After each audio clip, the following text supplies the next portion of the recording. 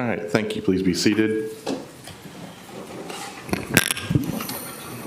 Good morning, everyone. Appreciate your attention and timeliness. We'll start with the state. State, when ready.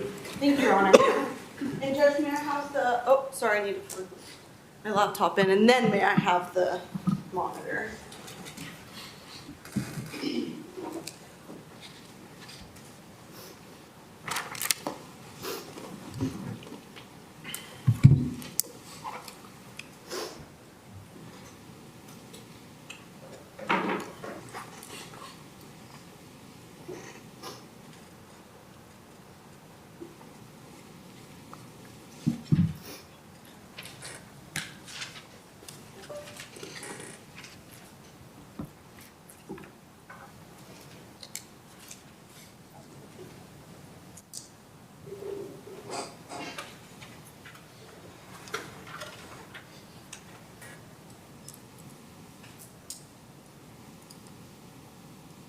Judge, I have it up on mine. I'm not sure why it's not coming up on the TV. There you go. There we go. Sorry about that.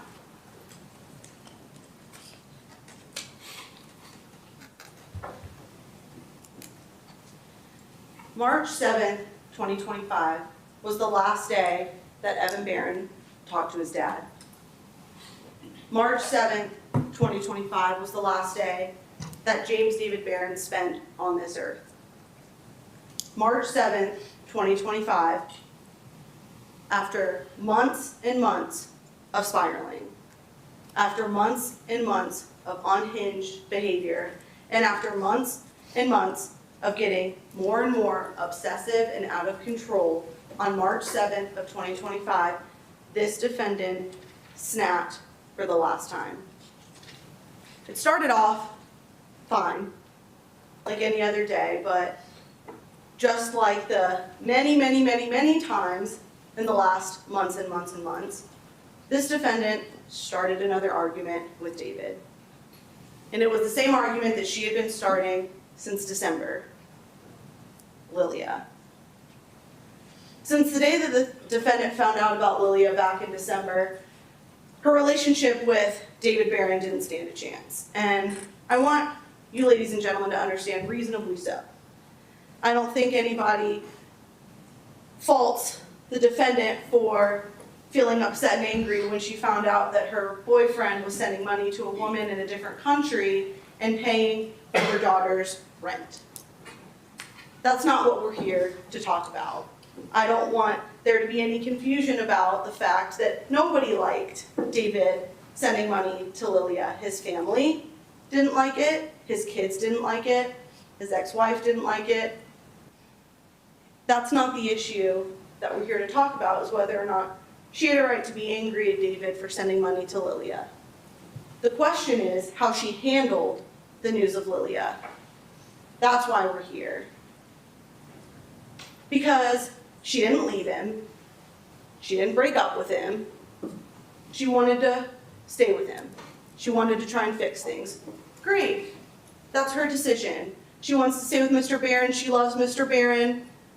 She's so desperate and needy for love, and she feels like Mr. Barron is the love of her life, and so she wants to try and fix things with David. And so she finds out about Lilia, and she decides that she wants to stick it out, but at what cost? At what cost does this defendant go through to stick it out with David Barron? Constant questions, constant insecurities, constant arguments, constant fights, constant anger, constant aggression, reaching out to everybody about Lilia. Lilia was a secret to nobody in the defendant's world. She reached out to David's son. She reached out to David's ex-wife. She reached out to her sister Dana. She reached out to her sister Leslie. She reached out to Jen, to Jessica, to McLean, to Judy, to Mike. Anybody that would listen to her complain about Lilia heard about it. The obsession ran deeper than just the complaints to her friends and family, because she took to Facebook. She found Lilia on Facebook. She found Lilia's daughter on Facebook. She's messaging them. She's somehow getting their phone numbers. She's calling them. She's getting her sister to try and call them. She's looking at who Lilia's following on Facebook to see how many men are following her. She's getting her sister to use her real estate business to try and look things up about Lilia, to try and look things up about her daughter, to try and look things up about David. This obsession was so under her skin that it was literally all she thought about. It was all she talked about. It was all she argued with David about. It was all she ever wanted to talk about with anyone who was willing to listen. And she became unhinged. And that unhinged jealousy was not new to David, and it was not new to the defendant. Because before Lilia, there was Laura, and after Laura, there was Meg. And then came Lilia, and she just had a new reason to start fights with David Barron. She had a new reason to yell at David Barron. She had a new reason to focus her anger and her aggression and her obsession on Lilia. And so that brings us to the night of March 7th. And David did what he always did when this defendant would start a fight about Lilia: remove himself. Over and over and over again. December 28th, went to a hotel. January 4th, went to a hotel. February 1st, tried to go to a hotel, wasn't allowed to get in and get his stuff. He was trying to leave, she wouldn't let him. February 16th, locks himself upstairs in the guest bedroom. March 7th, locks himself upstairs in the guest bedroom. And this defendant did what she always did. She got angry, she got obsessive, she got unhinged, and she spiraled. For the last time on March 7th. So David goes upstairs, he's in the bedroom, and she goes and gets her Glock. She goes and gets her Glock, she walks up the stairs, she gets the gun,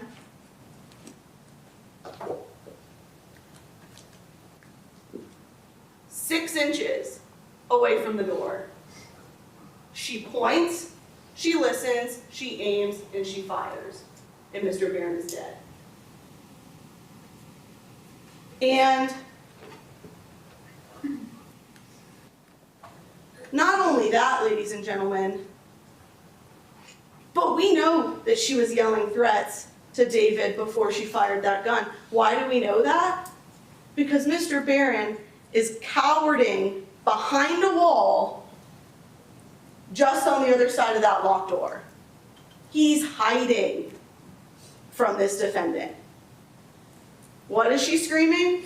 I'm gonna shoot you, I'm gonna kill you. There's no telling what she's screaming. She's screaming something that's scary enough for Mr. Barron to feel the need to be literally hiding behind the wall, behind the locked door of the guest bedroom. So she gets in, she sees Mr. Barron face down in a pool of his own blood, and now she knows she's in trouble. That's where the cover-up begins.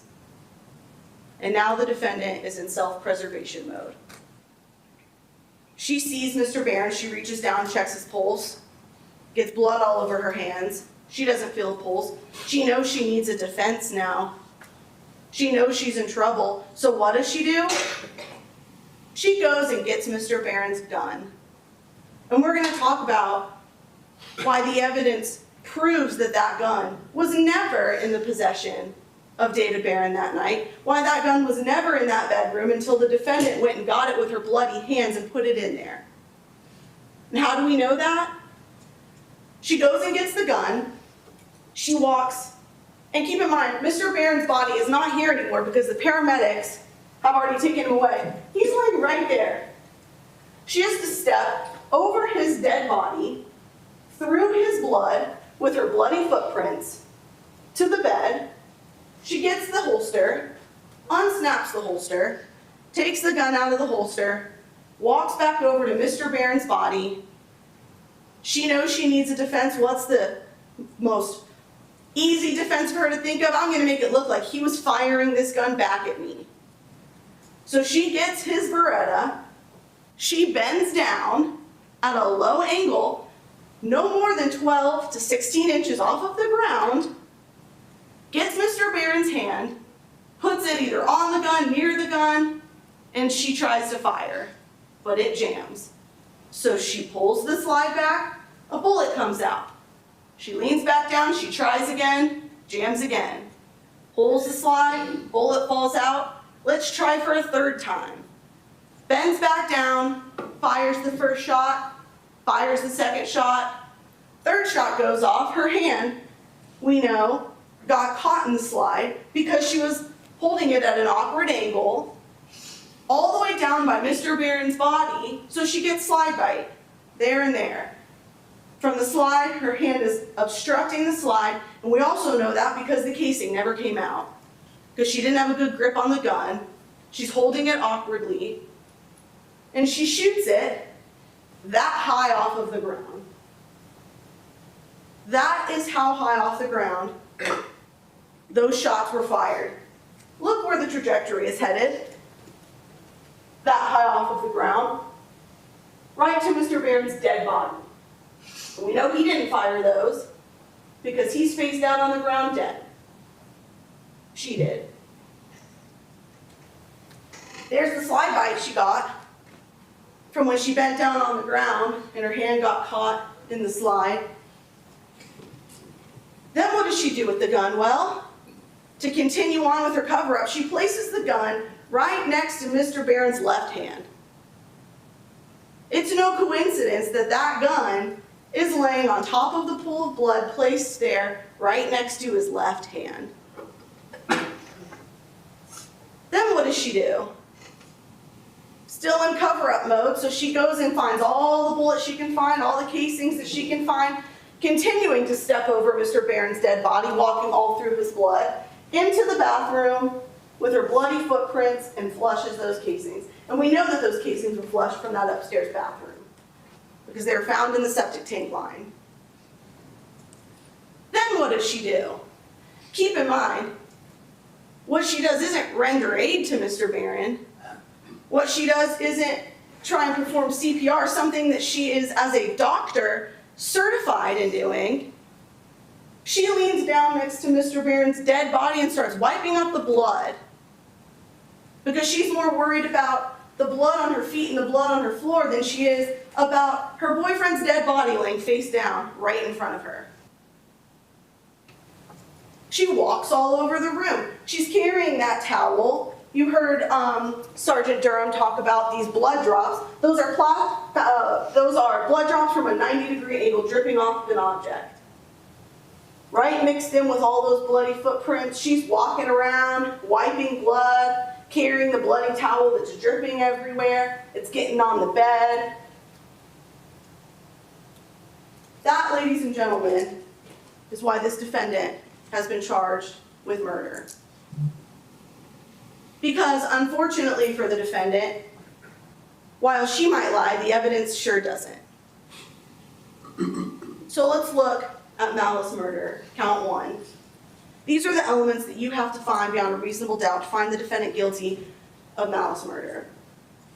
That she, with malice, caused the death of James Barron by shooting him. That's count 1. Counts 2 and 3 are both felony murder.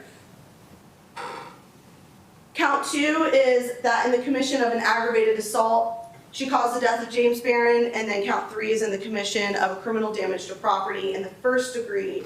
She caused the death of James Barron. And I see all of you guys writing. I just want you to know that you will have the indictment with all these elements. You'll have the charges. So this won't be the last time you get to see all these elements, just in case. If you want to take notes, absolutely do it. I just want to make sure y'all know this won't be the last time you see these elements.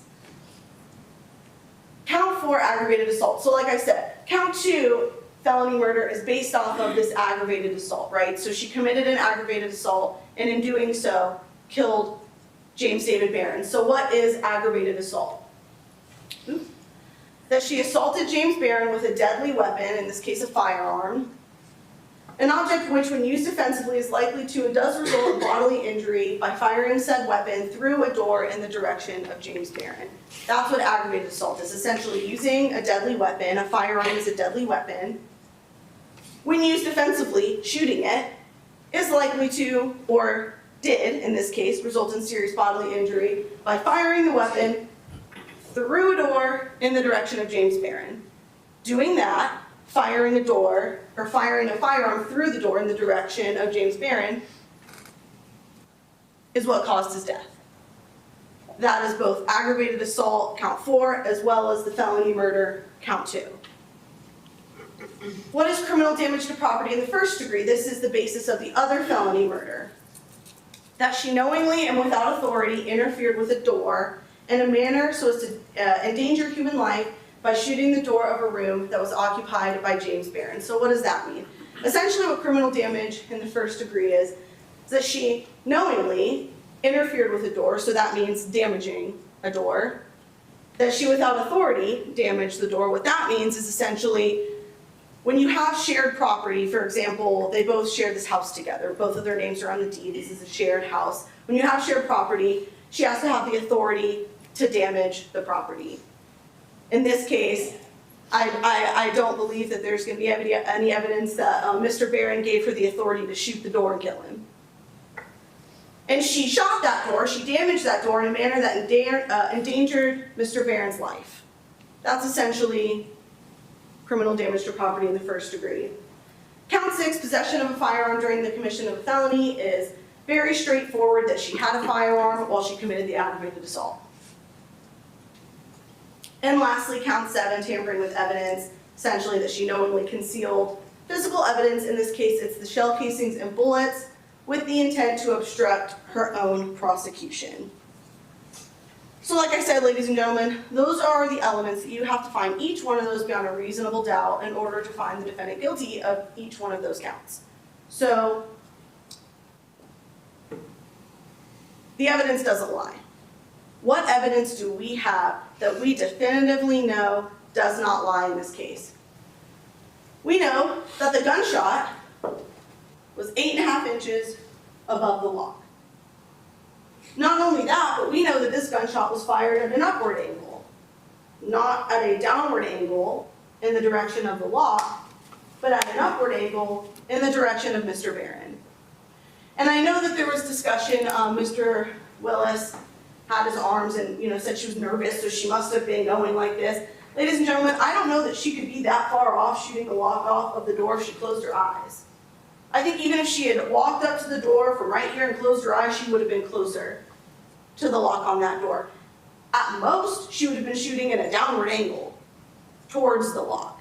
But instead, she's quite literally shooting in the opposite direction of the door. That is the evidence in this case. That the shot was fired at an angle. What that means is that she didn't walk straight up on it and try and shoot the lock off like she said she did. She came at an angle. At an angle to better be able to aim at Mr. Barron. Not straight on, while Mr. Barron's voice is coming from the right, but at an angle, so that she can have better aim to hit her bullseye.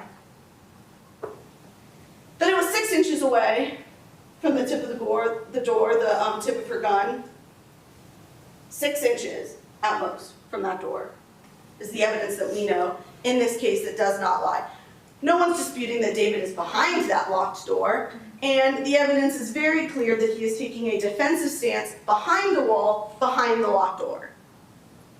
Because he's, again, shot through the wall, through his left arm, through the side of his body, and then the bullet landed in the right side of his chest cavity. We know that the shell casings were flushed. She finally admitted it after she got caught with the shell casings having been flushed. And I want to talk to you about the holster. Why is the holster so important in this case? Because the defendant told Investigator Meffert over and over and over again that when I walked in that room, what was on the ground was the victim. My phone is what she said, so her phone, his gun, and his holster was laying next to his body on the floor. That's what she told Investigator Meffert over and over again. So let's look at the holster. First of all, we know the holster wasn't on the floor when law enforcement got there because it's on the bed.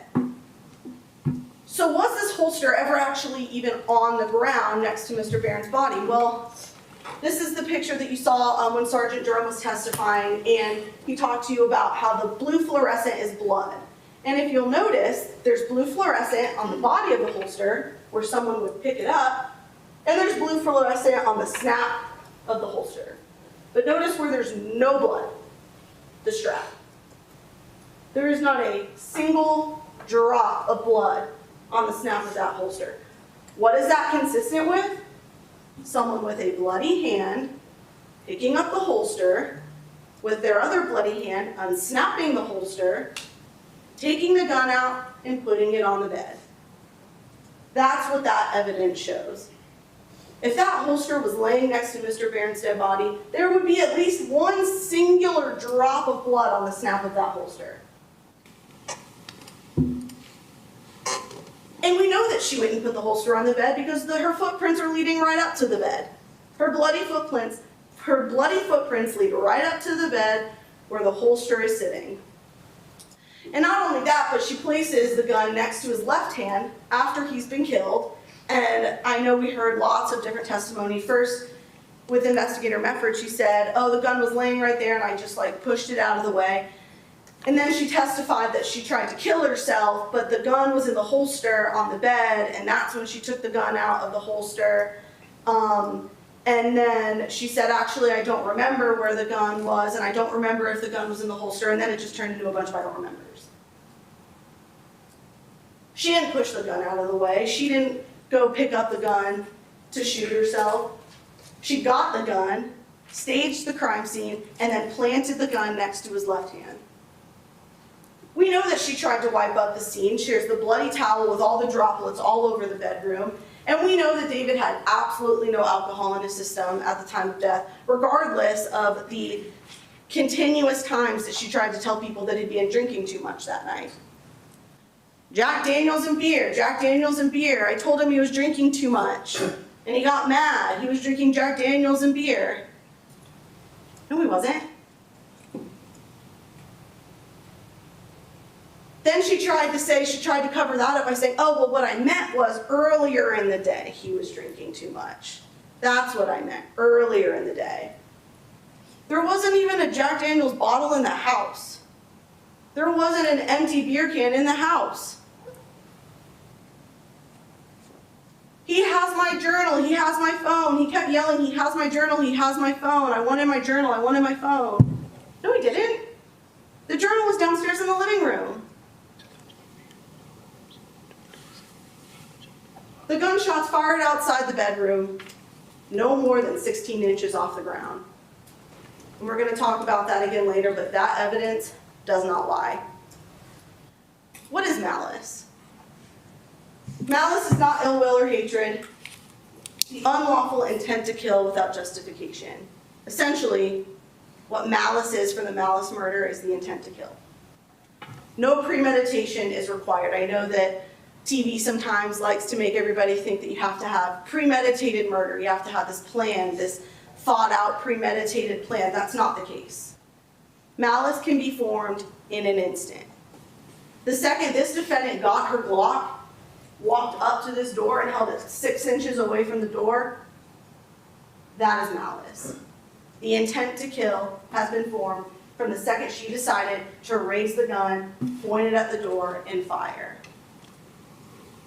No motive is required to be proven, although in this case there's plenty of motive, but I did want to put that in there because that is the law, that technically no motive is required, and that's because sometimes people kill people for no reason at all. In this case, we know that's not the case, but that's the law. So how do we know that this defendant intended to kill Mr. Barron? Well, like I said, going to get your gun while he's already locked himself in the bedroom door, walking up to the door, 6 inches away at an angle, and firing in the direction of his voice while threatening him is malice.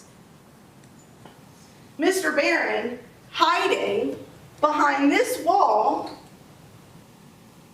while she's shooting at him is malice.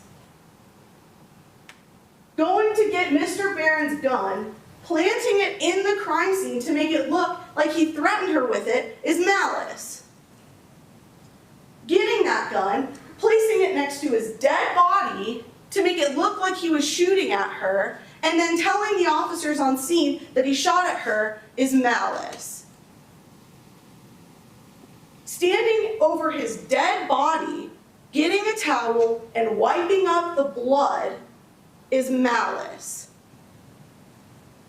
Walking over his dead body, through his blood, collecting the shell casings and flushing them down the toilet to hide evidence is malice. Control follow through, hit the bullseye, malice. Looking at the Hall County Jail, and I know that there was discussion about whether or not she deleted that search. I don't know why that mattered.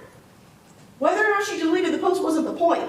The point was, 3 hours before she calls 911 for murdering her boyfriend, she's looking at a tab on her phone about the Hall County Jail. Days before the murder, she's looking up the Hall County Jail. That's malice.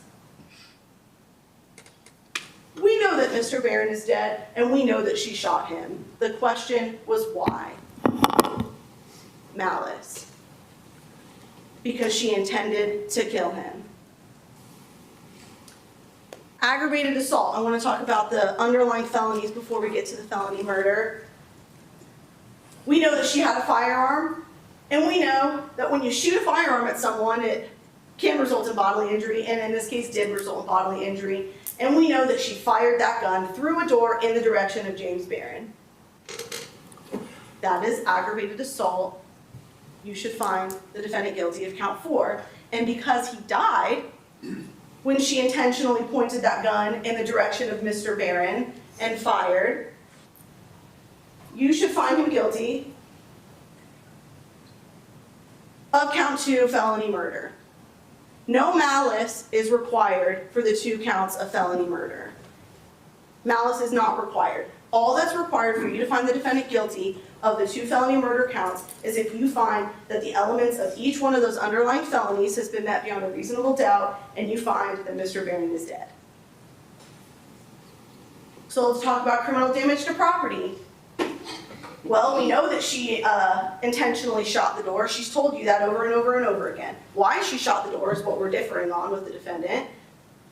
But there's no debate about whether or not she knowingly interfered with the door, and there's no debate about the fact that her and Mr. Barron own that property together, so she's without authority to do so. And she did it in a way that endangered human life because Mr. Barron is dead. Damaging a door by shooting it when someone is occupying a bedroom is endangering a human life. Even if Mr. Barron hadn't died, that is endangering a human life. Even if she completely missed Mr. Barron, getting a gun, shooting it at a door, endangers human life when there's somebody on the other side of that door. That's why you should find the defendant guilty of criminal damage to property in the first degree, and that's also why you should find the defendant guilty of count 3 felony murder because he did die. Because she fired a gun at a door in a way that endangered Mr. Barron's life because he died. This count 5 is very straightforward, this is count 6, I apologize. She had a firearm when she committed the aggravated assault. That's it. We know she flushed the shell casings and bullets. And what other reason does she have to flush that unless it's to obstruct with the prosecution of herself? We know that she was doing that to obstruct with the prosecution of herself because everything she did that night, she did to try and obstruct the prosecution of herself. Planting the gun, wiping up the blood, flushing the shell casings, lying, everything she was doing to protect herself. That's it, ladies and gentlemen. Those are all the elements for every count that this defendant is charged with. To find her guilty of every single count in the indictment beyond a reasonable doubt, that's everything. What about the defendant? What did she say? Because while the physical evidence doesn't lie, we know she did. over and over and over and over and over again. So first, let's talk about her behavior on the scene. Contrary to what their paid-for opinion expert said on the stand about her opinion, or about her behavior on the scene, we all saw the defendant's behavior on that body cam. We all saw it, 3 hours of it.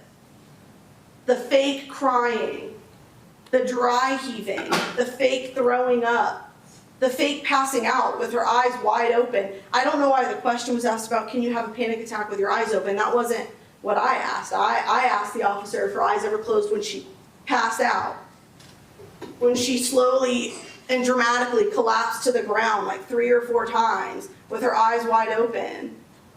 The 3 hours that she sat there and wailed without a single tear coming out of her eyes. And ladies and gentlemen, I'm a big crier, so I feel like I'm an expert in this subject. When you cry, even at a slow, silent cry, you're gonna have a snotty nose. You're gonna be wiping your nose with the back of your hand. You're gonna be wiping your nose with the sleeve on your arm. You're gonna need to blow your nose. Your nose is gonna be all red. You're gonna be wiping tears from your eyes. Not once. You watch that 3-hour body cam again if you want. You can ask the judge and look for it. And wait for one single time where she wipes a tear from her eye or snot from her nose. And you won't find one. She put on the world's biggest show in the history of shows. She really should be an award-winning actress, to be honest, because that was a show. And not only that, but what did she say on the body cam? Because she's lying through her body language, but she's also lying with her words. From the second deputies get on scene, she's lying to them. He made me go up the stairs. I got dragged down the stairs. He shot at me. She says that 5 times I counted. He shot at me. 5 times she told responding officers while her boyfriend is laying dead upstairs, tells them that he shot at her, and that is a complete and bold-faced lie. He is literally lying face down in a pool of his blood upstairs. She's pretending to be distraught about that while lying about him shooting at her. He grabbed me by the neck and dragged me upstairs. A lie.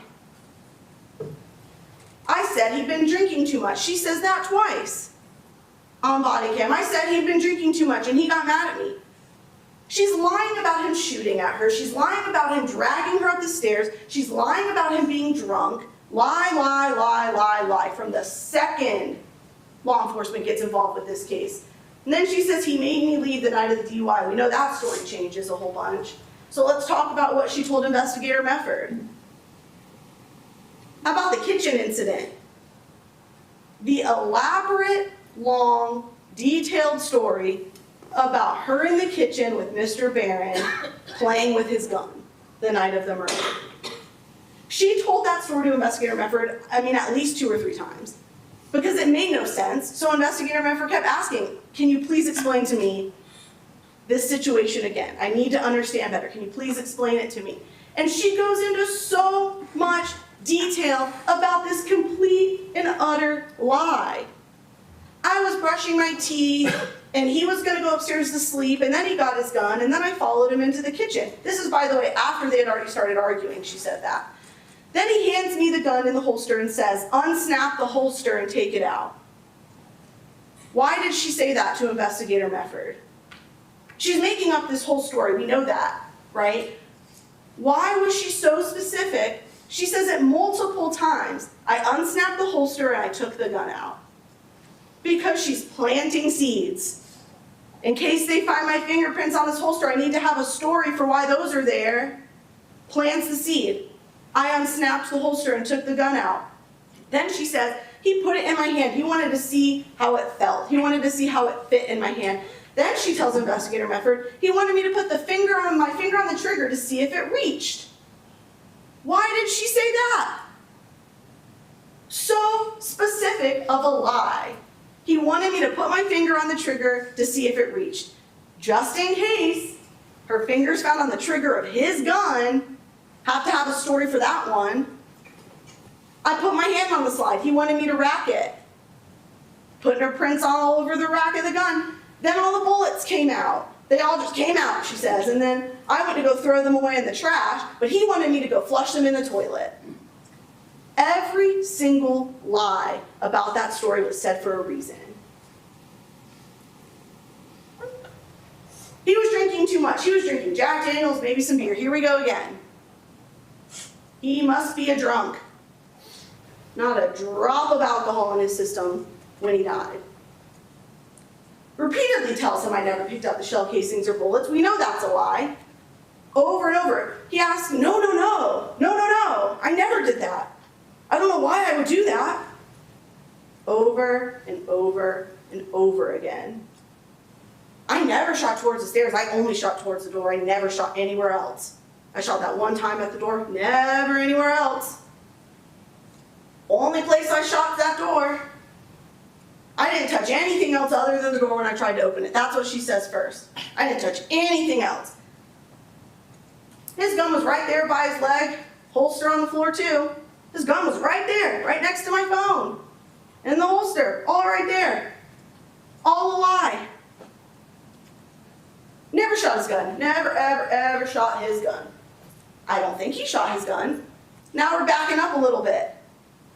Because the first story about how he shot his gun really didn't make sense in the first place. She doesn't really know what to say. She hasn't had enough time to really formulate this plan. So now she's starting to back off of it. Maybe it was a door slam. I don't really know. Maybe he shot his gun. Maybe it was a door slam. Why did she say this?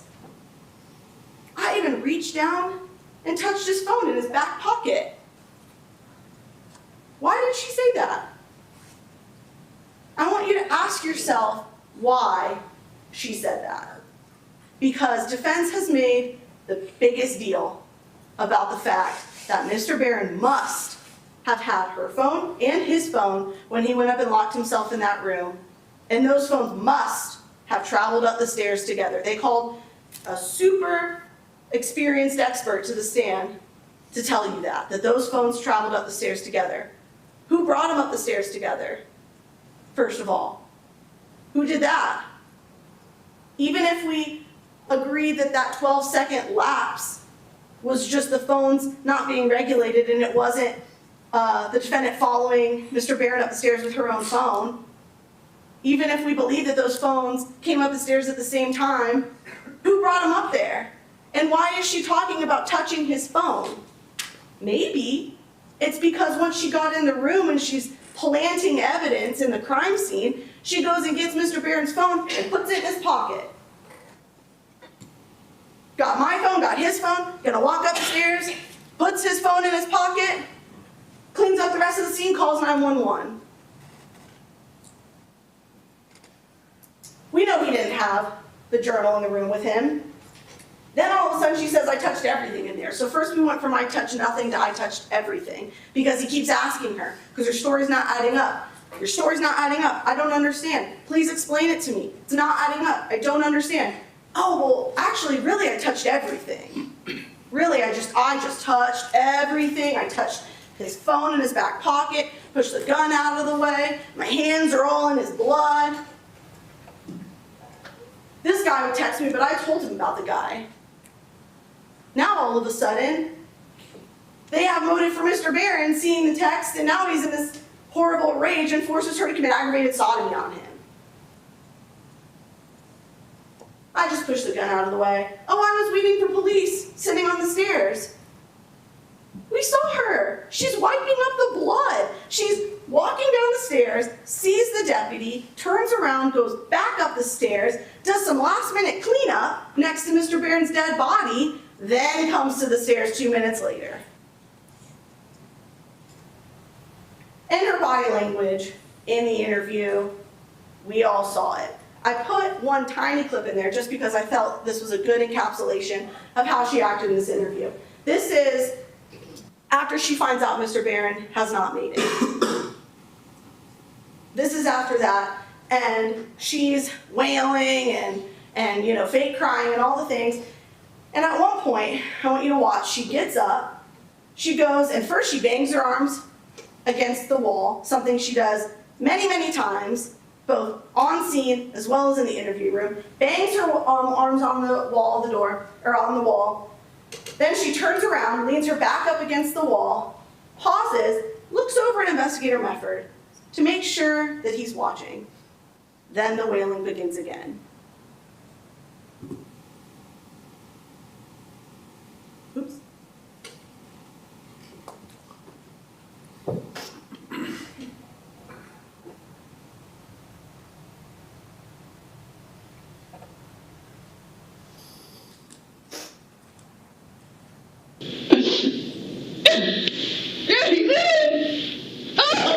Let's watch it again with sound.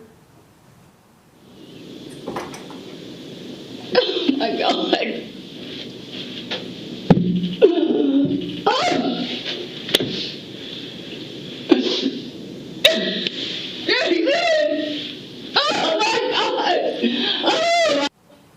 By the way, that goes on for 10 minutes. I counted.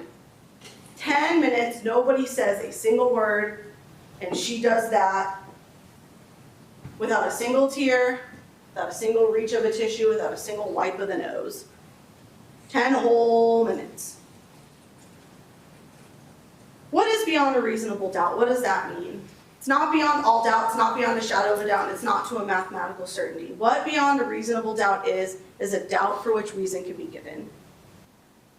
It's a doubt for which reason can be given. It's about your common sense, and it's about your reason. It's not a doubt for which an unreasonable reason can be given.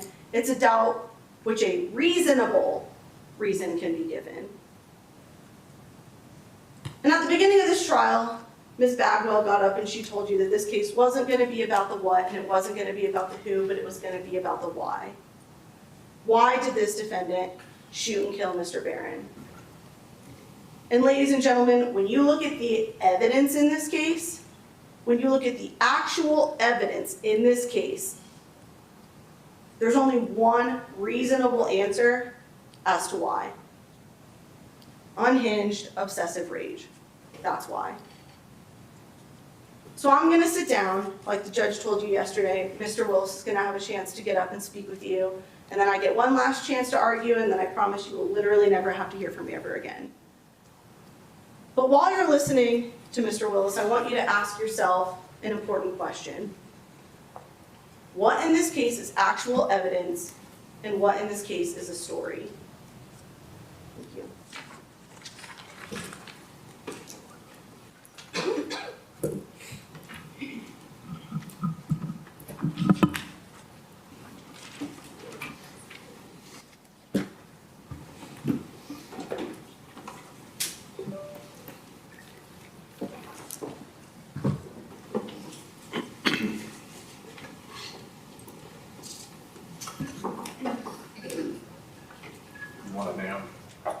Yes, sir.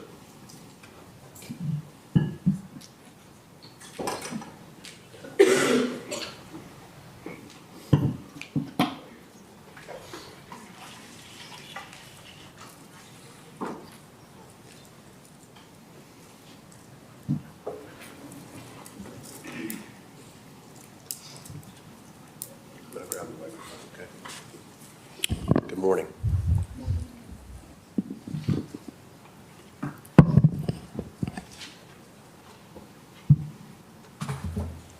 It's been a long ride, hasn't it?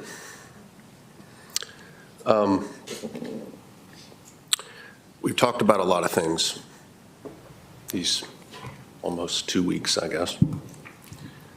And I want to talk to you about you. And specifically how you do your job, the job that you've been assigned to do. There's really only one way that you can do the job that you have, okay? First, you've got to understand what the law is. You can't possibly do your job the way you want to do it unless you know exactly what the law is. Okay? And if you know what it is, It's going to be a tool for you. It's going to take some of the weight off your shoulders. If you're like me, maybe this has been keeping you up. Maybe you're worried about how you're going to do this right. Well, that's what the law is for. It's here to help you, okay? The law is that no person shall be convicted of any crime unless and until each element of the crime as charged is proven beyond a reasonable doubt. And the burden of proof rests on the state to prove every material allegation in the indictment and every reasonable element, every essential element of the crime charged beyond a reasonable doubt. What is beyond a reasonable doubt? Some of you guys, I think, have served on civil juries. There was one or two who'd served on a civil jury before. If you were in a case in a civil jury, they'd tell you the standard is what's called preponderance of the evidence. That's like the scales of justice that you've seen. That just means just slightly tipping the scales. Okay, so that's how we make decisions in our life most of the time. Whichever one seems like the right one to go with, right? If you make a decision in this case based upon that, you haven't done your duty. You've missed it, okay? There's another standard of proof that's called clear and convincing evidence. Clear and convincing evidence, which is much higher than preponderance. That's the standard of proof if the government wants to take a child away from a parent. They have to prove their case by clear and convincing evidence. Clear and convincing. If you make your decision based upon clear and convincing evidence, you haven't done it. It's also the standard, by the way, to impeach a sitting U.S. president. Clear and convincing. Not enough. Government has to prove their case beyond a reasonable doubt.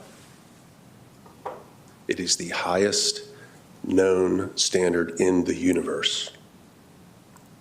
Okay? It's been with us for hundreds of years. It is the only form, it's the best formulation that we could articulate to describe what's not mathematical certainty, because they don't have to prove a case to mathematical certainty.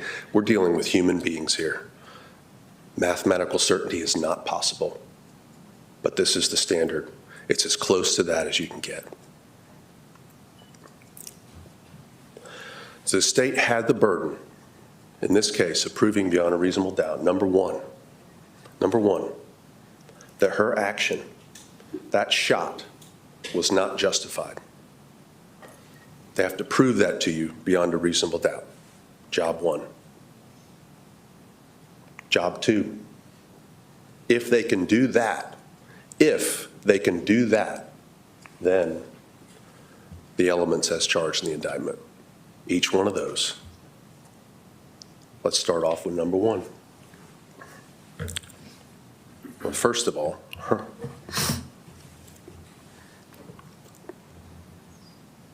months and months of unhinged behavior.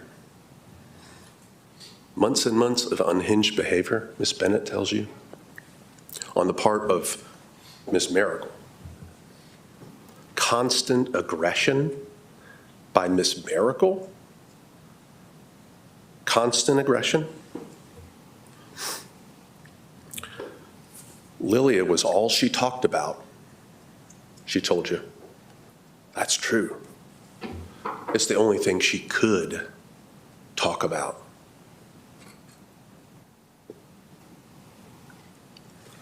Remember when the St. Simons police officer came in here? It was one of the very first witnesses the state called to talk about that February 1st issue, remember? Did you have an idea what kind of trial you were going to be in for when you saw that? Did you know it? Could you believe that? That officer shows up at a scene from somebody calling the police. Knocks on the door. She pokes her head out. Is everything okay? Oh, yeah, it's fine. No, there's no problem here. Step out with me. Are you sure you're okay? She doesn't say a word. Not a word. She takes his hand and puts it up to her head. Not a word. And he feels a softball size injury to her skull.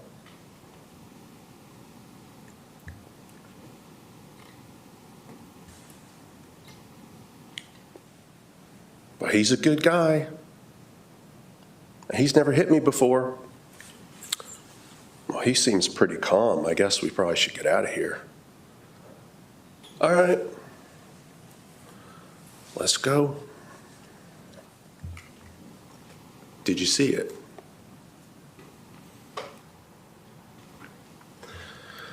Police get called in this case. They show up. Who calls them? Miss Mericle. Over and over and over and over and over again.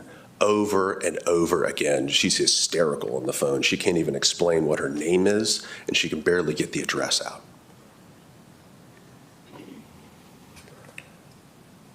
What does she tell those first responders on those videos? I'm so scared.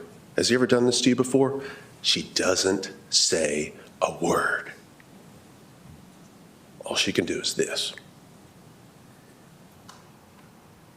I thought he was going to kill me. I tried to feel for a pulse. He told me, don't go to sleep tonight. I was going to leave, but I was scared. Here we are again. He's a good man. He's such a good guy. I was going to move forward. He got so mad at me. I wasn't mad at him. I was just tired. If I moved on, he would kill me. He would shove that gun down my throat. I told him, let me sleep up there. The door downstairs doesn't lock. I should have gotten my car. I should have. It's on me. I should have left. But I have that stupid device on there. Right out of the chute. But then she hears he's still alive. She goes in that interview room. Oh, that interview room. Where they're telling her he's alive. Oh, I don't know. I'm not sure. I got this little form here for you to sign. Do I need a lawyer? Nah, you don't, no reason to have one. Oh, okay. Sure. We got this little form here. I'm supposed to have you initial that you understand every right. Nah, just here, just take this, sign this thing right here. And she says, she's giving every signal in the world that needs to be given to an investigator that there is a problem here. I don't know if I should tell you everything. Is he still alive? Can you just tell me, is he still alive? We'll find out here in a minute. If she's staging this whole thing, if this is a staged presentation, don't you think she's going to fire away all the things that he's done to her? Don't you think she's going to mention the St. Simon's incident with the softball injury and tell him that that's verifiable? She doesn't do any of that. None of it. None of this stuff makes sense if she's faking it. Why doesn't she even display the injuries? Folks,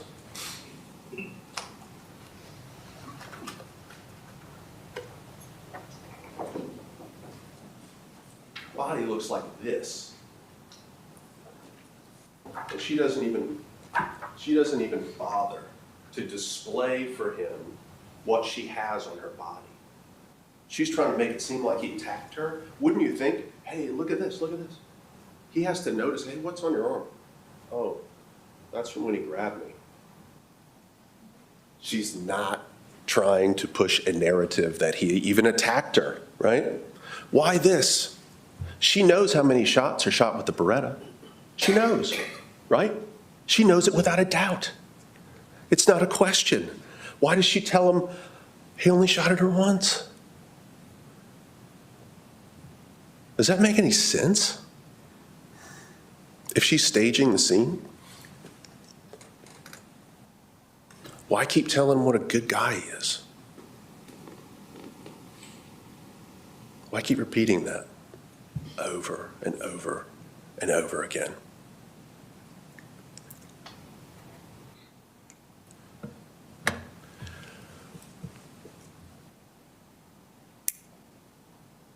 If you want to know who James David Barron is, I think you found out when his son took the stand. That's what I think. Let me tell you why. Remember, his son testified that when Suzanne came to meet the family, that they were impressed. They liked her. She was into family, just like they were. Remember that? And they were like, okay, Dad, nice, right? She went on vacation with them to the beach. They're around her the whole time. And they like what they see. They get a call. He gets a call, December the 28th, on his phone, answers it in the night. And he's told this. She's in the bathroom. There's loud banging on the door. She is locked inside. And all she wanted to do was get away. He tells you that she said, I pulled a gun on your father. I pulled a gun on your dad. A man he has known his entire life. And what do they do when it's over? What did him and his brother do when it was over? You remember? They went and had a sit down with their father. They called it an intervention for him and his behavior. They've known her for 3 months. This happens, and they confront him.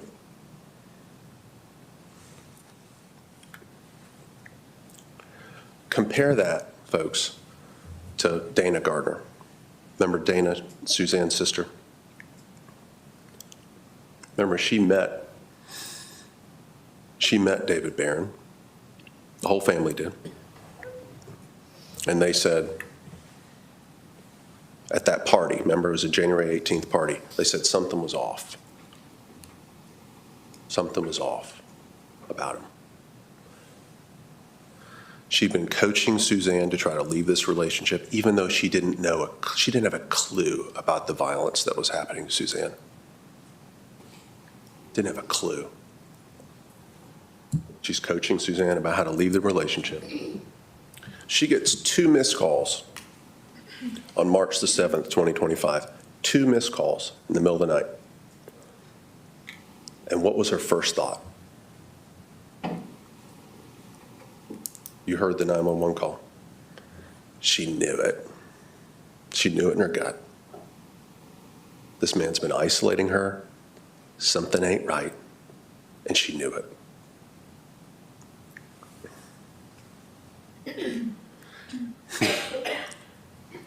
All she talks about is Lilia, Miss Bennett told you. All she talks about is Lilia. All she talks about. There's one instance in these texts where she actually says something about what he's been doing. After the St. Simon's incident, she says, "You should be ashamed of yourself." What's his response? You should be ashamed of yourself and how you reacted. It was you who acted so terribly to have some persons call the police. And her response immediately is to go, oh, yeah, I forgot about this one. You're so drunk you can't even talk. And then she immediately backtracks. I fell and hit my head. I talked to them today. Don't worry, you're good. And I fell and hit my head. They heard me yell. I talked to them today. You did nothing. I held the door, you pushed, you fell. That's it. Everything's fine here. All she talks about is Lilia. You bet. Let's talk about Lilia for a second. Why is he sending these women money? Who are these women? From this other country that he's just sending money to? Who are they? What do you think? What do you think? This is the only thing she's permitted to talk about. This is it. That's why it's all over the text. It's the only thing she can complain about. This. Did you notice this? Did you notice they put in all these texts between Suzanne and Evan and that they stopped on February the 15th? Did you notice that? Remember what happened on February the 16th? When he went cruising up to that same bedroom behind this same door.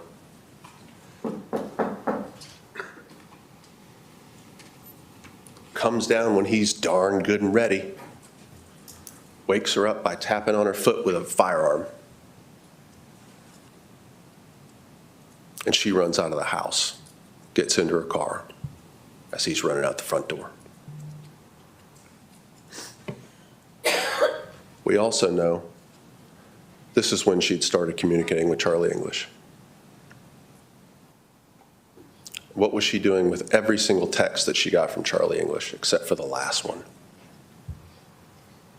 Deleting them immediately.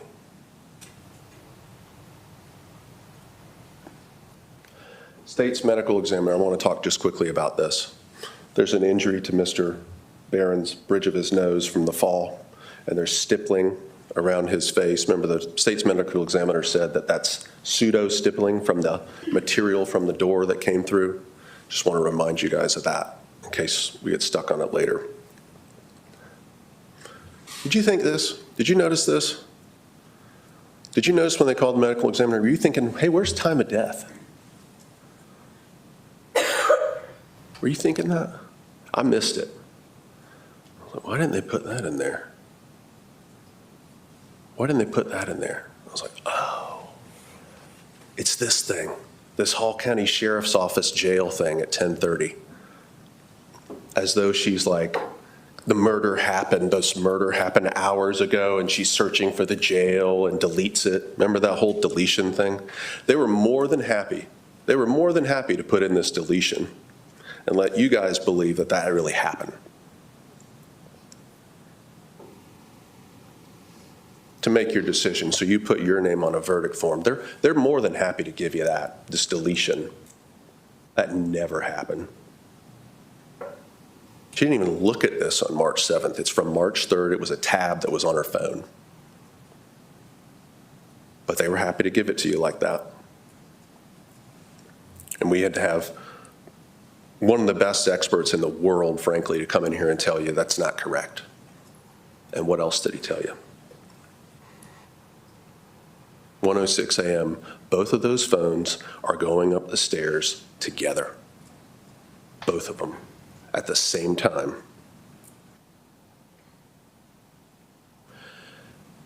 Don't you honestly think that they have the ability to find that out too? Why did we have to do it? Didn't you want to know that? Why do we have to do it?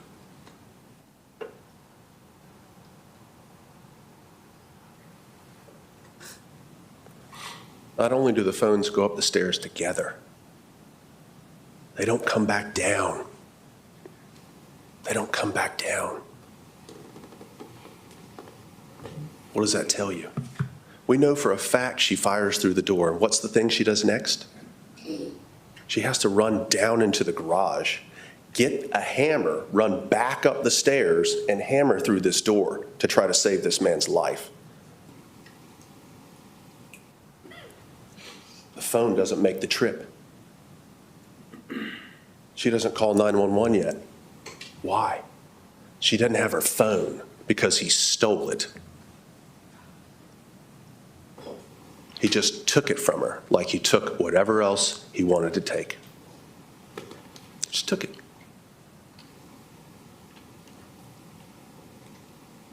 We know for a fact he had the phone. It never made the trip back down the stairs.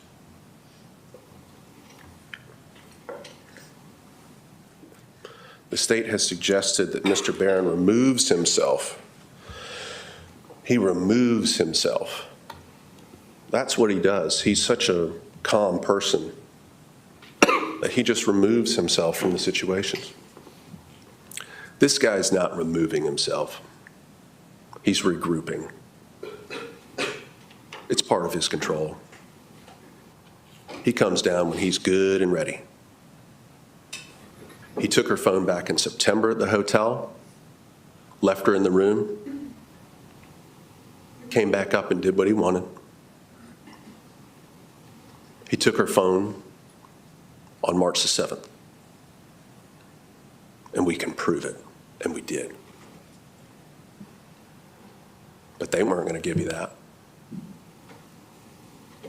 We had to.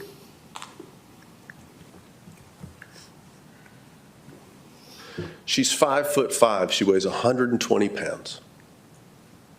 This man is 6'3". He weighs 235 pounds. All he has to do is put his hands on her. It's over. And he did. And he did.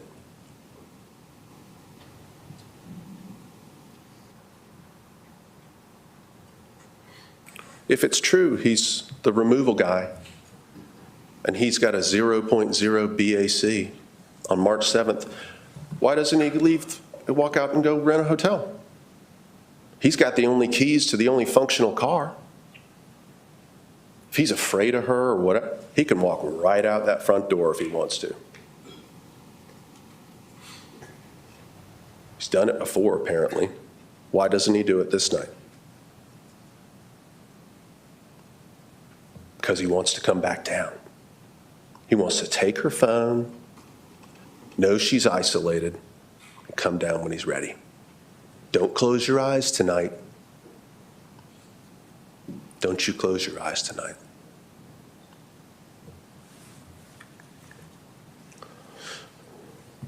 This is super important to me. Maybe not to you guys, but I hope it is.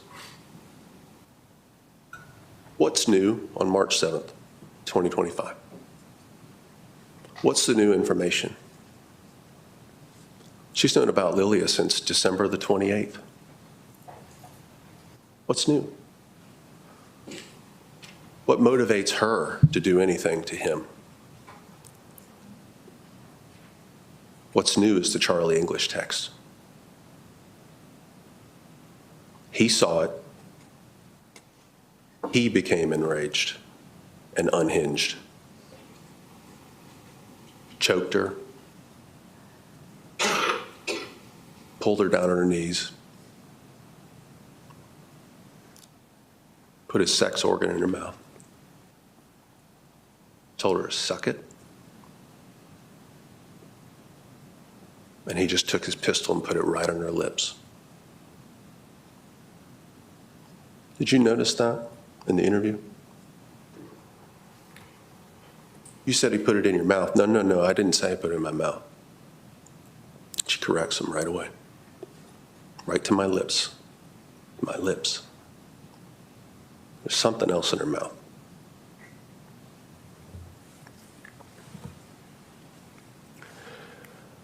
We know she was trying to move on. She was talking to her sister about it. We know she's talking to somebody else. How does he react to her moving on? Well, with violence. She'd never seen him like this before. I want to talk to you about her statement, okay? I want to talk to you specifically about some law that you're going to get from the judge about that. The judge is going to tell you that in determining whether the defendant's statement was voluntary, you should consider whether the defendant was accurately advised of her constitutional rights and whether she clearly and understood and knowingly gave up those rights. If you failed to find she was properly informed of those rights and that she understood and gave them up, you must disregard the statement entirely and give it no consideration in your verdict.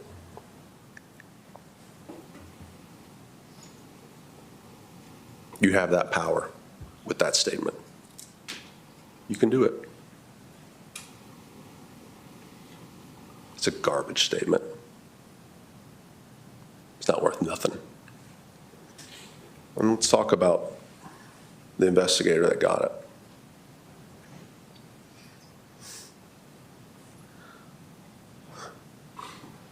You remember when I was showing him the pictures of her injuries?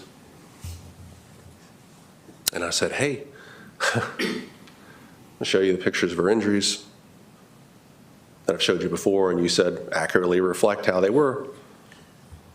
Well, yeah, I said that before, but I mean, you know, it was only open court. You handed them to me. I didn't have time to look at them or something. I even forgot what he said. I wasn't ready. I need all the information ahead of time or something.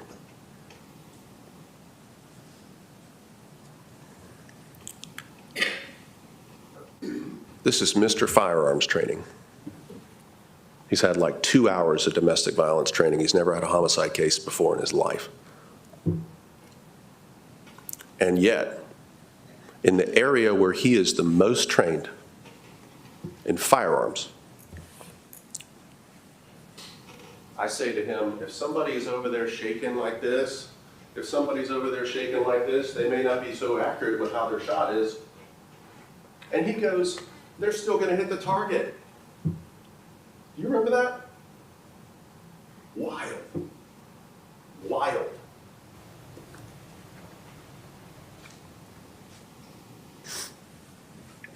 Remember Ms. Bennett questioning Ms. Mericle about her choices, her reasonable choices? What was the reasonable option? Your most reasonable option was to shoot the lock, she said. Your most reasonable option? As though in this scene, in this scenario, with what's been done to her in the past, with what he's done to her on this night, she's sitting there going, what is my most reasonable option here? I know, I'll examine the outside of the door and see if I can pick it with a screwdriver.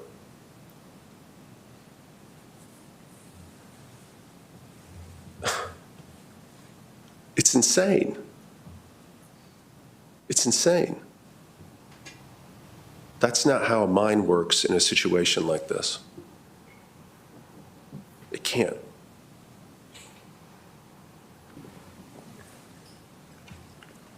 I want to talk to you about this 216 DUI arrest. This is super important. Super important. Really is.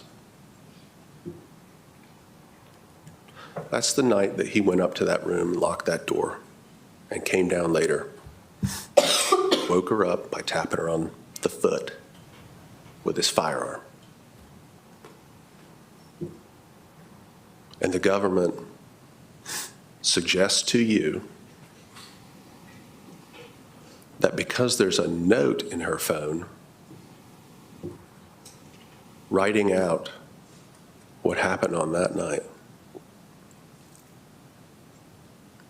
that really, frankly, everything in that note's true. Can you imagine being so frightened of someone, so frightened of making a mistake and telling the truth about what someone had done to you, that you have to rehearse it in your phone?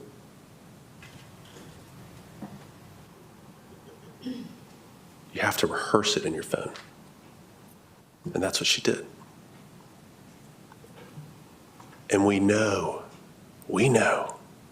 without a doubt, that what is in that phone, that note, is false, false, false. And you can know it straight to your bones. You want to know why? And I'm sure most of you are already here, but for those who aren't. In the note, she says, I get up and David's there. He comes down. I calmly go to the car. Goodbye. He's on the step. Goodbye. Goodbye. Really? We're going to talk about this one in a second. The last one. Why does he call her 18 times when she leaves? 18 times. And she's ignoring every call.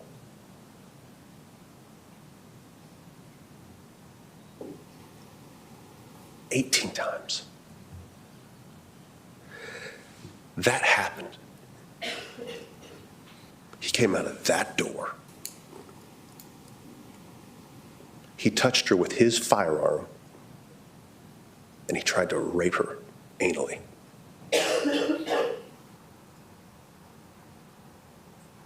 And she was so afraid to tell anybody about that she practiced her story in her phone. And it's false.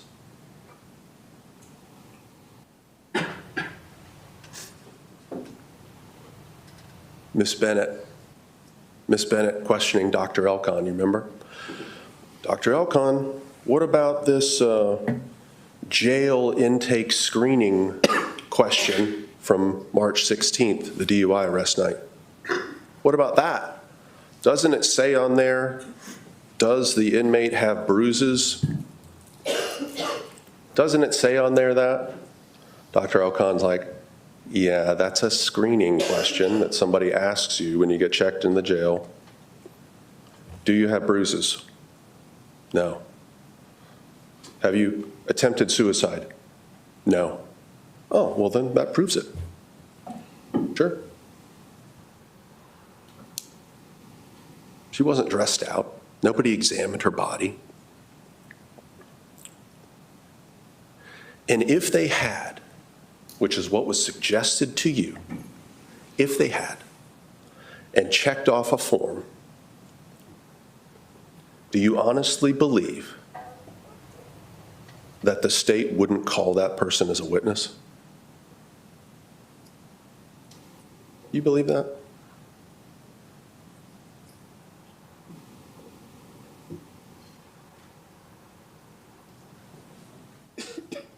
Me neither. Dr. Elkon. Dr. Elkon. She's done 5,000 forensic examinations. 5,000. This is a person who worked for the state when people would claim that they were not guilty by reason of insanity. I don't know what I'm doing. Her job was to ferret out liars for years. Then she worked at the VA for 7 years doing PTSD work. She testifies for the state 75% of the time. 75% of the time. And she tells you Suzanne Mericle has PTSD. She has PTSD from David Barron's actions. What was the action? What was what they called the index event? Do you remember? It's a gun on the lips. Not in the mouth, on the lips. She's watched all of those body cameras. She's seen this behavior from Suzanne that you guys all watched, and she tells you that's an acute trauma response.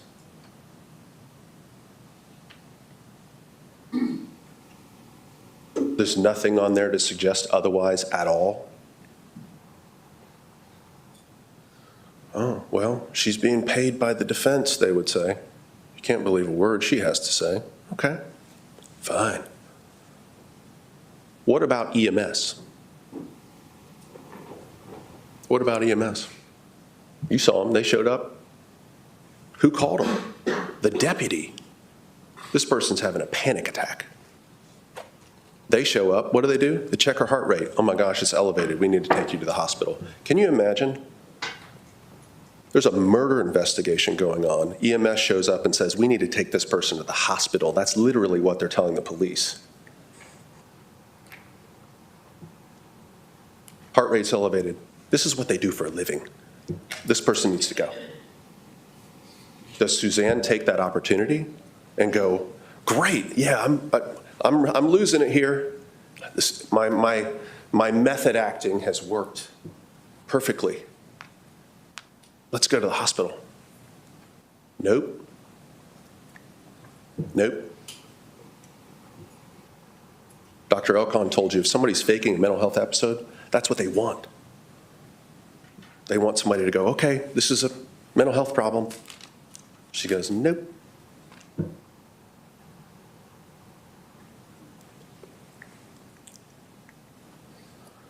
What is PTSD?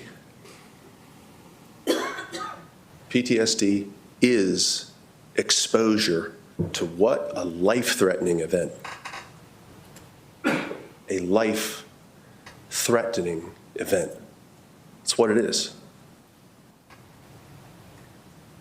That's what it is. It's what she has.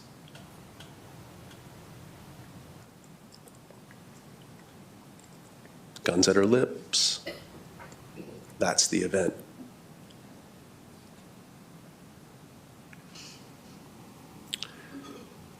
And then we got into the, well, what about the counseling records at the jail? She says she doesn't like jail as well. Well, yeah, her lawyer told her not to talk at all about her case and the facts of her case, even with her therapist. And that's my fault, right? Because she didn't even get a chance to have that, to have that dealt with. Just held it. But what has she got? Hypervigilance, claustrophobia, hopelessness, frequent nightmares, increased heart rate and sweating, withdrawal, flat affect, the low monotone voice that they observed from her, and no eye contact. Remember that? That was the thing the deputy said. Well, I believed her at first, and she didn't make eye contact with me later on, and I thought maybe she was faking it. And the last one. I don't deserve anything better. That's what she was reporting.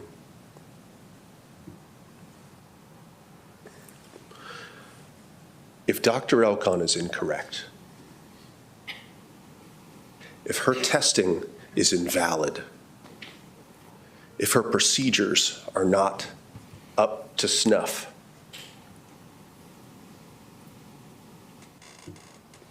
why didn't the government call an expert to say, she did it wrong?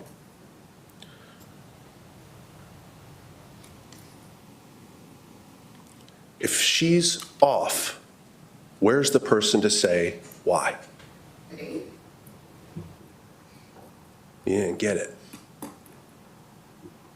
Because it doesn't exist. Because it's correct.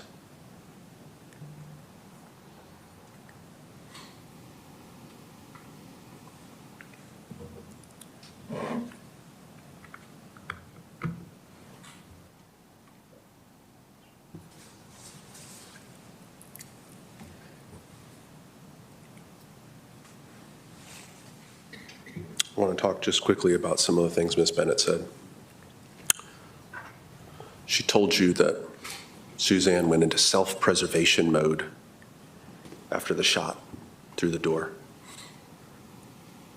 Did you hear it? She went into self-preservation mode.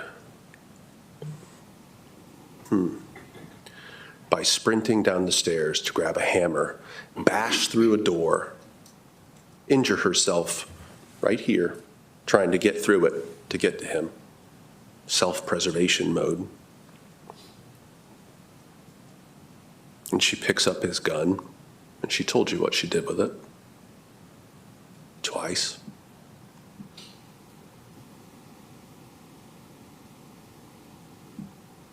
And we told you she was going to tell you that. Self-preservation mode.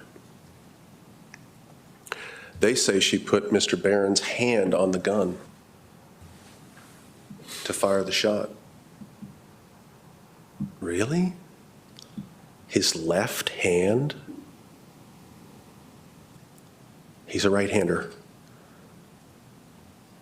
She put his left hand on the gun? This is her genius plan? Okay. Does that make any sense? She staged the crime scene, they say. The world's greatest performance. Let me talk to you about the self-defense charge that you're going to get, okay? A defendant is justified in using force that's intended or likely to cause death or serious bodily injury. Justified in using force that's likely to cause death or great bodily injury when they reasonably believe that the use of such force is necessary to prevent death or serious bodily injury to herself or the commission of a forcible felony. What's a forcible felony? Aggravated assault by strangulation, which he'd already done downstairs. Aggravated sodomy, which he'd already done downstairs. And malice murder. Malice murder, which he told her he was going to do. Don't close your eyes tonight. I'll shove this gun down your effing throat.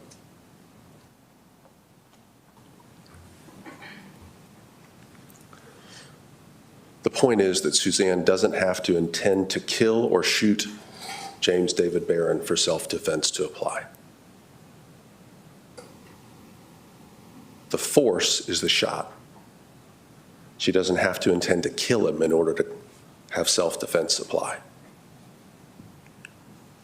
She only has to reasonably believe that the force is necessary to prevent death or serious bodily injury to herself or the commission of a forcible felony. Forcible felony, strangle. Don't close your eyes tonight. Or aggravated sodomy, which is the forcible performance of an oral sex act. That's it. She doesn't have to intend to kill him. She just has to be concerned about these things. To boil it down even further, self-defense means Suzanne's allowed to use deadly force if she reasonably believes it's necessary to prevent death, serious injury, or a forcible felony, even if the shot that killed Mr. Barron was not the outcome that she intended. She doesn't have to intend to be killing Mr. Barron to claim self-defense. And the state has the burden of proving to you beyond a reasonable doubt that her action, that shot, that one shot, was not justified.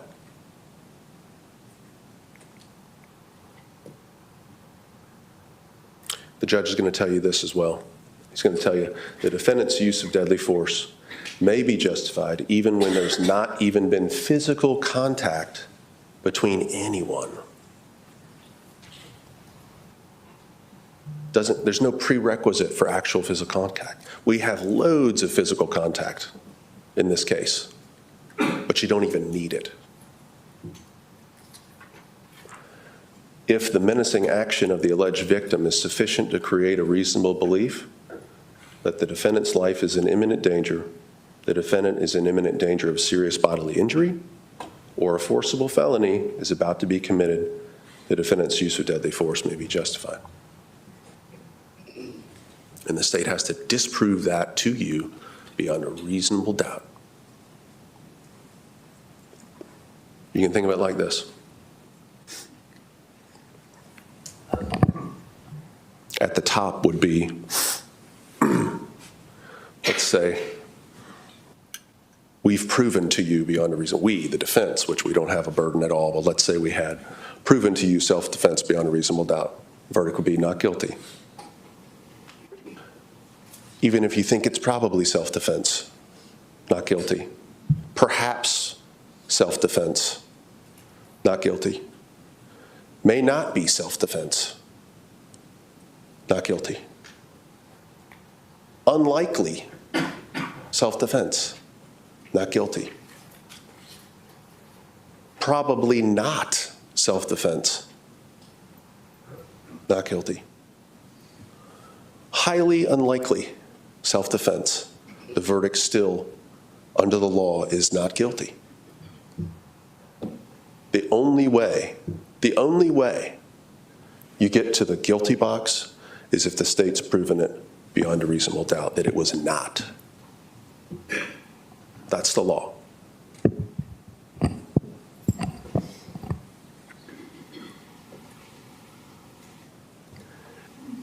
Remember, the state has the burden of proving to you two things. One, that it wasn't self-defense. We just talked about that. And if they get past that, if somehow they got past that, we go into here, each of the elements of the charge, offense, and the indictment. So let's talk about what those are. Malice murder. Here's the indictment. Unlawfully, with malice aforethought, causing the death of James Barron by shooting him. It's a malice murder charge. What does that boil down to? With malice aforethought, causing the death of James Barron by shooting him. Malice aforethought's the intent to kill without justification. In other words, without self-defense. Intent to kill. Deliberate intention to unlawfully take the life of another person. Deliberate intention. Abandon and malignant the heart. That's the malice murder count. That's what it boils down to. That shot through a closed door, that shot through a closed door where she can't see a single thing on the other side of that door.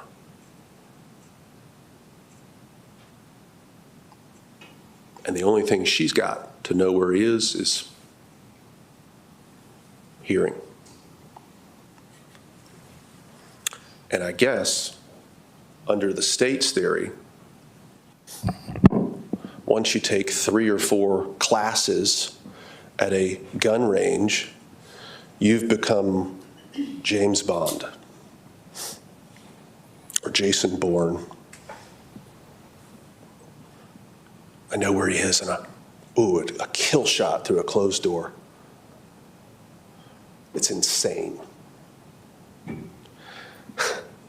She tells him 1,000,000 times, I'm trying to shoot the lock, I'm trying to shoot the lock, I'm trying to shoot the lock off, I'm trying to shoot the lock off. No, government says, ignore that. Ignore that. She's intending to kill him through a closed door, and she can't even hear where he is. The only time she hears where he is, he's in the bed. Remember? He's on the bed.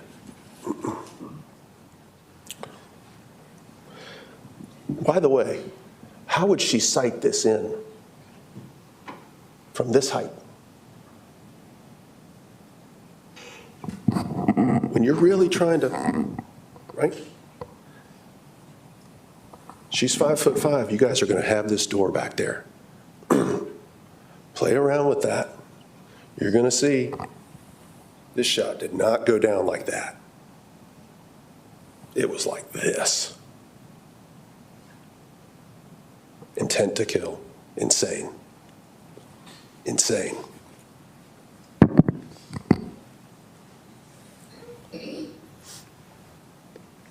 Aggravated assault. We've only got two more, okay? Aggravated assault. This one's a little bit trickier, okay? And I'm going to go through it with you so you don't, I want you to make sure that you know it. Assault James David Barron by firing said weapon through a door in the direction of James David Barron. Assault is firing the weapon through a door. That's the act. The act is the firing of the weapon. Assault by firing said weapon through a door.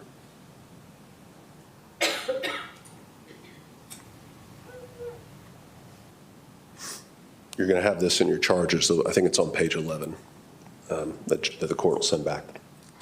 An assault means either she intended to cause the injury by shooting him, meaning the same thing before. We got Jason Bourne over here shooting through a closed door. She'd have to be proven beyond a reasonable doubt to have intended to hit him with that shot. Ignore all her statements, you know, that she's trying to shoot the lock. She's not really trying to shoot the lock. She's trying to kill him through a closed door. She wants to hit him through a closed door. Of course, she waits till he's behind a closed door. He's down in the living room asleep. She really wants him dead. She waits till he's behind a closed door. Okay. Intended to kill him, actually intended to injure him, or the one that's in bold. The one that's in bold.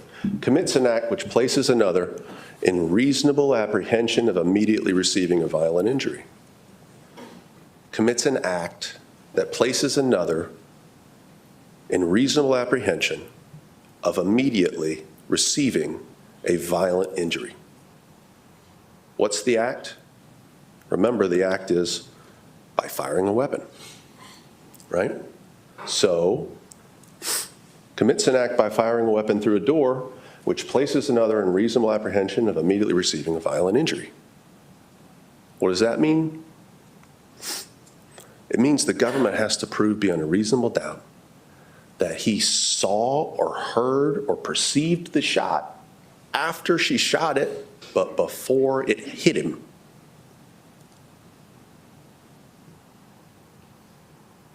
After the shot, but before it hit him beyond a reasonable doubt. That's literally what they have to prove. Yeah. It's insane. It's insane. And you remember this? Do you remember when the medical examiner testified? And I said, Dr. Zhang, would you expect that a human being would be able to perceive a shot after it's fired, but before it strikes them? And she said, she waited a long time. She goes, I don't know. That's what she said. And I said, wait a second now. Wait a second, Dr. Zhang. We talked a couple weeks ago on the phone, and I asked you this very same question. I said, do you think they'd be able to see it, perceive it, hear it before it hits them? And you told me you didn't think so. And she said, okay, but I don't know today. There is zero evidence of that. Zero. Not, forget proof beyond a reasonable doubt. Nothing. Nothing, and that's the law. This is very important. It is not enough to show that he's in a defensive position, which he's apparently selected, which is apparently the worst place, clearly the worst place in the world to pick when somebody's telling you they're going to shoot a lock off a door. But apparently he selected that in a defensive position. Doesn't matter. It doesn't matter that he's in a defensive position. Her saying, I'm going to shoot the lock off, I'm going to shoot the lock off. That is not what she's charged with. That's not it. He's got to perceive the shot after the shot, but before it hits him. No way. Last one. Last one. Damage to property. This is a property crime charge. Damage to property. They charge her with a felony of damaging property. Okay, what do they have to prove? They have to prove knowingly and without authority she interfered with a door. Knowingly and without authority interfered with a door. Also on page 11 of your charges, you'll see this. Without authority means without legal right or privilege. Without legal right or privilege over what? The door. That door.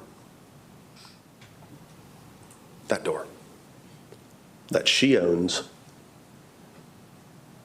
The government has to prove that she was without legal right or authority over a door that she owns beyond a reasonable doubt. And that she knew she didn't have legal right or authority over her own door beyond a reasonable doubt.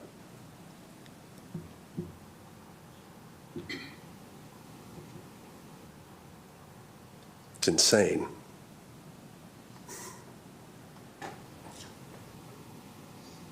It's insane.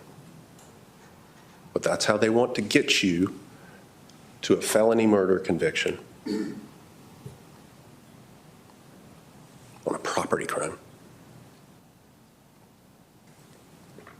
for a door she owns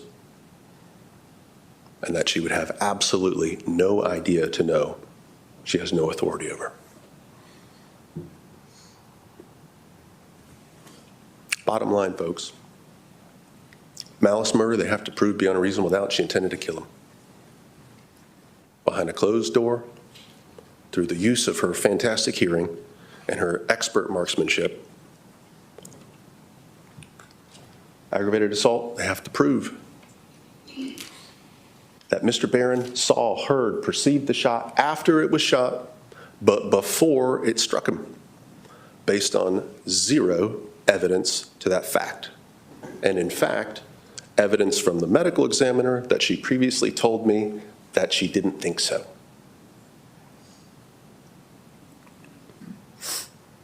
And with the damage to property, that she knew she was without authority, that she was without authority over the door, and that she knew it beyond a reasonable doubt. That's what they have to show. Now, the tampering charge, we don't have anything to say about that. Hang it up.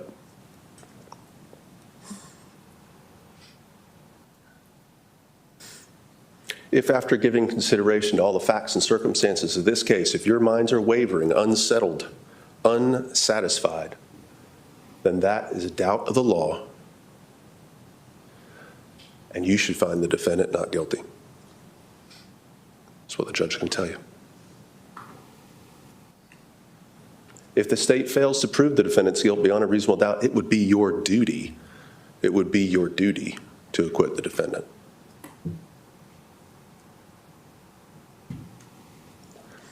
If you're going to find her guilty, it's easy, guys. It's easy. Evidence has to be so overwhelming, you don't have a choice. So overwhelming, you don't even have a choice.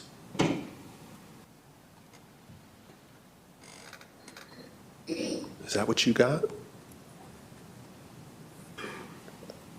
Facts and circumstances that merely place upon the defendant a grave suspicion of the crime charged, or that merely raise a speculation or conjecture of the defendant's guilt, are not sufficient to authorize a conviction of the defendant.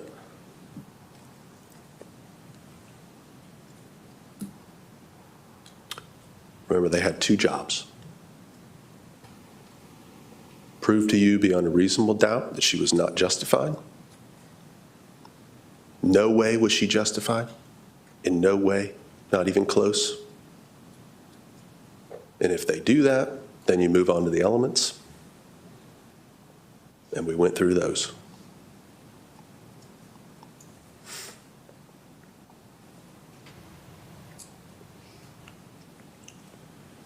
Let me tell you a little bit more about some of the self-defense charges you're going to get, okay, from the judge. Evidence of prior difficulties or lack thereof between the defendant and the alleged victim has been admitted for the sole purpose of illustrating, if it does, the state of the feeling between the defendant and the alleged victim, or the reasonableness of alleged fears by the defendant. Right? The prior violence by Mr. Barron has been admitted so that you can know what she could expect to determine her reasonableness in her behavior. You may consider relevant evidence the defendant's been subjected to acts of family violence or dating violence in order to establish the defendant's reasonable belief that deadly force was immediately necessary. Immediately necessary.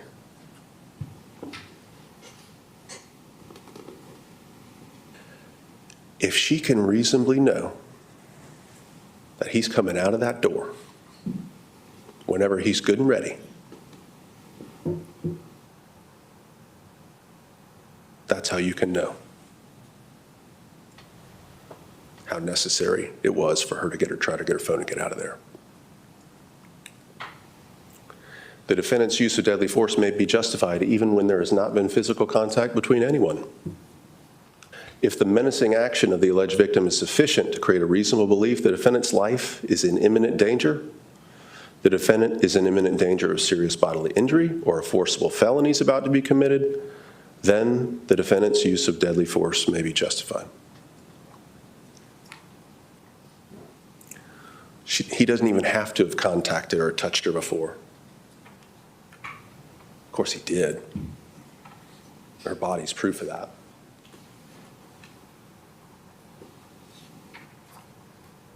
Self-defense means she's allowed to use deadly force if she reasonably believes it's necessary to prevent death, serious injury, or forcible felony, even if the shot that killed Mr. Barron was not the outcome she intended. Here's one. We haven't talked about this one yet. Judge is going to tell you that she is under no duty to retreat.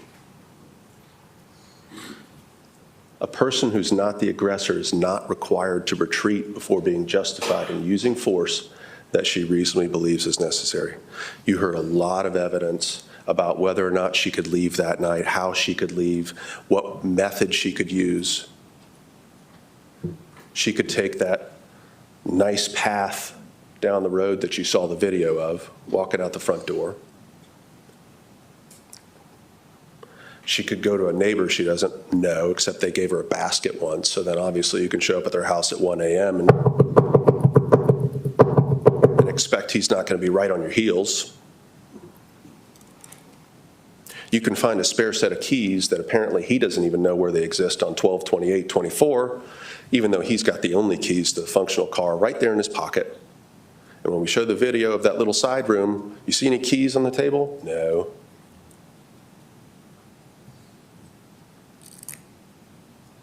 He took her phone just so she couldn't leave. That's why he had it. That's what it was for.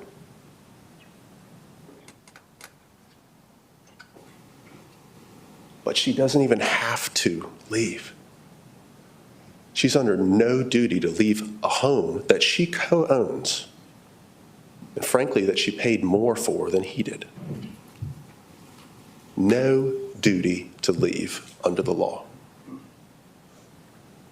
We showed you she couldn't, but she doesn't have to.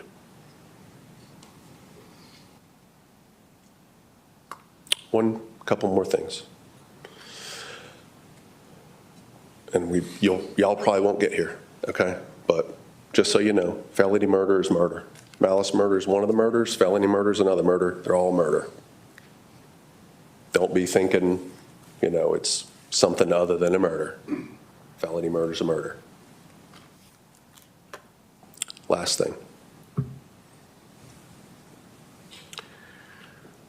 And I shouldn't have put it up there because you guys are already reading it. But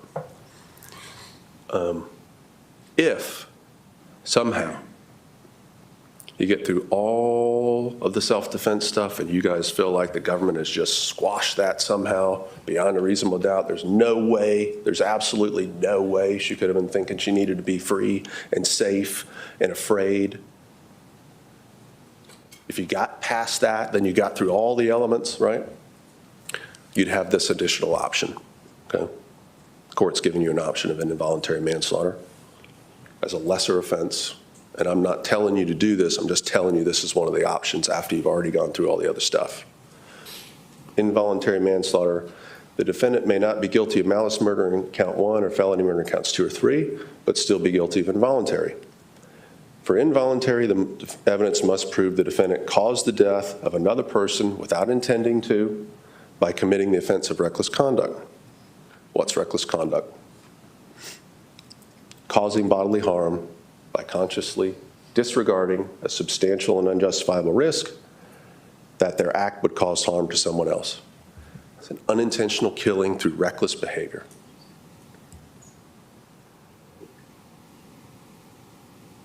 It's another option for you. It's not what I'm asking you to do.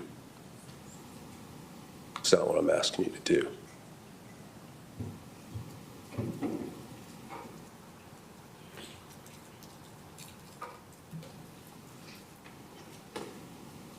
I told you at the beginning you weren't going to meet her.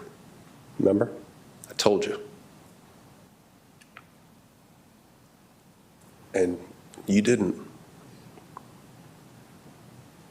You didn't. And you won't. You still won't.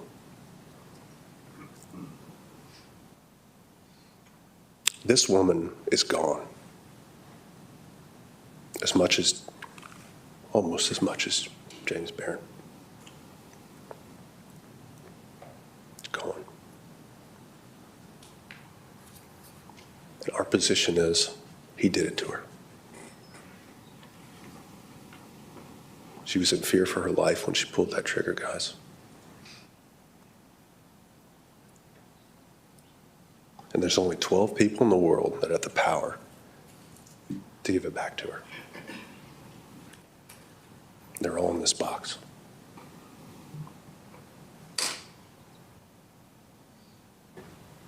I have to guess what Miss Bennett's going to talk about when I sit down. I'm about to sit down. And then she gets to go again. One of the reasons that the government gets to go twice is because of the burden of proof. The burden of proof is so high for them. It's so high they get to go twice. So I got to guess what she's going to say, okay? And I don't know, but I'm going to just guess.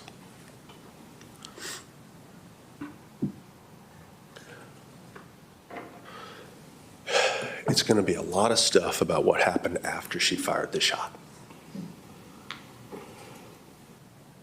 Whole lot of stuff about what happened after. Probably all about what happened after.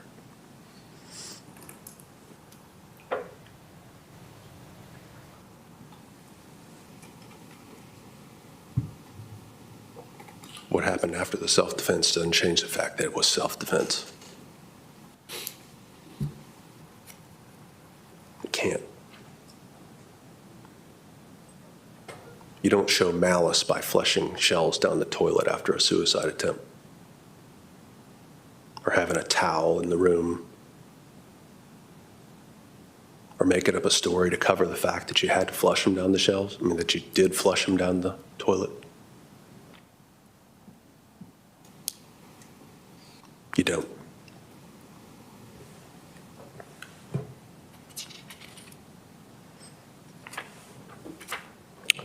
There's going to be some stuff I forgot, and I'm not going to be able to get back up. Like I said, I can't get back up and respond to the things they're going to do. No, it's not because I don't want to.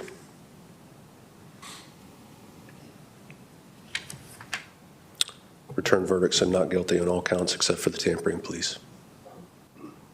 Thank you. Judge, would it be possible to give the jury just a brief 5-minute comfort break? 4:10.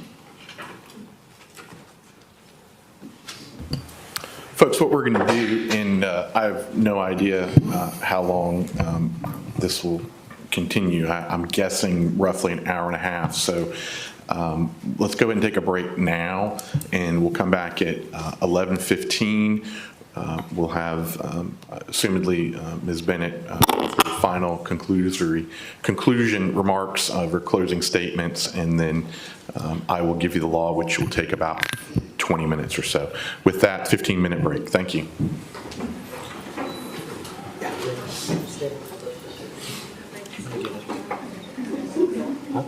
I'm never going to remember. Were you hearing? No, the standard.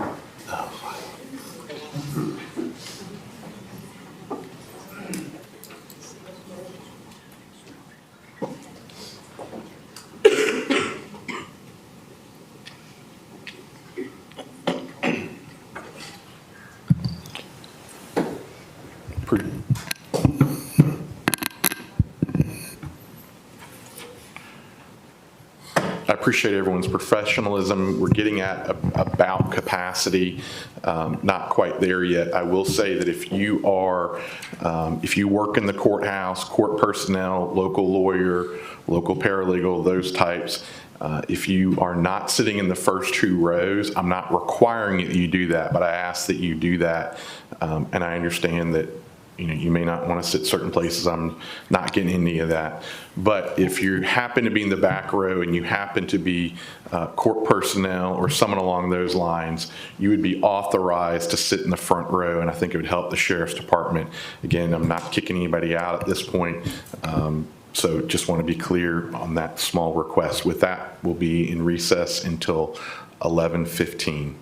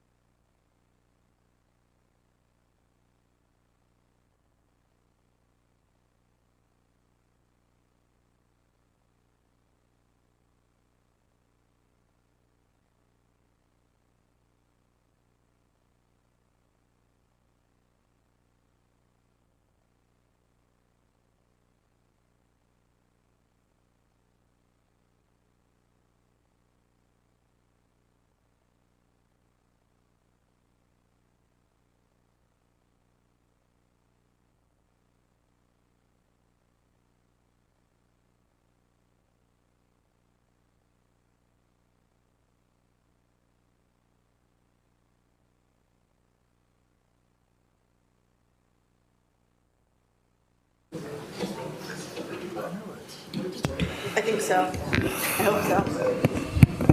Yeah, until convicted. We're going to drink from Stephanie, so I just have to make sure my PowerPoint's up and running. Thank you. Nope.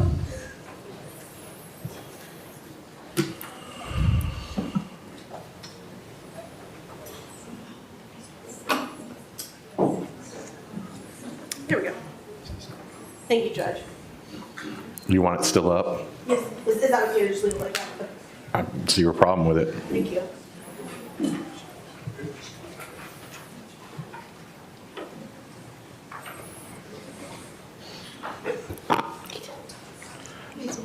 I appreciate court personnel moving to the front 2 rows. I did notice that. Thank you. Jury's not quite ready to come back. They'll be back in a couple moments. Again, I have 45 minutes to an hour roughly. Yeah.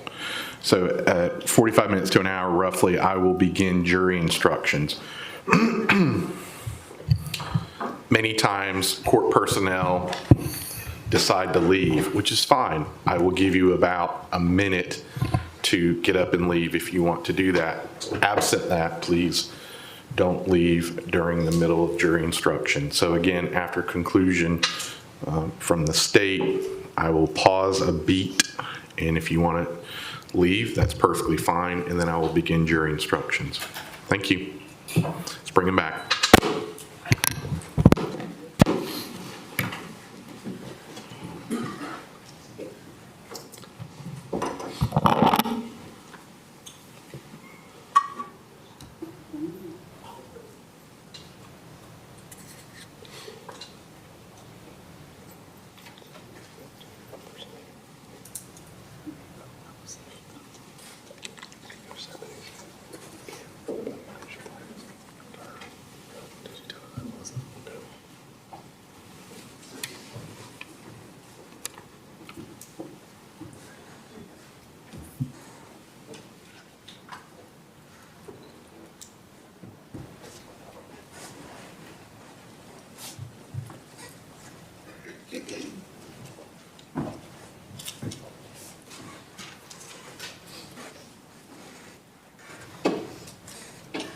All right, welcome back. Thank you so much. Please be seated.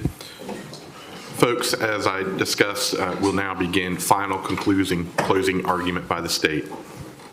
Thank you, Honor.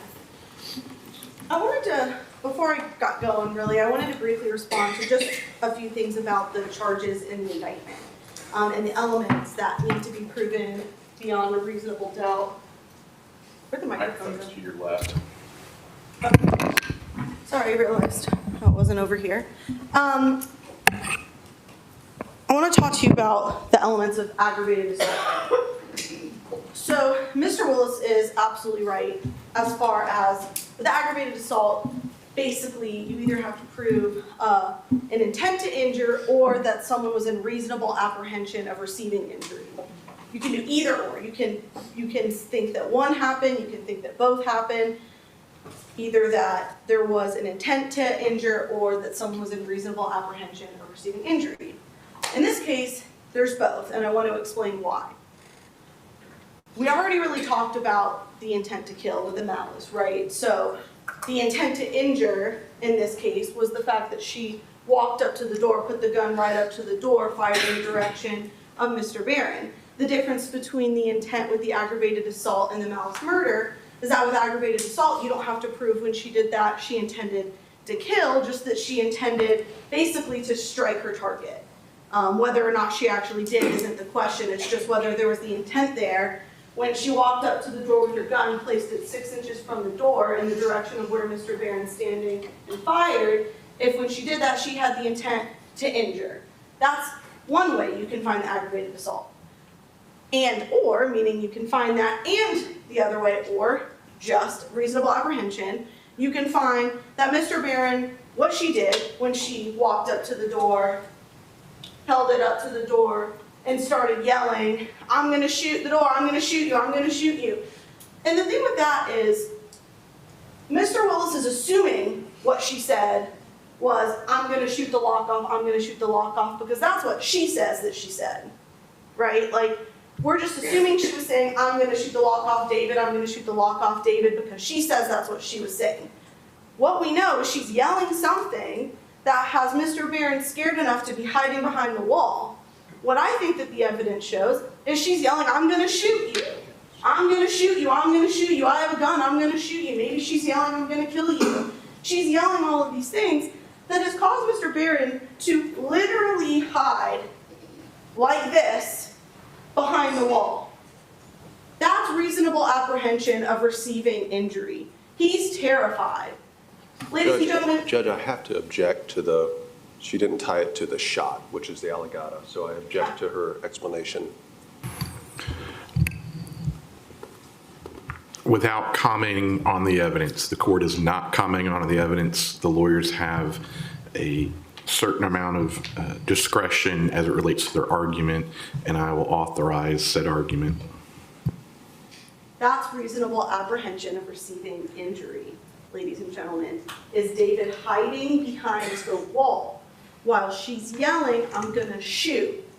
Why else would he be hiding behind the wall if not because she's yelling that she's gonna shoot him? That's reasonable apprehension of receiving injury. The judge is not gonna tell you whatever Mr. Willis said about the time between the bullet leaving the gun and hitting Mr. Barron. That's not what the judge is gonna read you. You will not hear the judge say that to you.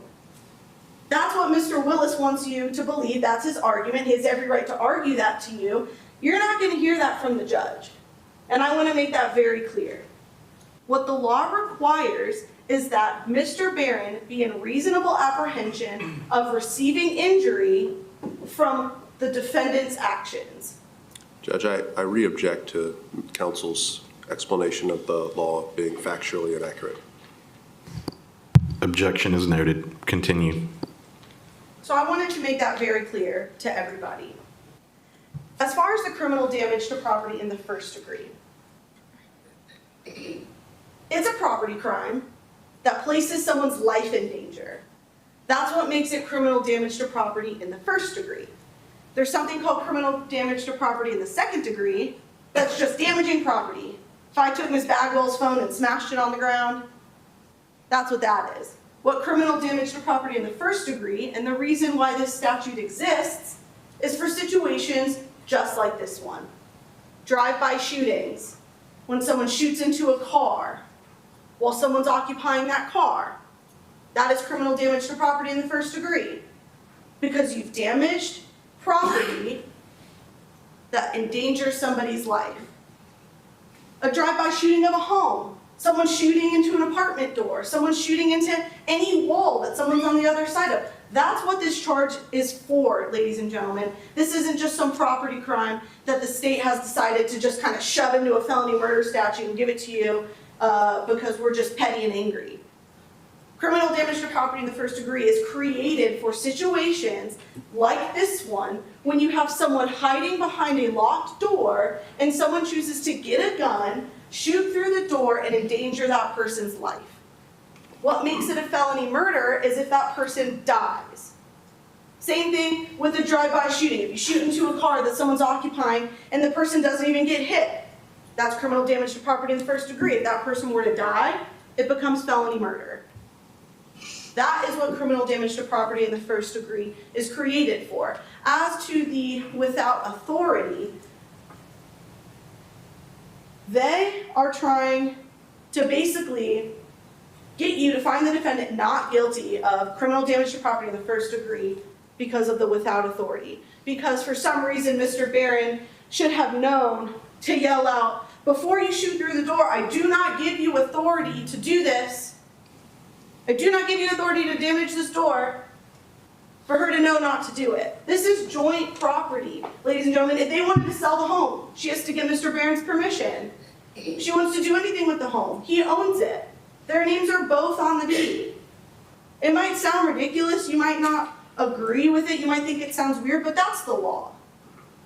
And so, when you took your oath as a juror to follow the law, this is what we are asking you to do, is follow the law. It might sound funky that the without authority means it doesn't mean she has to ask permission to damage her own door. That's not what that means, ladies and gentlemen. What it means is you can't just go damaging property without authority. They had joint property. The law tells you that you can't do this. That's why she was charged with it. If she was allowed to damage her own door, she wouldn't have been charged with it. I want to talk about the self-defense, and I put a question mark behind it for a reason. And that's because at no point throughout this entire case did this defendant say that she shot Mr. Barron in self-defense. Not once. Not a single time. What she said was, I wanted to get my phone, so I was trying to shoot the lock off the door, and it must have accidentally killed him. That is called accident. That is not called self-defense. And I gave her many opportunities. When you got that gun and brought it upstairs, were you going to use it to defend yourself? Were you going to use it to try and shoot the lock off? I was trying to shoot the lock off the door. No point does she ever say that what she did, that her actions were to defend herself. She wanted to get her phone. That's what she told you. Again, I don't believe the evidence shows that Mr. Barron even ever had her phone, but if you believe that he did, it's still not self-defense, regardless of if he had the phone or not. That's not the point. The point is, shooting a lock off a door to get your phone is not self-defense. That is an accident. She is saying she accidentally killed him because she doesn't want to have to admit that she intentionally shot and killed Mr. Barron. I want to talk to you about why this isn't self-defense, and I want to go back for a minute, because y'all read a million text messages. I know you're probably sick of them. I know you've seen a lot of them. But Mr. Willis was incorrect when I said that I was going to get up and talk about everything that happened after the shot was fired, because what I want to talk to you about is everything that happened before it, right? Because for her to be in fear for her life, you have to believe that what she was saying about Mr. Barron is true. Mr. Willis was just having you assume that all that was true. But we know that this defendant doesn't know how to do anything but lie. And Mr. Willis conveniently didn't talk about a single one of her statements in Investigator Mefford's interview or on body cam, and there's a reason for that, because they're all lies. And he wants you to just gloss over that. He wants you to just forget about the times that she lied over and over and over to Investigator Mefford, to the deputies, to you, on the stand. He wants you to forget about that, so he didn't even mention it. So I want to talk to you about why we know that everything she said about Mr. Barron is a lie. And this is the crazy thing about murder cases, ladies and gentlemen, is that defendant gets to get up on that witness stand and she gets to say whatever she wants about Mr. Barron. She can tell you these horror stories about him. And guess who's not here to defend himself? He doesn't get to say a single word to rebut a single lie that she got up there and told you. And so in order to figure out if you think she was telling the truth or not, we need to look at the behavior of Mr. Barron and this defendant before that night. Because that will tell you everything that you need to know about what kind of person she is versus what kind of person Mr. Barron was, because he doesn't have the opportunity to get up and tell you himself. So let's look at this text from October 12, 2024. She says, "I'm so wet thinking about sucking your cock." Hello, hello. He says, "I would love that." That was 2 hours ago. Offer is gone. He says, "I was charging my phone."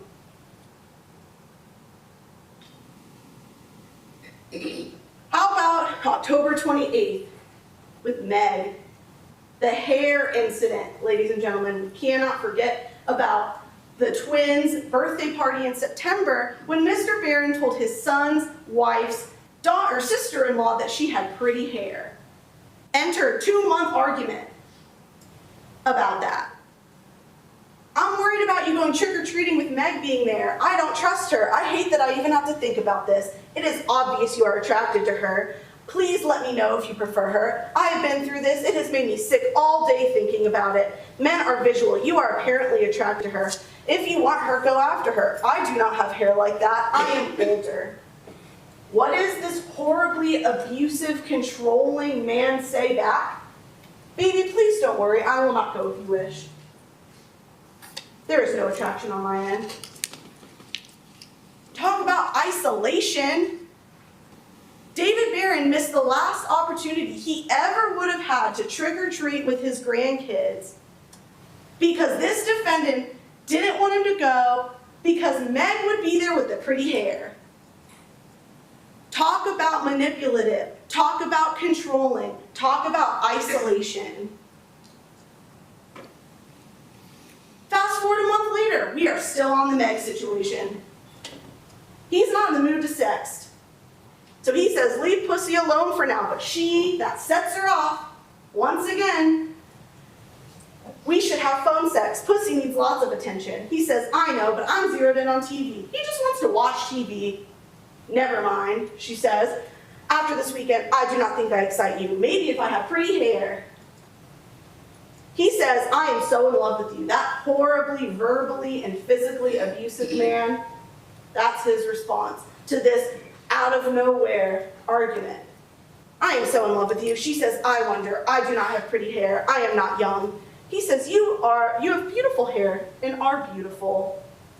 I want you to desire me. You act like we are married and we are not. I have no ring on my finger. What a horribly abusive man he is. So isolating and controlling and manipulative. Keeps going. I do desire you, babe. She says, I am not sure. We never text sexually like we used to. We are not married. I think you need some young pussy with pretty hair. Not interested in mine anymore. Barely wanted it this past weekend after not having for 10 days. His response, I only need you. I'm gonna hug you now to stop this. Wow. He is just a horrible, horrible person. How about December 5th? When are you going to ask me to marry you? When are you going to ask me to marry you? She sends that text twice, 8 minutes apart, because he didn't respond in 8 minutes. He says, certainly soon. She says, why a secret? I'm not 20. Never mind, I don't want to marry. I can survive alone.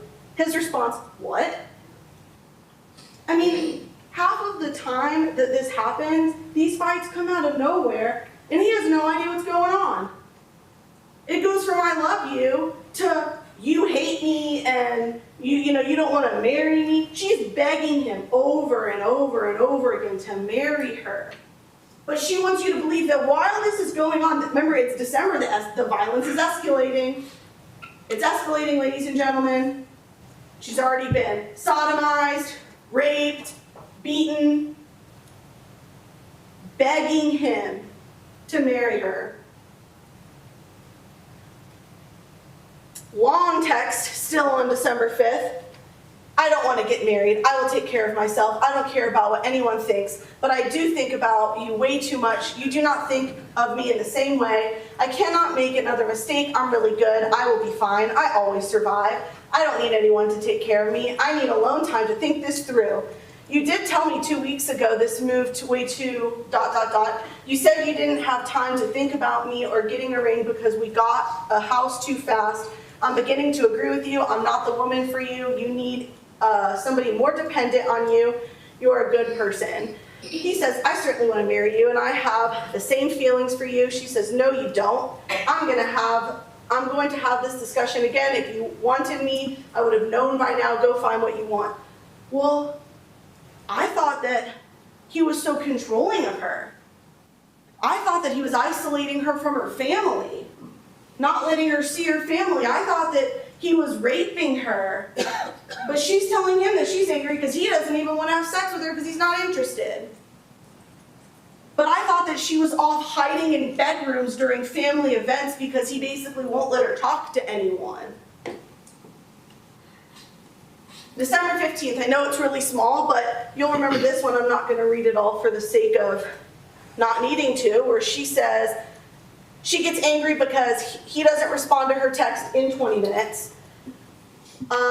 He says, I'm very interested. I thought you were going to sleep. And then he's talking about wrapping her daughter's Christmas present. He says, I was wrapping your daughter's Christmas present.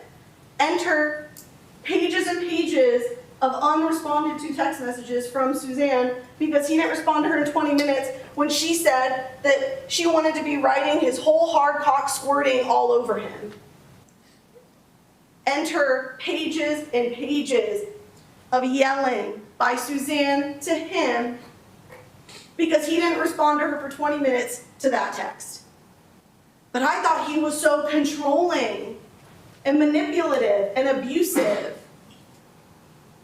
January 13th, at this point, he's already, we know, pointed the gun at her, according to her, raped her, beat, strangled, all the things.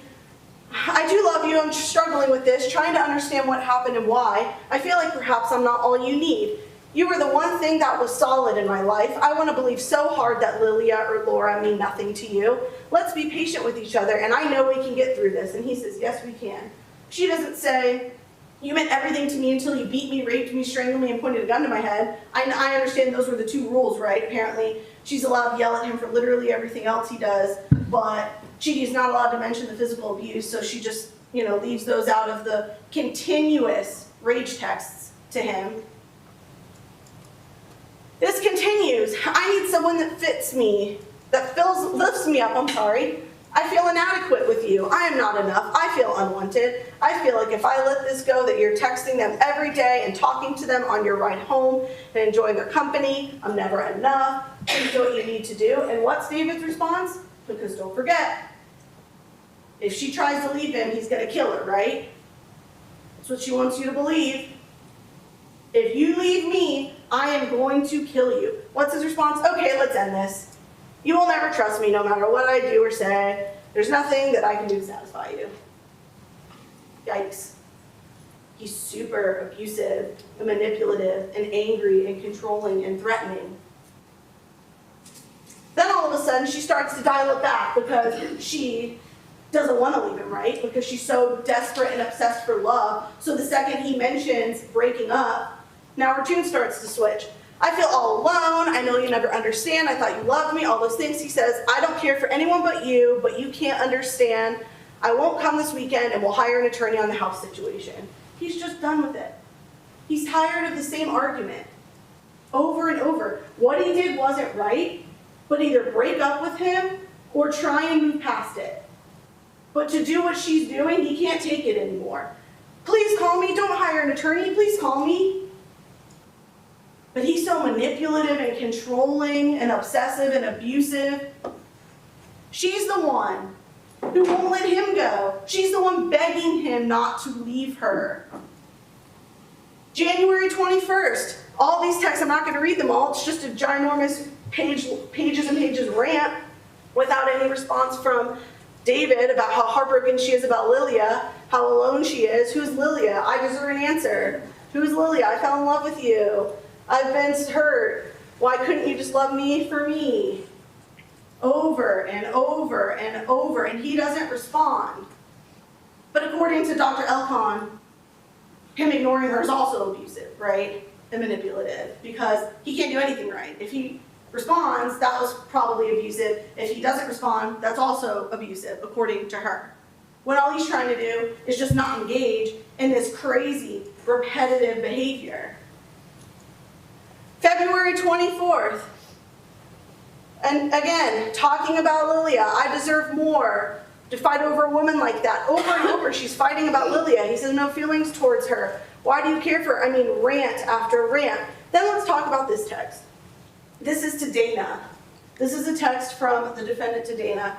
I'm not going to contact him. I'm tired of chasing. If he wants to come, he can find me. I found out on my own. He was honest. She's talking about that. Then she says, I told him I don't mind him texting other women as long as they're friends. I have guy friends. That's not true. He can't even say a woman's hair is pretty without it turning into a 2-month argument. She told her on January 20th she's not going to contact him. Here's January 21st. Text after text after text after text. How about how much he made her feel safe? There's plenty more than this. I only put in 3. The one I want to bring your attention to most is February 17th, the day after he attempted to anally sodomize her to the point where she had to flee her home in nothing but a t-shirt and was arrested for DUI. Thank you for keeping me calm and wanting to help me. I feel so safe and loved by you. Ladies and gentlemen, I asked Dr. Elcon, you read all 4,000 pages of those text messages, right? Yes. Did you see a single text message, one, single text message where David called her a name? No. Did you see one single text message where David says something verbally abusive to her? No. Threaten her? No. Not one. How many text messages did we see? She's calling him a piece of shit, cursing at him, calling him names, said something about he's a pile of doo-doo, over and over. The only abuser, the only evidence of any abuse is by her to him. That is the only evidence that you have seen of domestic abuse is from this defendant to Mr. Barron. That is it. And I want to talk about the bruises. This was taken by Investigator Mefford. This was taken by somebody who works for the defendant on an unknown date. Look at the difference in those bruises.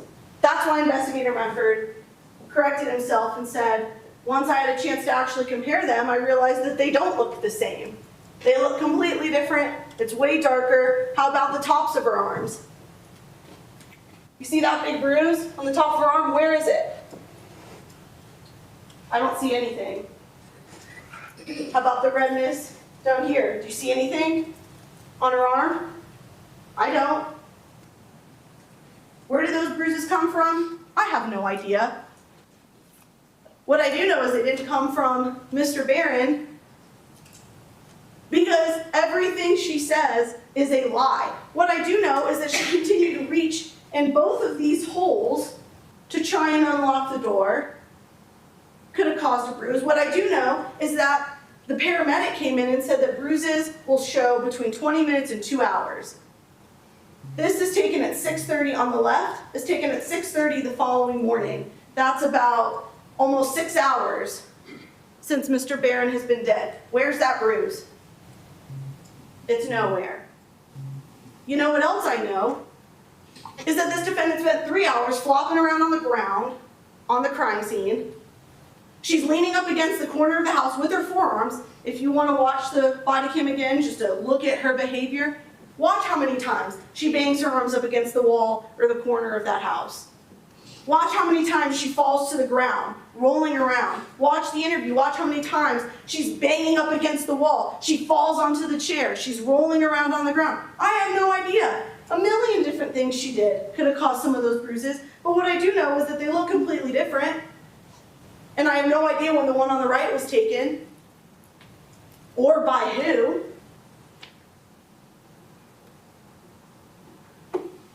Mr. Willis told you this. This is the law the judge is going to read, but what he didn't explain well was that self-defense, someone is justified in committing murder only when it's necessary to prevent death or great bodily injury. So I want to talk to you about that, because let's say, for argument's sake, you believe everything that she said about what happened the night of March 7th, right? Let's say that you believe that he did force her to commit aggravated sodomy on him. Let's say you do believe he put that gun to her mouth. Let's say you believe all of that. You also have to believe that that was the only reasonable way and that it was necessary to shoot that door to prevent death or a forcible felony against herself. And he's right, there's no duty to retreat. There's no duty to retreat, but the reason that retreating comes into play is because, is it reasonable and necessary? What does reasonable mean? It's not reasonable to her. It's not reasonable to the defendant. It's reasonable, the belief must be reasonable, that is, a reasonable person would believe that that use of force was necessary. What that means is this objective, reasonable person.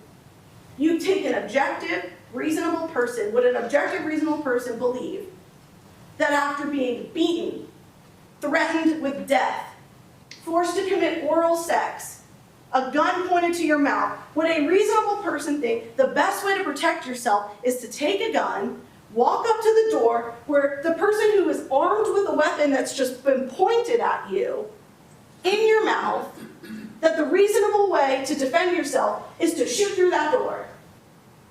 In what world, ladies and gentlemen, would someone who is in fear for their life by a person who is armed on the other side of that door not think that if I shoot at this door, he's going to shoot back at me?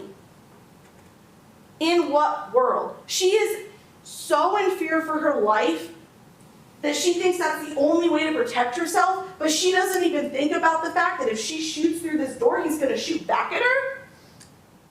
What if she had missed and he was still alive, armed with a gun?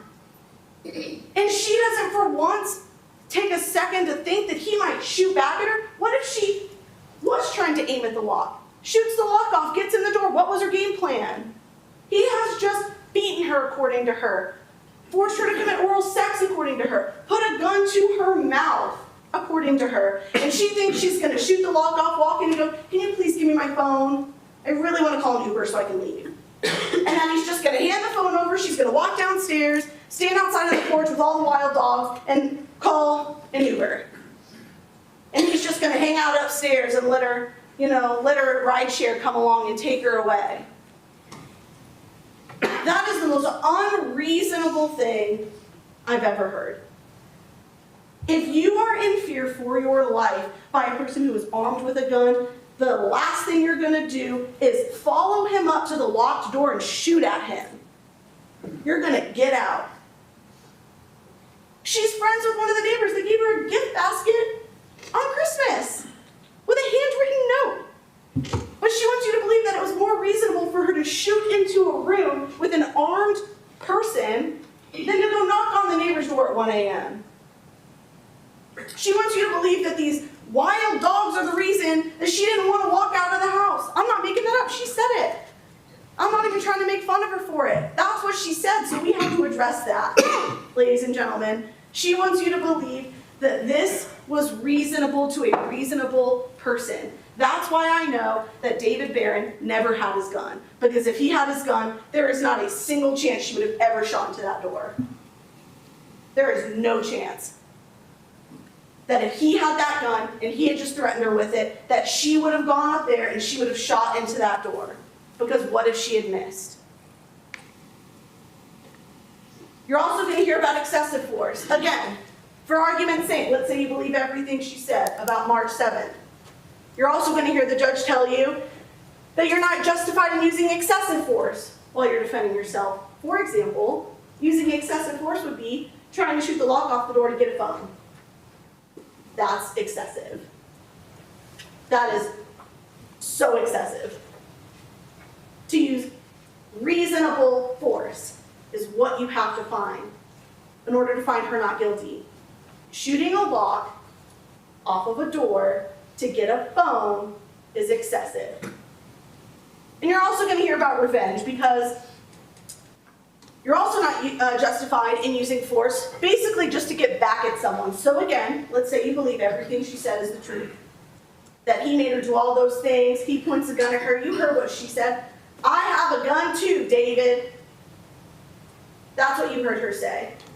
So let's say you believe all those things are true. Now she's angry because he has just forced her to commit oral sex on him. He's just pointed a gun at her. She's mad. I'm going to show you I have a gun too. Walks up the stairs and shoots. That is not self-defense. That is revenge. That is not self-defense. And you should not find the defendant not guilty because of that. What if you find that she does that because of Lilia? She's so angry about Lilia that she wants to get back at him. I have a gun too, David. Walks up the stairs, shoots. That's revenge, that's not self-defense. The judge is going to tell you that. And I want to talk about these.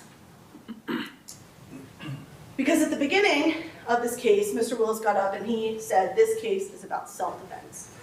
That's what he said, right? But then what happened was he realized that self-defense ain't looking so good anymore. When you have someone who killed someone who's hiding behind a locked door and won't admit that she shot him in self-defense because she's going to double down on I'm trying to shoot this by aiming up here, self-defense isn't looking good anymore. So now we want voluntary or involuntary manslaughter. Just in case. Just in case you guys don't think that it was self-defense, just going to slide this one on in there. Let's throw the spaghetti at the wall and see what sticks. everything but the kitchen sink. In case you don't believe self-defense, we want to have a backup plan, B and C. Do not find the defendant guilty of voluntary manslaughter and involuntary manslaughter. And here's why. Voluntary manslaughter, the purpose of this statute is if, for example, someone walks in the room and their spouse is actively cheating on them and they already had a gun on them and they're just so immediately filled with rage they shoot the person. That is similar to voluntary manslaughter. Why is what happened in this case not voluntary manslaughter? Because it's only if the person acted on a sudden, only because of a sudden, violent, irresistible passion. What else is important about involuntary manslaughter? Time passing between provocation and the killing. Defense wants you to believe that because David was sending money to Lilia, that she was just so angry, so enraged that maybe you're gonna hopefully at least believe that she just killed him because of that. That's not voluntary manslaughter, ladies and gentlemen. 3 months had passed. Cooled off, this is the law. If someone has had time to cool off, it's not voluntary manslaughter. She's had 3 months of cooling off. She's choosing to stay with him, that's her choice. No one's making her do it. That doesn't mean that every time someone gets mad at a significant other and they can't get over it and months pass and they're hoping they can get over it and they can't, that they're allowed to kill them. Leave. Break up with him. The cooling off period. You can't find him guilty, her guilty of voluntary manslaughter if you find she had a cooling off period. She found out about Lilia in December. We're in March. Imagine, she cannot say, I was so angry at David and I just couldn't get past it and it was just so violent and irresistible passion inside of me and so I decided to kill him. You can't, that is not voluntary manslaughter, that is murder.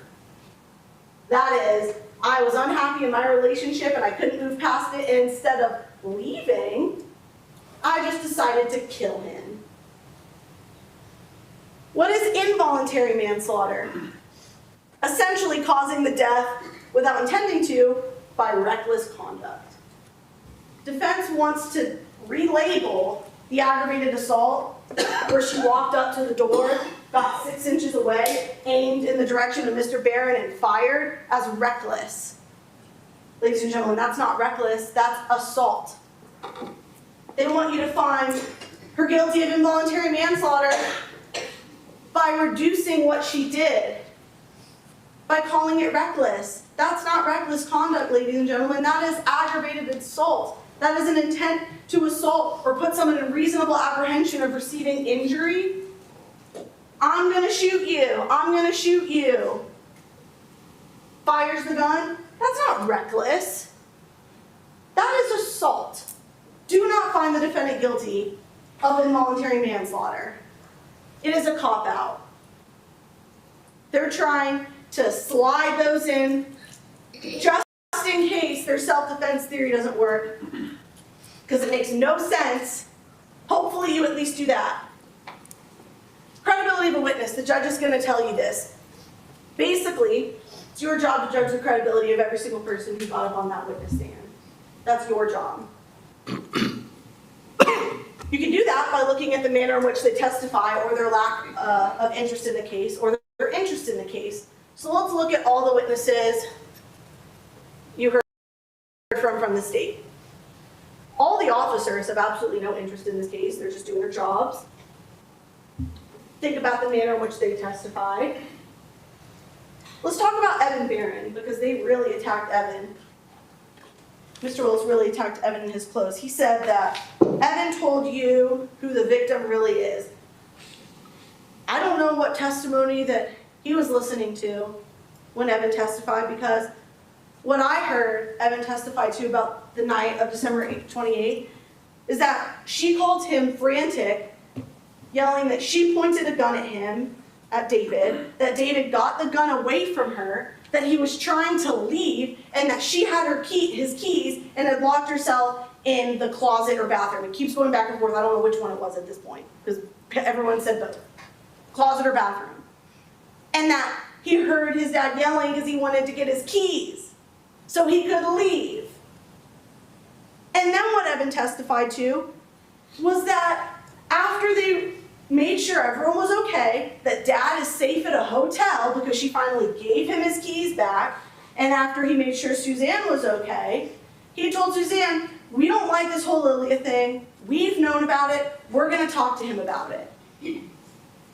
This wasn't some intervention for the victim's anger and all these things that Mr. Willis was talking about. It was a complete misrepresentation of what Evan said. And Evan kept trying to correct him on the stand too. I vividly remember that. He kept saying, you were gonna have an intervention though with your dad after this, right? Yeah, an intervention about Lilia. We wanted to talk to him about Lilia because we didn't want him sending money to her. But an intervention, right? And then he just wrote the word intervention. Completely misrepresenting what Evan said in the testimony.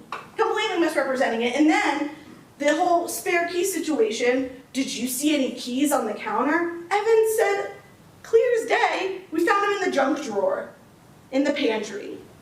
I don't know why we were showing all this body cam to show that there were no keys sitting out on the counter. No one said that the keys were sitting out on the counter. He said they were in a junk drawer. They're just trying to make Evan look like a liar. And to be honest, of all the family members you heard from, Evan was the most honest. He has every reason to come in here and say all these horrible things about the defendant because she murdered his dad. But guess what he did? He told you the truth. I was happy for him. They had a lot in common. They liked football. Family vacation was great. We all got along. When you're judging the credibility of witnesses, part of what you're doing is judging the manner in which they testify. He had every reason to come in here and think of anything to say to shame her and to put her down because she killed his dad. And he told you the truth. We liked her. I didn't like the Lilia thing either. I wanted it to go away. I think the only bad thing he said about her was made me a little bit uncomfortable that she was reaching out to me that much about Lilia. That was it. How about Beth? Beth has known David for 50 years. Married him for 23. This defendant knew him for 10 months. Married for 23 years, has known him for 50, remained friends with him up until the day that he was killed. And what did she tell you? He was a peaceful, kind person. How about Laura?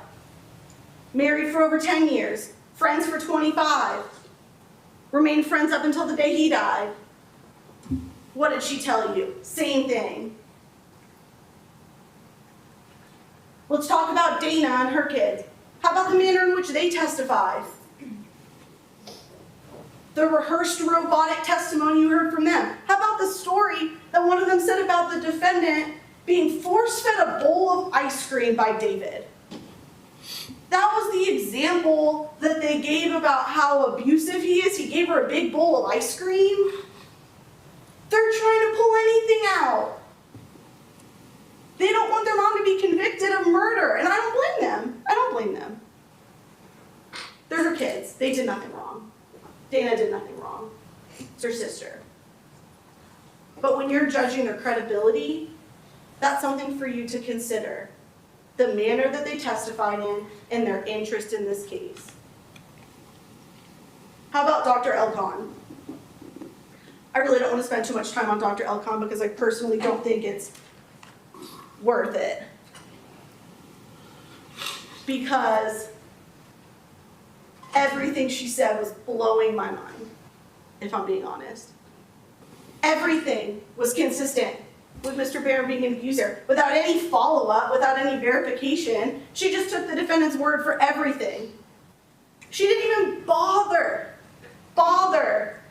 to get prior mental health records of the person she's trying to diagnose with PTSD. Didn't even get mental health records. That is insane to me, ladies and gentlemen. That is insane to me. And there are hundreds of real victims of domestic violence that walk into this courthouse every single day. Hundreds. She owes every single one of them an apology.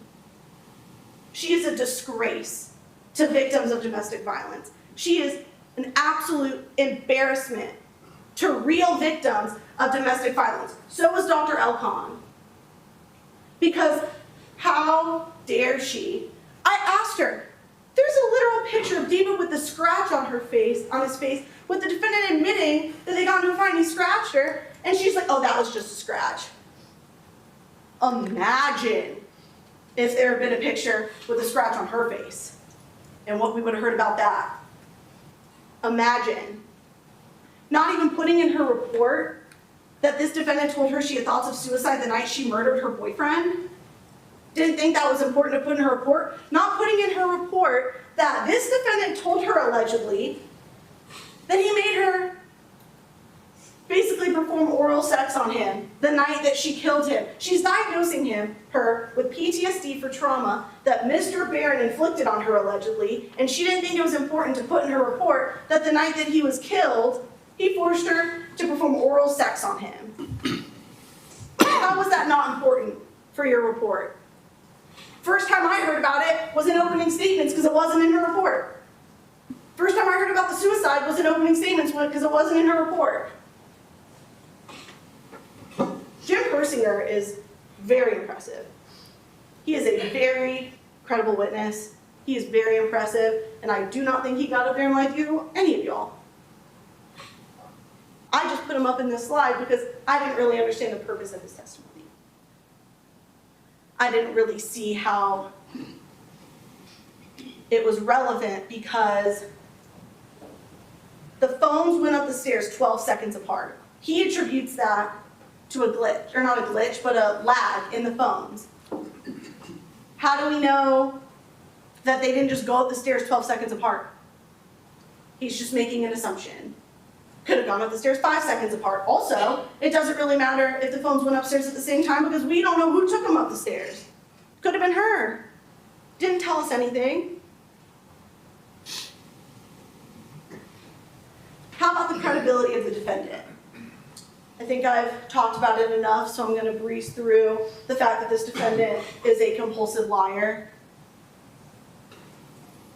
But these are all the lies that I could just think of on the top of my head that we know for an absolute fact are not true. We know that David didn't shoot at her, regardless of how many times she said he did.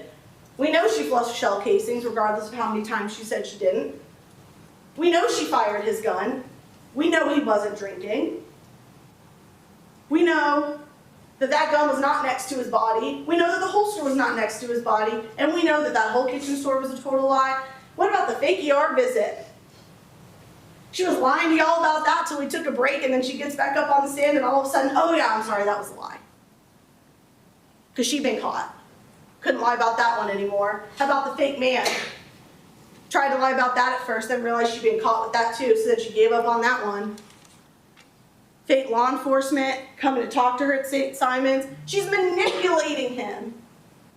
Imagine if Mr. Barron had done that and texted Suzanne, oh, I'm vomiting up blood, come see me. Oh my gosh, the things we would have heard from Dr. Elcon about that. I want to talk to you about this. Mr. Willis barely touched on it, probably because it makes absolutely no sense and no one really knows what to make of it. She wants you to believe that those shots from 12 to, that is a foot.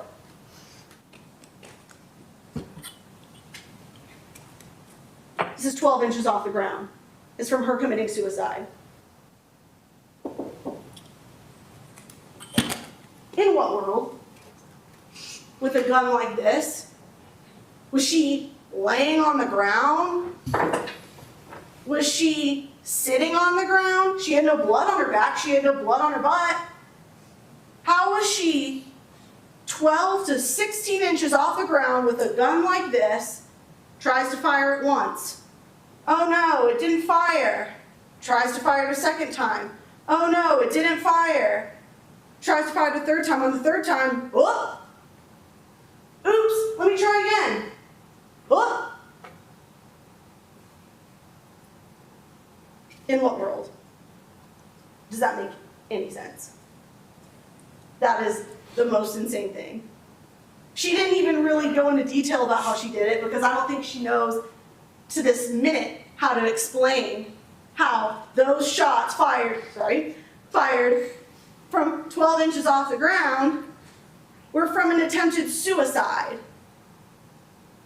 But she wants you to believe that that's the reason why she fired David's gun out the door and why she flushed the shell casings, because she didn't want anyone to know that she sat here and just continuously did that. I want to show you the verdict form very quickly. Judge, may I have the,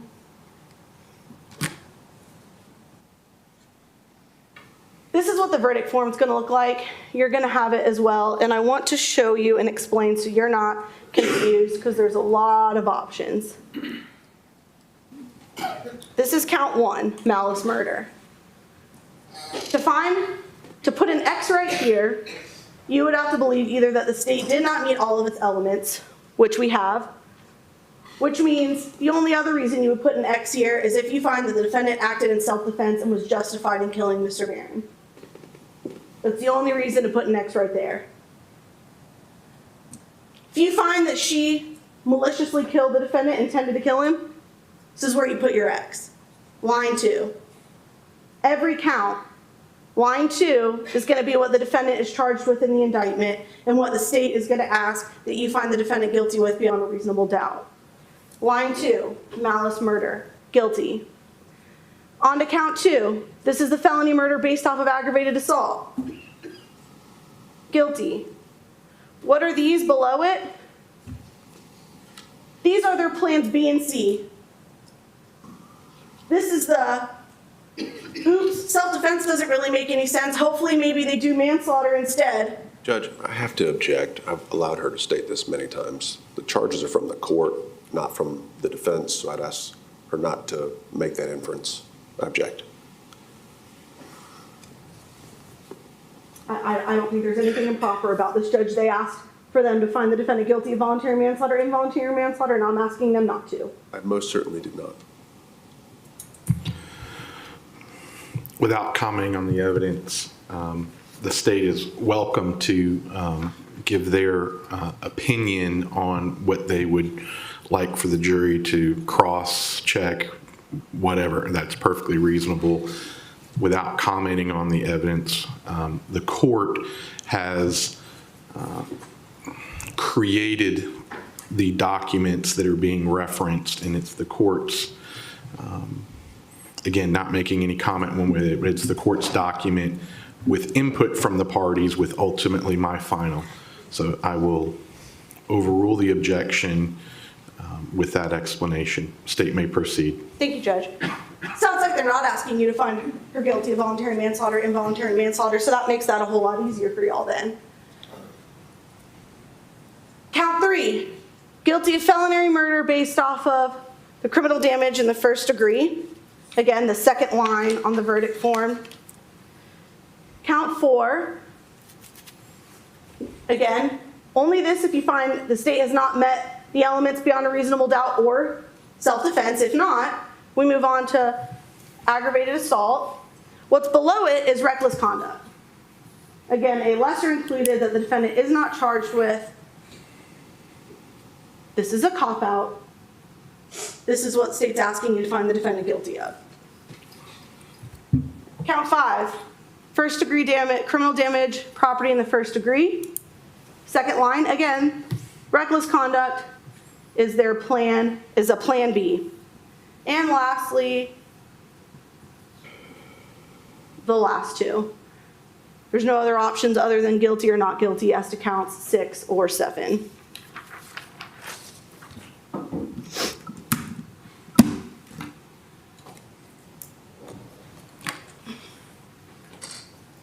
Laptop.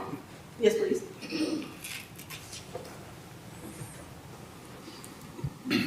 Ladies and gentlemen, any which way you spin this case, the defendant is guilty. There's no excuse, there's no justification, and there's no defense for walking up to a door, getting 6 inches away, and killing someone who's hiding behind it. And on top of that, her actions after the fact show why this was malicious and why there was intent.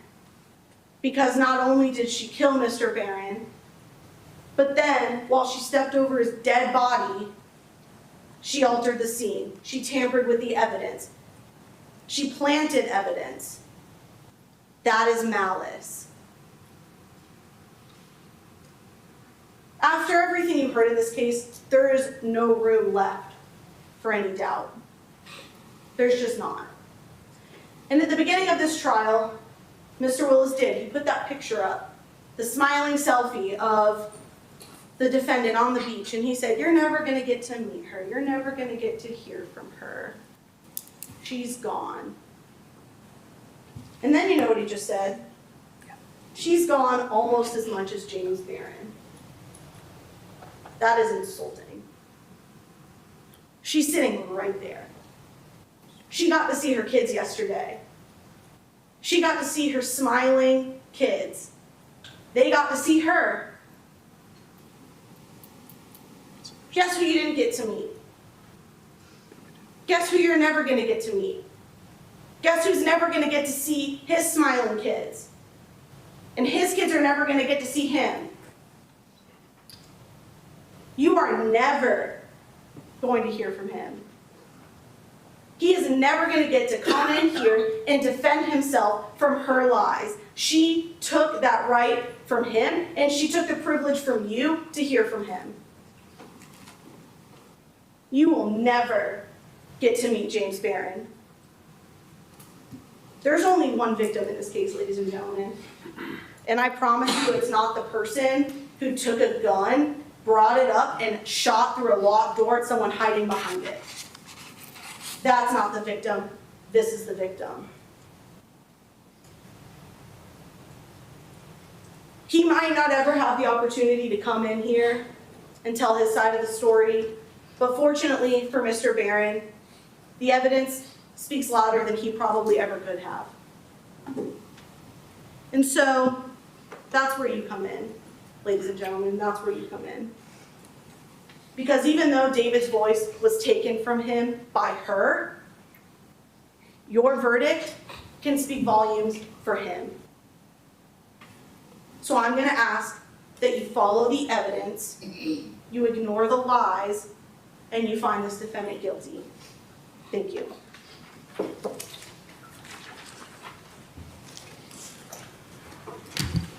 In a few moments, I'm going to begin reading the jury instructions. If any members of the gallery wish to depart, I ask that you do that now. Parties, I ask your assistants, can we put the door somewhere other than right there?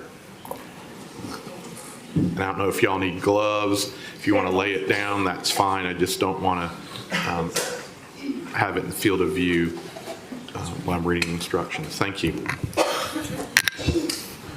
Members of the jury, I trust that you are comfortable for the next 20 to 30 minutes. Is that a fair assumption? Thank you.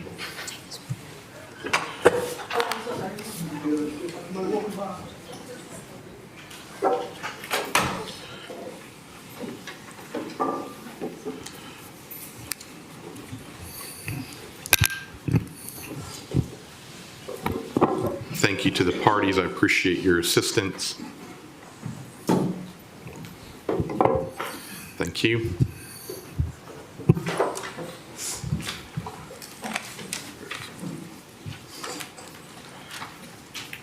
Give everyone about 20 seconds more.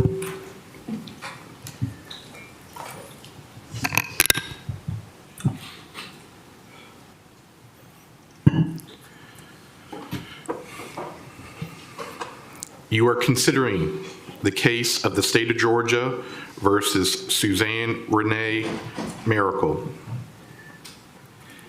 A grand jury has indicted the defendant with 1 count of malice murder, 2 counts of felony murder, 1 count of aggravated assault, and 1 count of criminal damage to property in the first degree, 1 count of possession of a firearm during the commission of a felony, and 1 count of tampering with evidence.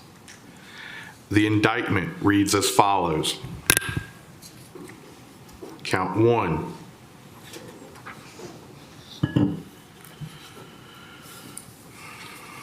In the name and behalf of the citizens of the state of Georgia, charge and accuse Suzanne Mericle with the offense of malice murder.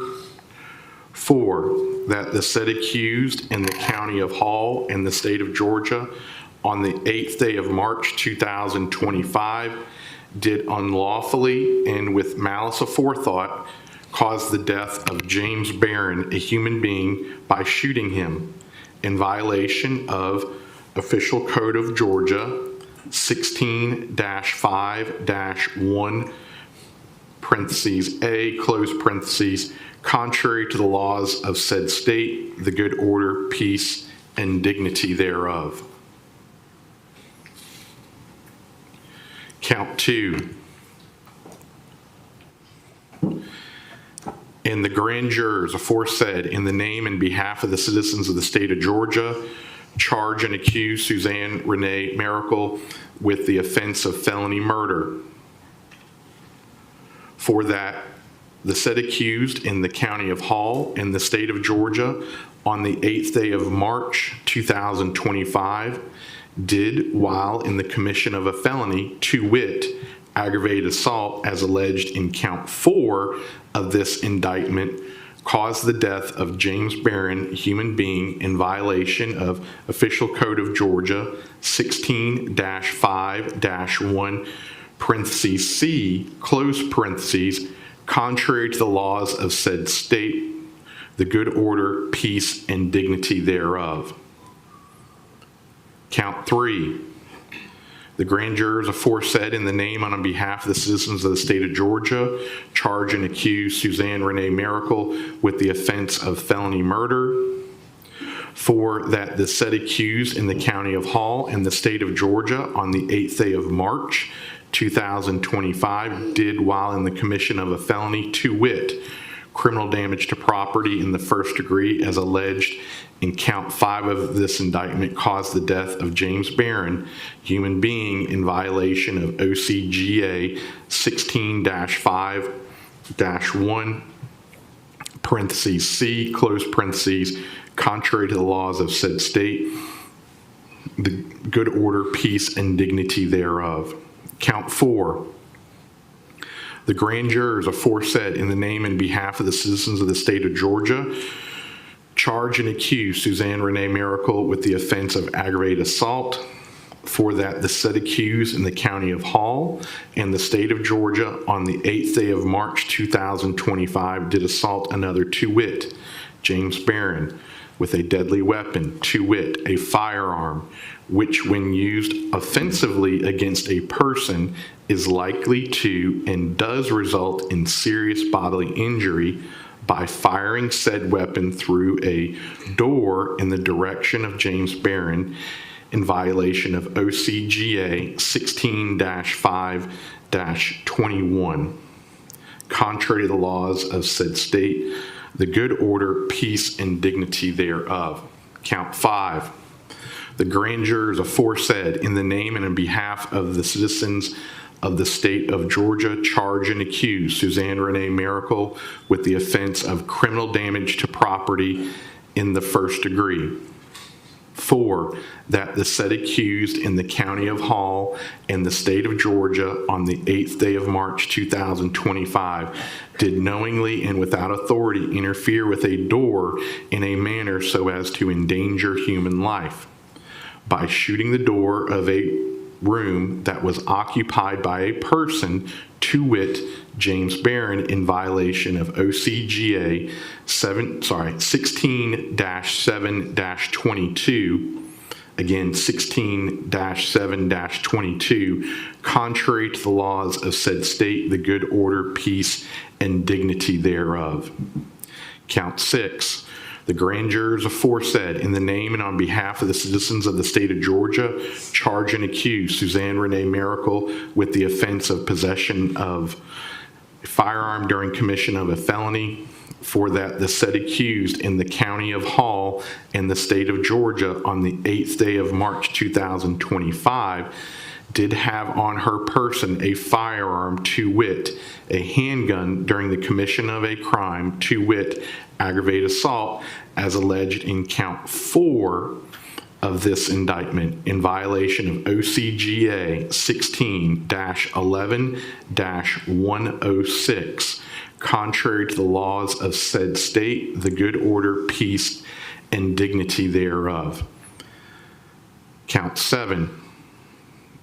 The grand jurors aforesaid, in the name and behalf of the citizens of the state of Georgia, charge and accuse Suzanne Mericle with the offense of tampering with evidence, for that the said accused in the county of Hall and the state of Georgia on the 8th day of March 2025 did knowingly conceal physical evidence, to wit, shell casings and bullets, with intent to obstruct the prosecution of said accused in violation of OCGA 16-10-94, contrary to the laws of said state, the good order, peace, and dignity thereof.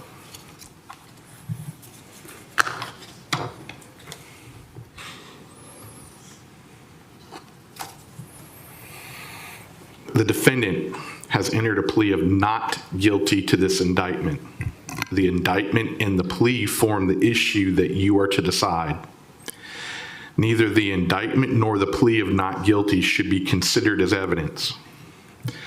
The defendant is presumed to be innocent unless and until proven guilty.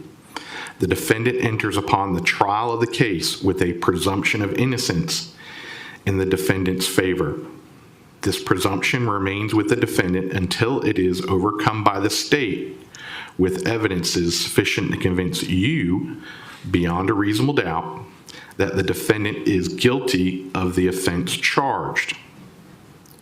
No person shall be convicted of any crime unless and until each element of the crime as charged is proven beyond a reasonable doubt. The burden of proof rests upon the state to prove every material allegation of the indictment and every essential element of the crime charged beyond a reasonable doubt. There is no burden of proof upon the defendant whatsoever, and the burden never shifts to the defendant to introduce evidence or to prove innocence. However, the state is not required to prove the guilt of the accused beyond all doubt or to a mathematical certainty. A reasonable doubt means just what it says. A reasonable doubt is a doubt of a fair-minded, impartial juror honestly seeking the truth. A reasonable doubt is a doubt based upon common sense and reason. It does not mean a vague or arbitrary doubt, but is a doubt for which a reason can be given, arising from a consideration of the evidence, a lack of evidence, or a conflict in the evidence. After giving consideration to all of the facts and circumstances of this case, if your minds are wavering, unsettled, or unsatisfied, then that is a doubt of the law, and you should find the defendant not guilty. But if that doubt does not exist in your minds as to the guilt of the accused, then you would be authorized to convict the defendant. If the state fails to prove the defendant's guilt beyond a reasonable doubt, it would be your duty to find the defendant not guilty. Facts and circumstances that merely place upon the defendant a grave suspicion of the crime charged, or that merely raise a speculation or conjecture of the defendant's guilt, are not sufficient to authorize a conviction of the defendant. Members of the jury, it is my duty and responsibility to determine the law that applies to this case and to instruct you on that law. You are bound by these instructions. It is your responsibility to determine the facts of the case from all of the evidence presented. Then you must apply the law I give you in the charge to the facts as you find them to be. Your oath requires that you will decide this case based on the evidence. Evidence is the means by which any fact that is put in issue is established or disproved. Evidence includes all of the testimony of the witnesses and any exhibits admitted during the trial. Evidence does not include the indictment, the plea of not guilty, opening or closing remarks of the attorneys, or questions asked by the attorneys. Evidence may be either direct or circumstantial or both. In considering the evidence, you may use reasoning and common sense to make deductions and reach conclusions. You should not be concerned about whether the evidence is direct or circumstantial. Direct evidence is a testimony of a person who asserts that he or she has actual knowledge of a fact, such as an eyewitness. Circumstantial evidence is proof of a set of facts and circumstances that tend to prove or disprove another fact by inference, that is, by consistency with such fact or elimination of other facts.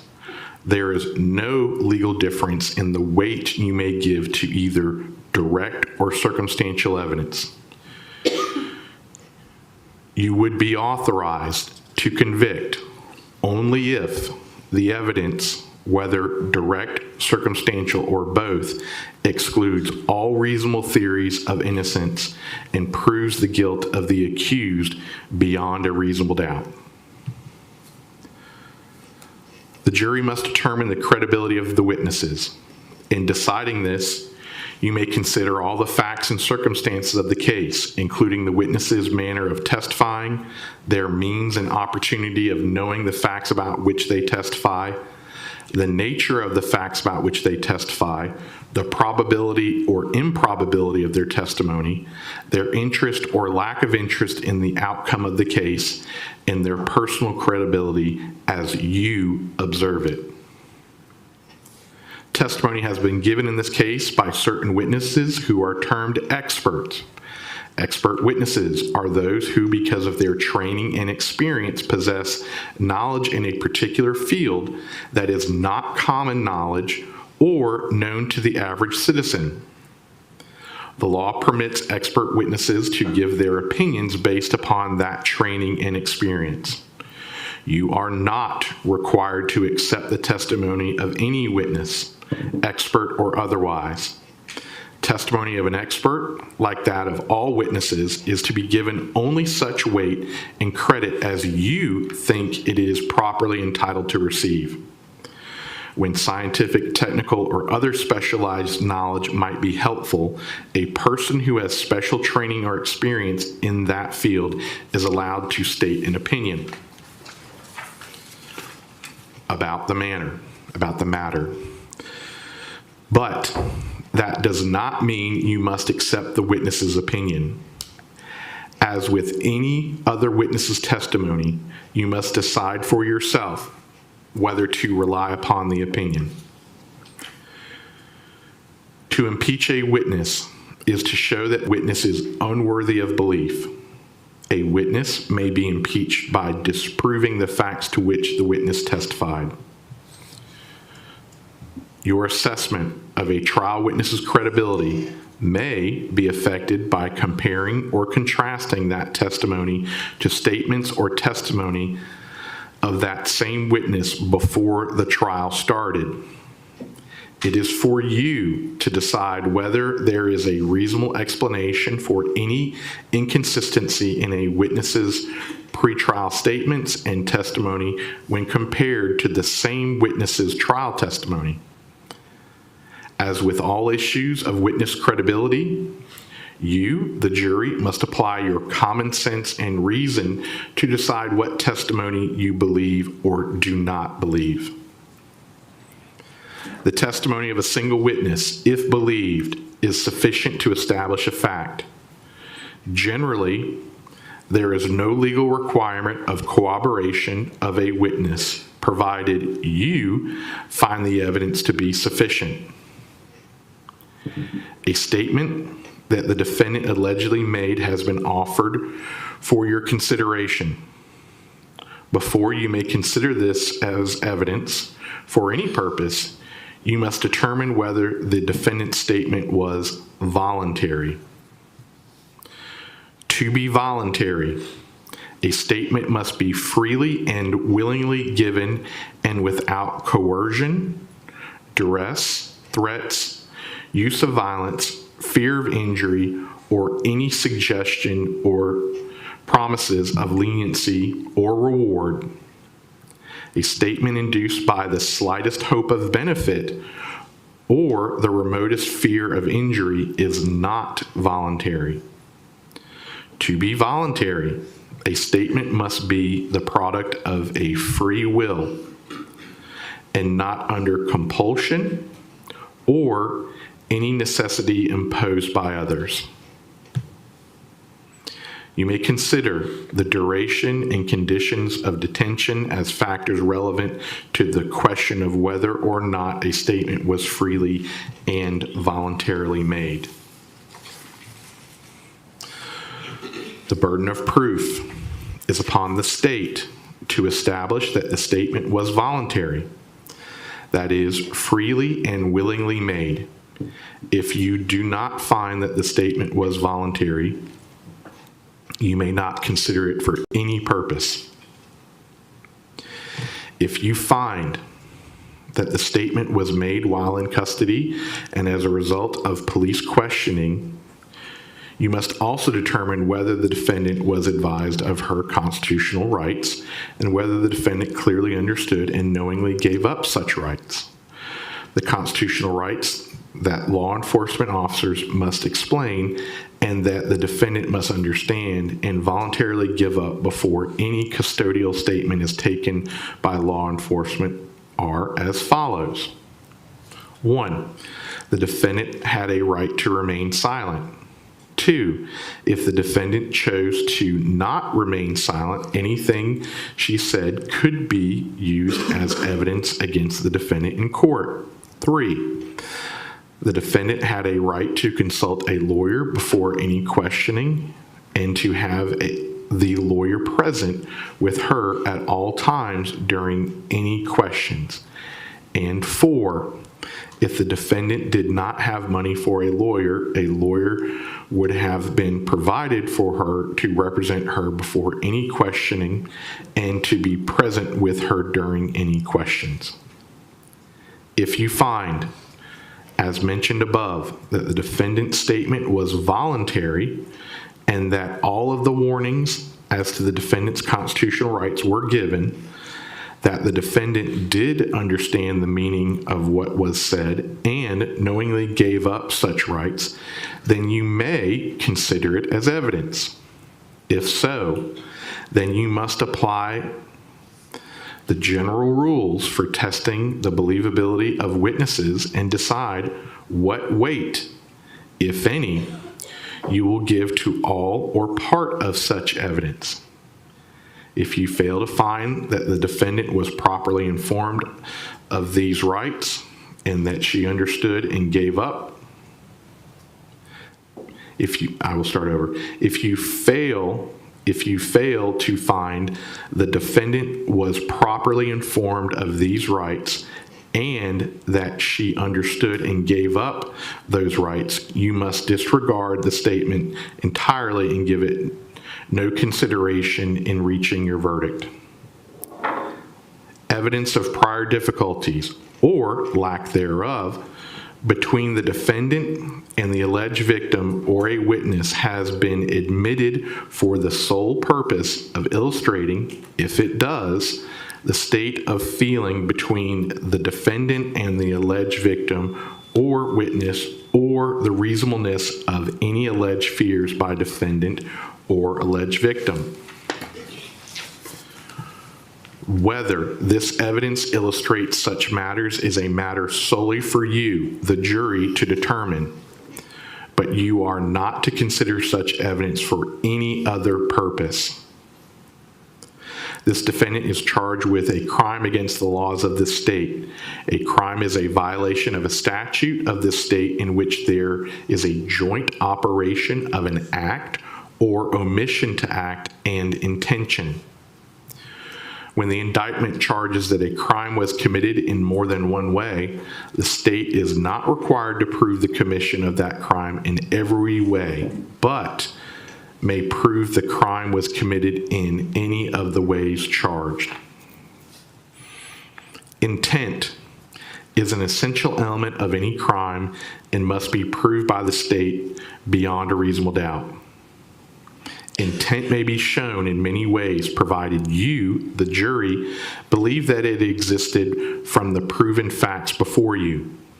It may be inferred from the proven circumstances or by acts and conduct, or it may be, in your discretion, inferred when it is the natural and necessary consequence of the act.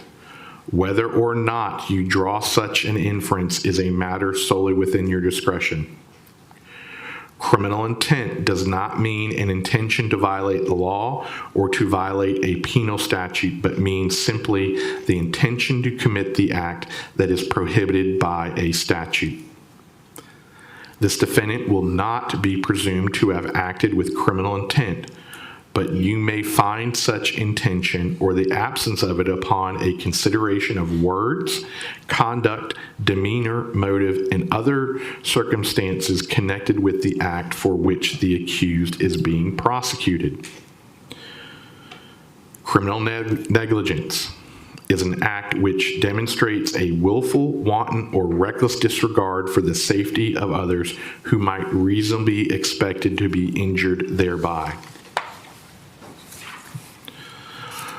The law provides that criminal action shall be tried in the county in which the crime was committed. In a prosecution in any case in which it cannot be determined in what county the crime was committed, venue is proper and may be proved in any county in which the evidence shows beyond a reasonable doubt that it might have been committed. Venue, that is, the crime was committed in Hall County, is a jurisdictional fact that must be proved by the state beyond a reasonable doubt. As to each crime charged in the indictment, just as any element of the offense or offenses, venue must be proved by direct or circumstantial evidence or both. If, after considering the testimony and evidence presented to you, together with the charge of the court, you should find and believe, beyond a reasonable doubt, that the defendant in Hall County, Georgia, did, on or about March 8, 2025, commit one or more of the offenses of malice murder, felony murder, aggravated assault, criminal damage to property in the first degree, possession of a firearm during commission of a felony, and or tampering with evidence as alleged in the indictment, you would be authorized to find the defendant guilty. In that event, the form of your verdict would be, we, the jury, find the defendant guilty. For each count, you find the defendant guilty.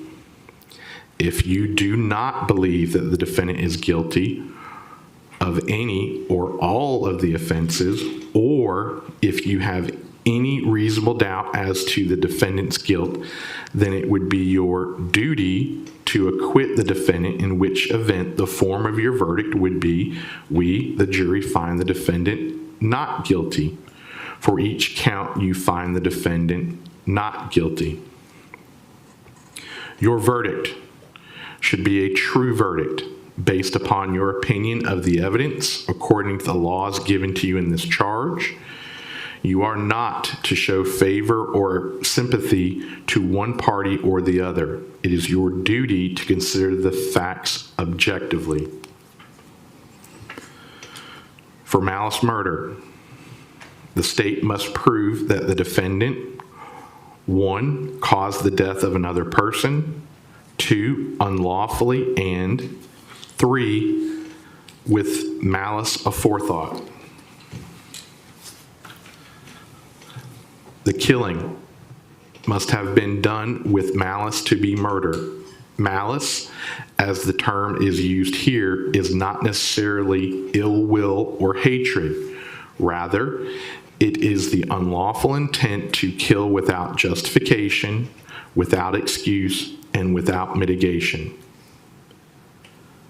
You may find malice when the circumstances show that the defendant acted with the deliberate intention to unlawfully take the life of another person.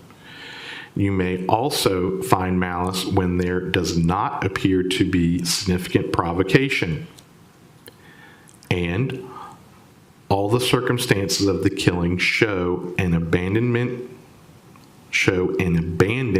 and malignant heart. The state does not have to prove premeditation to prove murder.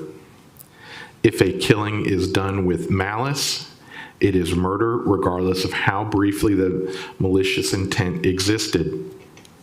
No specific length of time is required for malice to arise in the defendant's mind.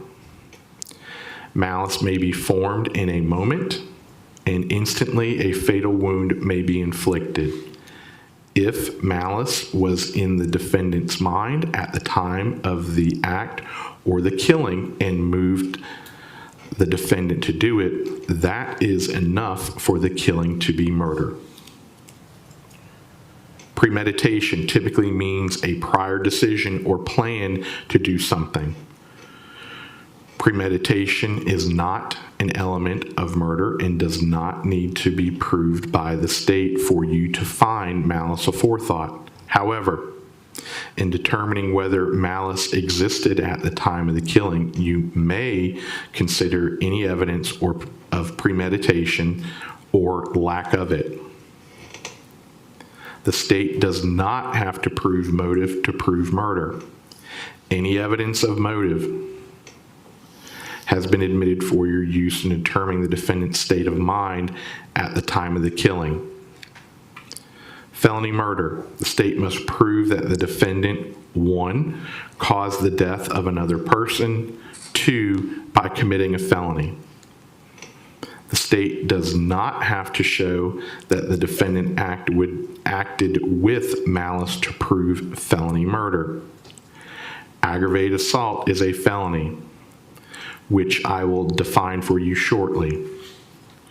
Criminal damage to property in the first degree is a felony, which I will define for you shortly.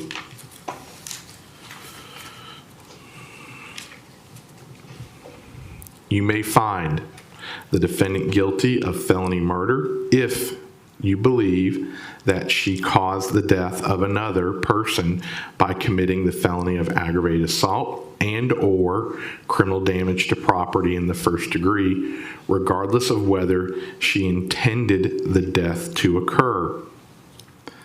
There must be some causal connection between the felony and the death. Felony murder is not established simply because the death occurred at the same time as or shortly after the felony was attempted or committed. The felony must have directly caused the death or played a substantial and necessary part in causing the death, regardless of when the death ultimately occurred. In considering the malice and felony murder charges in counts 1, 2, and 3, you must first decide whether the defendant was sufficiently provoked and acted out of passion.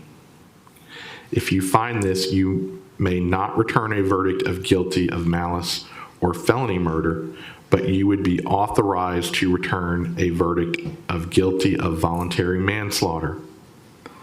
The state must prove beyond a reasonable doubt that the offense should not be reduced from murder to voluntary manslaughter.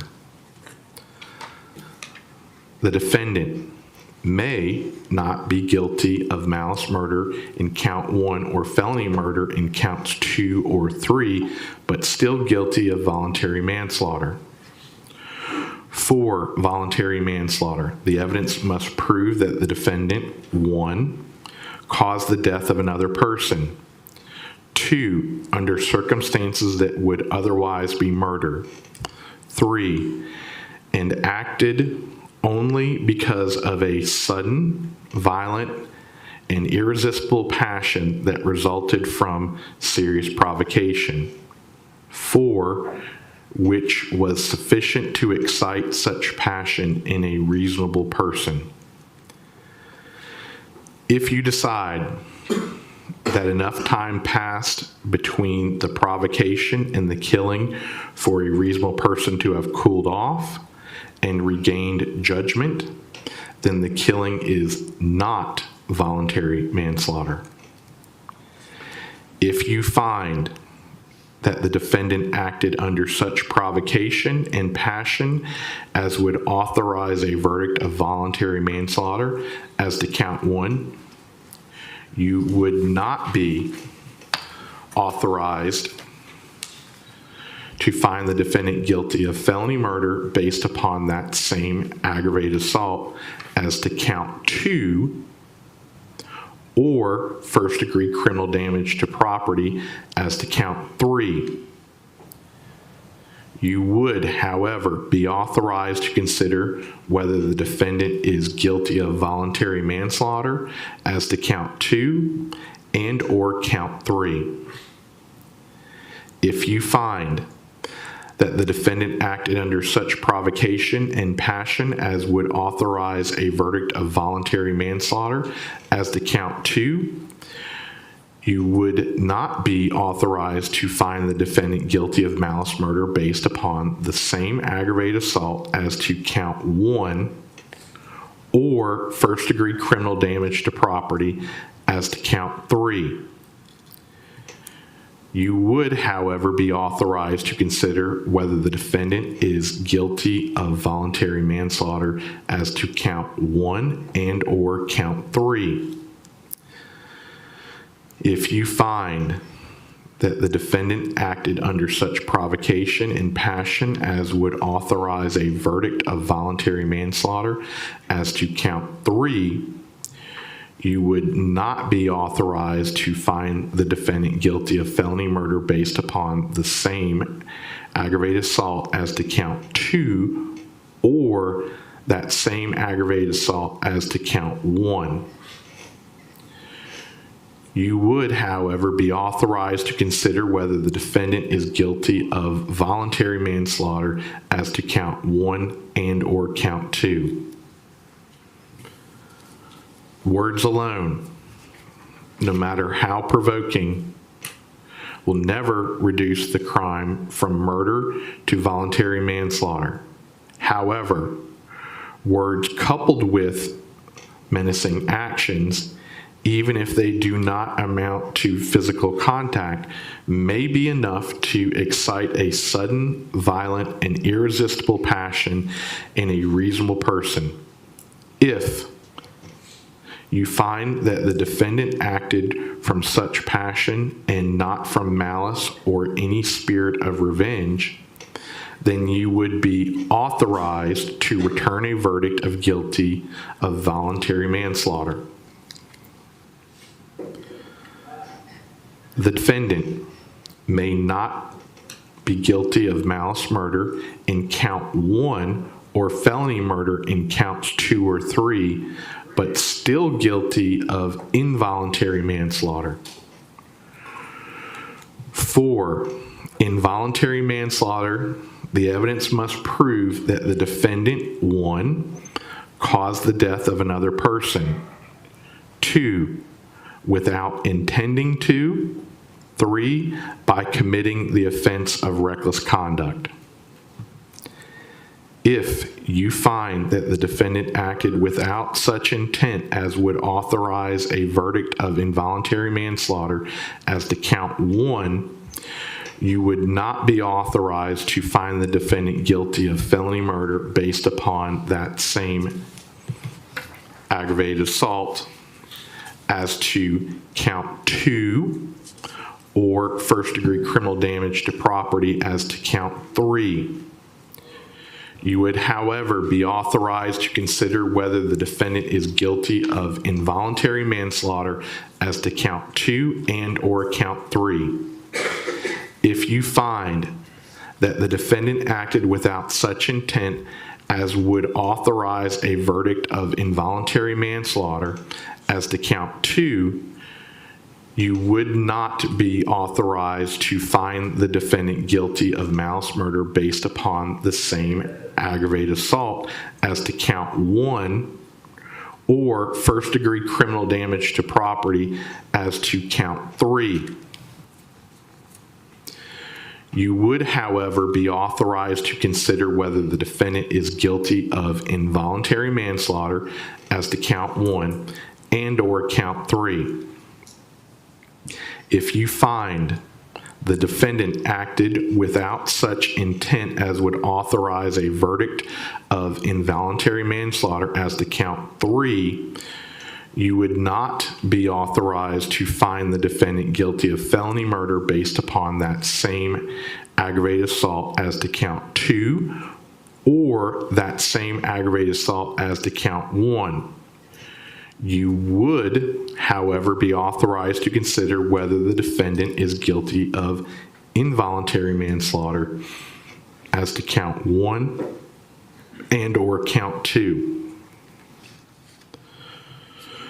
For aggravated assault, the state must prove that the defendant, 1, assaulted another person, 2, with a deadly weapon or an offensive weapon. To prove assault, the state does not have to prove that the other person was actually injured. However, the state must prove that the defendant attempted to cause a violent injury to the person or committed an act that placed the person in reasonable apprehension or fear of immediately receiving a violent injury. An offensive weapon is any object that is likely to cause or actually does cause death or serious bodily injury if used against someone. A firearm, when used in the way a firearm is ordinarily used, is a deadly weapon. A person commits the offense of criminal damage to property in the first degree when she knowingly and without authority interferes with any property in a manner so as to endanger human life. The term without authority means without legal right or privilege. The defendant may not be guilty of aggravated assault in count 4 of first-degree criminal damage to property in count 5, but still be guilty of reckless conduct. For reckless conduct, the evidence must prove that the defendant, 1, caused bodily harm to another person, 2, by consciously disregarding, 3, a substantial and unjustifiable risk, 4, that the defendant's act, 5, would cause harm to the other person. A conscious disregard must arise to the level of a gross deviation from the standard of care a reasonable person would exercise in the particular situation. For possession of a firearm during commission of a felony, the state must prove that the defendant, 1, had a firearm, 2, on her person, 3, while committing an aggravated assault. For purpose of this offense, a firearm includes any handgun. A person commits the offense of tampering with evidence when, with the intent to obstruct the prosecution of any person, she knowingly conceals physical evidence.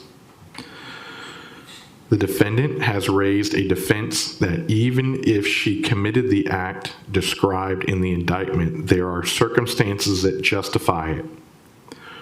Once this defense is raised, the state must disprove it beyond a reasonable doubt.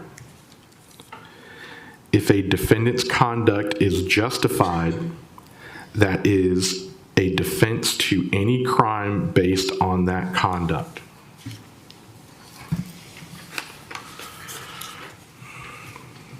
Sometimes a defendant's threat or use of force is legally justified and so is not a crime.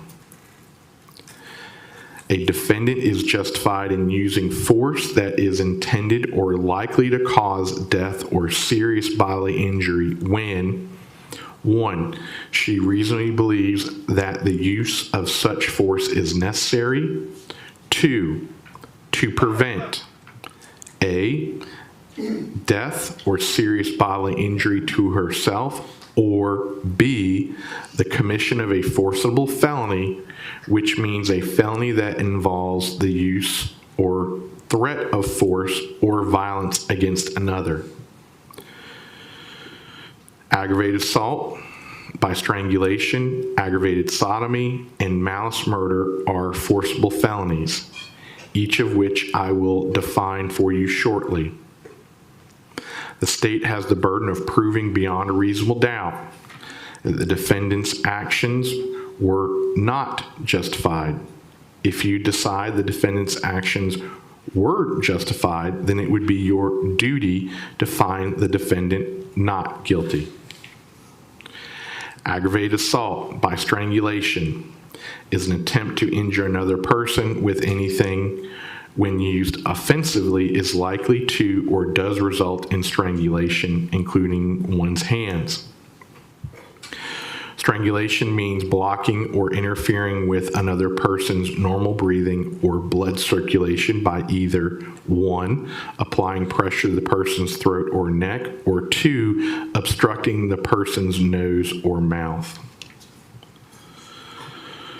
Sodomy is any sexual act that involves the sexual organs of one person and the mouth or anus of another. Aggravated sodomy is an act of sodomy that is both forcible and against the will of the victim. An act is forcible if it is accomplished through acts of physical force, threats of harm, or intimidation. An act is against the will of the victim if it does, I repeat, an act is against the will of the victim if it is done without the victim's consent.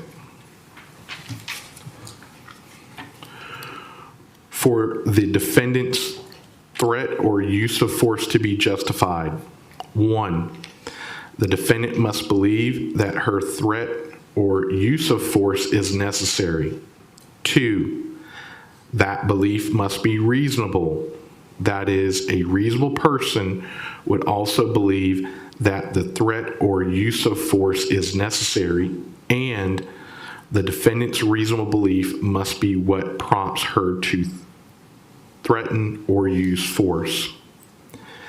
A person who is not the aggressor is not required to retreat before being justified in using force she reasonably believes to be necessary.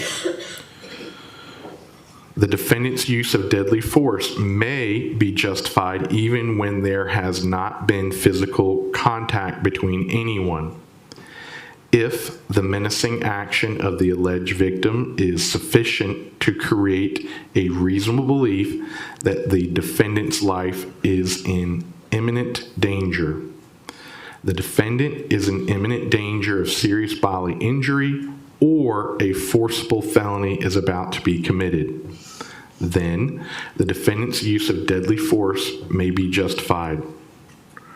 Words alone never justify the use of deadly force, no matter how abusive or provoking. However, Verbal threats accompanied by some menacing actions may justify the use of deadly force. A defendant is not justified in using excessive force while acting in self-defense. If you decide that the defendant used more force than was reasonably necessary to defend against the alleged victim's threats or use of force, then the defendant's actions would not be justified. A defendant is not justified in threatening or using force against another person solely in revenge for something the other person said or did on a previous occasion, no matter how serious the past wrong may have been. If you find beyond a reasonable doubt that the defendant used force against the alleged victim for the purpose of avenging a past wrong and not for the purpose of preventing an imminent commission of a forcible felony, then you would be authorized to convict the defendant. A forcible felony is a felony that involves the use or threat of force or violence against another. Aggravated assault and aggravated sodomy are forcible felonies and will be defined for you shortly. If a defendant raises as defense justification using force against another, you may consider relevant evidence that the defendant has been subject to acts of family violence or dating violence in order to establish the defendant's reasonable belief that deadly force was immediately necessary. Family violence means the occurrence of one or more of the following acts between persons living in the same household. 1, any felony. Or 2, commission of offenses of battery, simple assault, stalking, criminal damage to property, unlawful restraint, or criminal trespass. Dating violence means the occurrence of one or more of the following acts between persons who are currently or within the last 12 months were in a dating relationship. 1, any felony, or 2, commission of the offense of simple battery, simple assault, or stalking. Dating relationship means a committed romantic relationship characterized by a level of intimacy that is not associated with mere friendship or between persons in an ordinary business, social, or educational context. Voluntary intoxication is not a defense to a crime. If the defendant, when sober, could reason and distinguish between right and wrong, and she voluntarily became intoxicated and then committed a crime while intoxicated, she is responsible for the crime just as if she had been sober at the time she committed the crime. Members of the jury, by no ruling or comment that the court has made during the progress of this trial has the court intended to express an opinion upon the facts of this case, upon the credibility of the witnesses, upon the evidence, or upon the guilt or innocence of the defendant. You are only concerned with guilt or innocence of the defendant. You are not to concern yourselves with punishment. One of your first duties in the jury room will be to select one of your number to act as a foreperson who will preside over your deliberations, and he or she will sign the verdict to which all 12 of you freely and voluntarily agree. You should start your deliberations with an open mind. Consult with one another and consider each other's views. Each of you must decide this case for yourself, but you should do so only after discussion and consideration of the case with your fellow jurors. Do not hesitate to change your opinion if you are convinced that it is wrong. However, you should never surrender an honest opinion in order to be congenial or to reach a verdict solely because of opinions of other jurors. Whatever your verdict is, it must be unanimous, that is, agreed to by all. The verdict must be in writing and signed by one of your members as foreperson, dated, and returned to be published in open court. You will have with you all the evidence which has been introduced at trial. Additionally, you will have a copy of the indictment, this charge of law, and the verdict form. This has been displayed, making no comment on that display, but you will have a copy of the verdict form. You will mark your verdict for each and every count, marking one and only one option per count. It will then be signed and dated by your foreperson. Once you have that verdict, please let the bailiff station outside your door know. We will get you into court as quickly as possible in order to take that verdict. In a moment, you will retire to the jury room, but do not begin your deliberations until you receive the indictment and any evidence which has been admitted in this case. During that time, you may proceed to select one of your foreperson as your foreperson.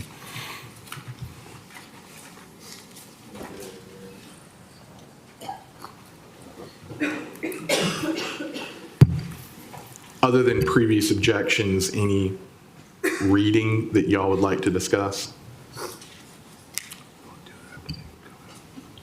If you do, approach.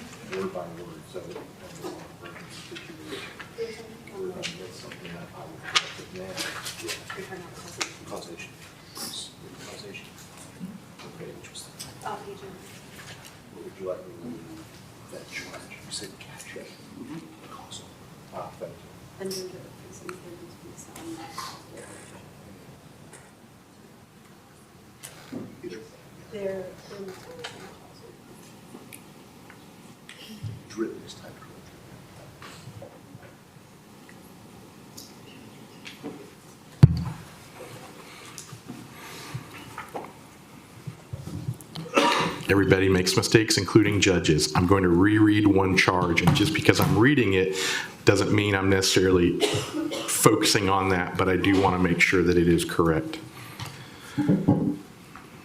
This is in relation to causation in felony murder. I'm going to reread it. You may find the defendant guilty of felony murder if you believed that she caused the death of another person by committing the felony of aggravated assault and/or criminal damage to property in the first degree, regardless of whether she intended the death to occur. There must be some causal connection between the felony and the death. Felony murder is not established simply because the death occurred at the same time or shortly after the felony was attempted or committed. The felony must have directly caused the death or played a substantial and necessary part in causing the death, regardless of whether the death ultimately occurred. Good? Yes, Your Honor. I I apologize for that. Any other reading things we need to discuss? Not from the state judge. Nor from the defense. Folks, I'm aware that it's 1:10. You are going to control your own schedule. There are currently 14 of you. I will discuss with the two alternates. They've not done anything wrong.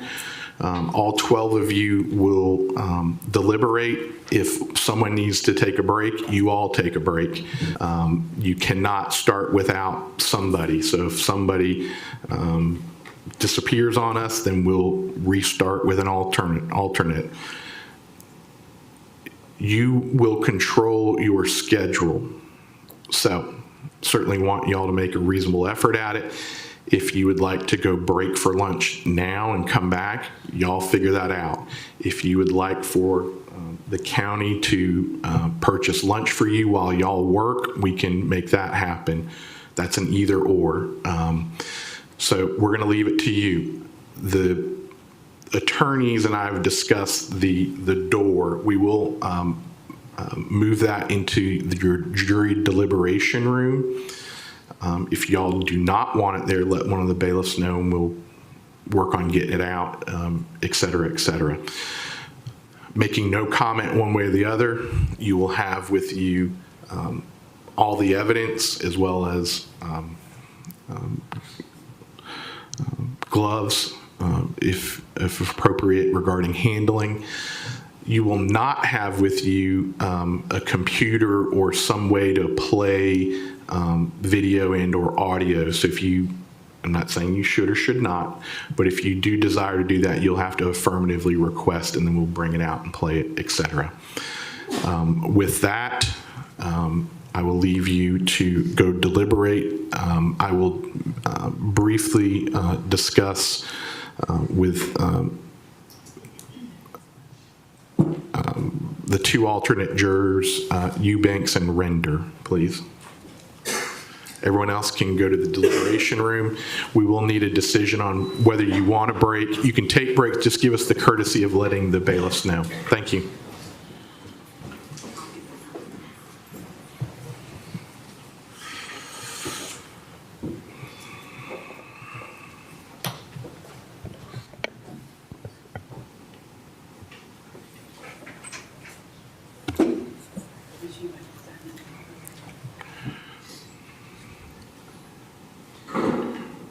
For purpose of discussion with the alternate, I'm going to mute the live stream.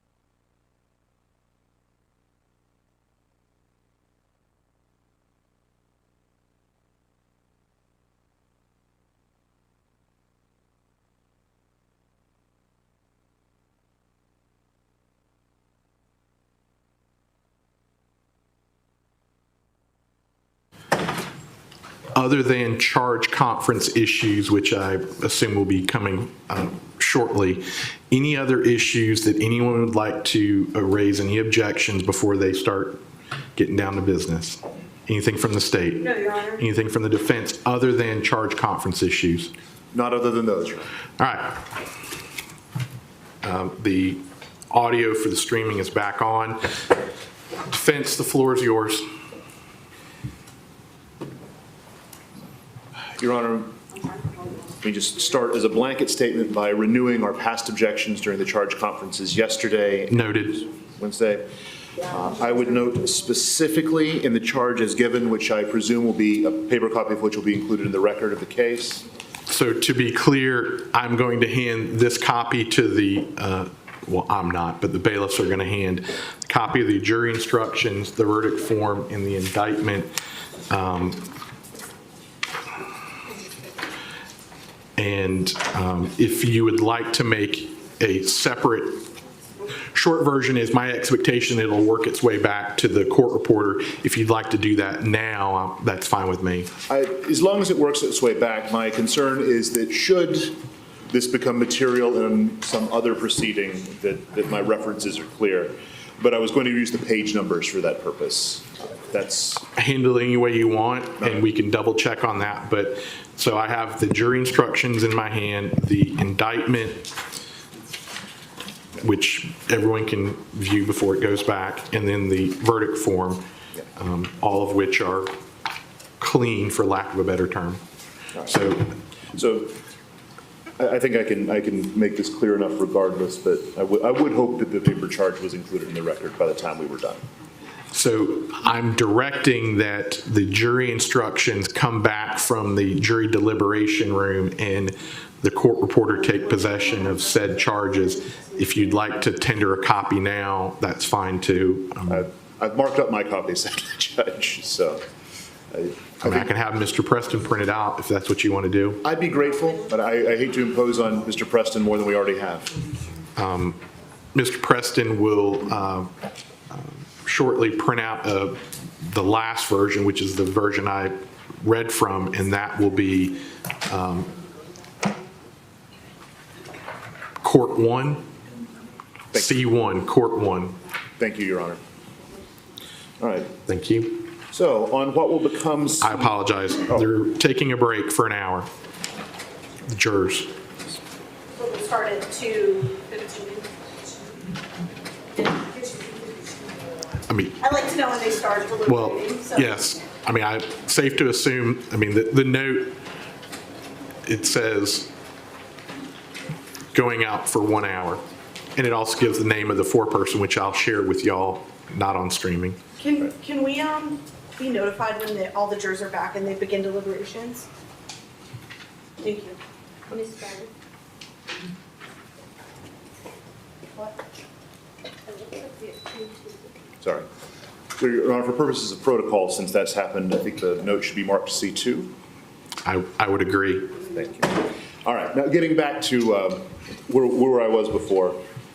On page 8 of what will be C1, where the court gave the pattern charge 2.10.20 on felony murder, we objected did not include the language regarding inherent dangerousness. As I noted to the court, our position is that the 6th and 14th Amendment under Apprendi and the cases that follow. I'm sorry, I apologize, Madam Court Reporter, I did not have the microphone. But under Apprendi versus New Jersey and the cases that follow it, that is a question of fact that has to be determined by the jury, not determined by the court. Relatedly, we would object to the courts not having given our request number 39, which covered the same material, as well as our request number 40, which provided a definition of inherent dangerousness, or at least that the charge should have contained some definition of inherent dangerousness.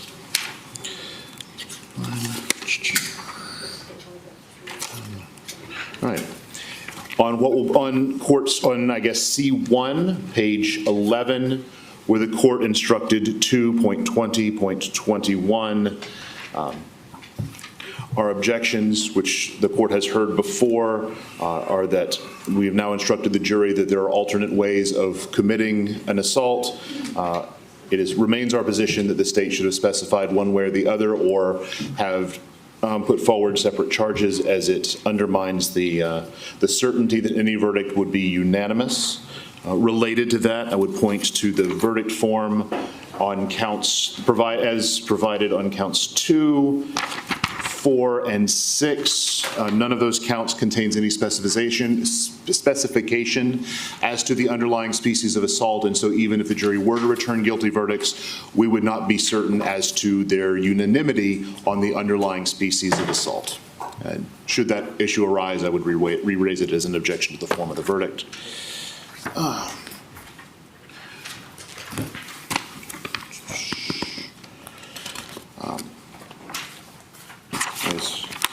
Between what would have been pages 11 and 12 of C1, we would object to the courts not having given our request number 46, which relates to the applicability of scienter, as well as our request, I believe, make sure I'm number 48. I guess So I guess, yes, our request number 48, which relates to authority with respect to one's property. Then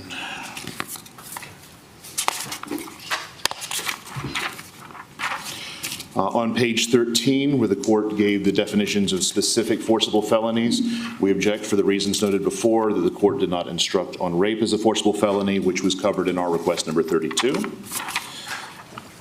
And between pages 14 and 15 of what will be C1, we would object that, or I guess, no, I apologize.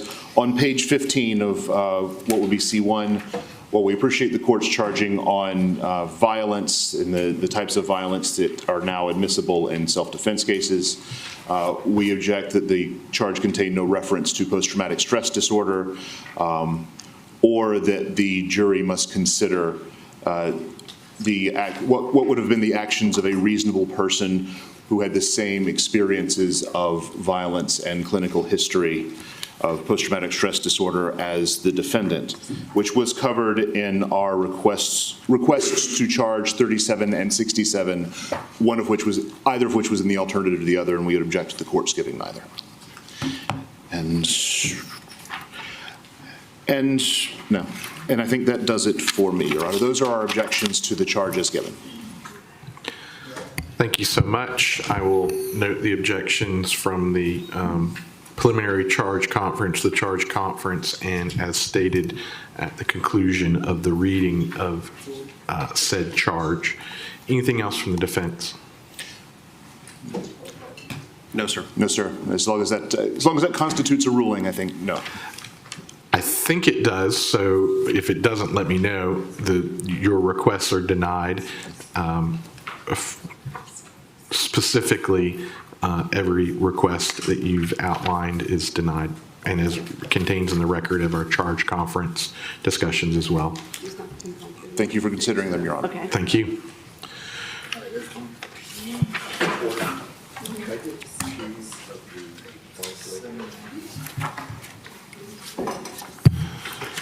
If the lawyers who are interested in who the foreperson is, I have that information here. It's, thank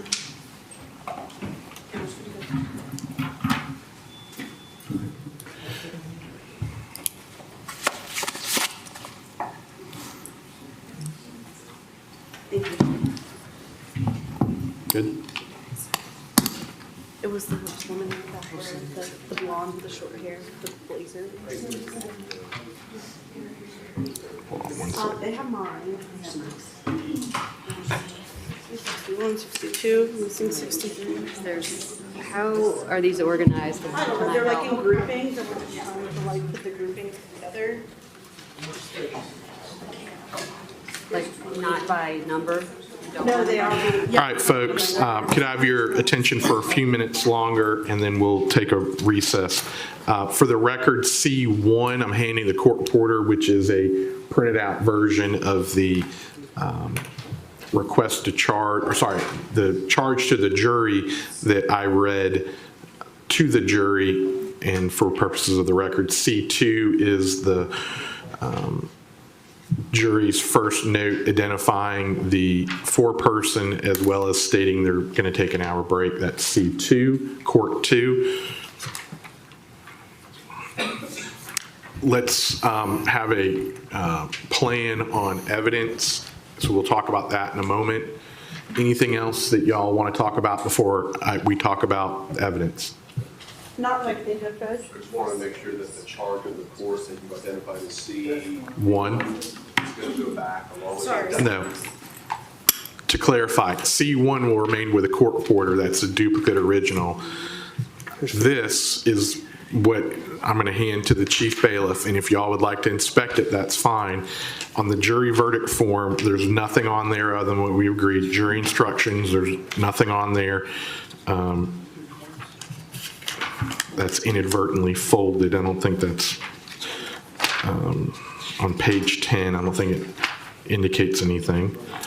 And then we have the indictment, which I don't know who did it, but somebody wrote the case number, not me, on various different pages, which I don't think influences one way or the other. But y'all can inspect that. That'll be going back to the 12 assembled jurors. Yeah. Thank you. Oh, I have, Any other issues other than evidence? Not the most. oh, sorry. No, it's not from the state judge. Okay, so what do we want to do? Is it vacant now? Yes.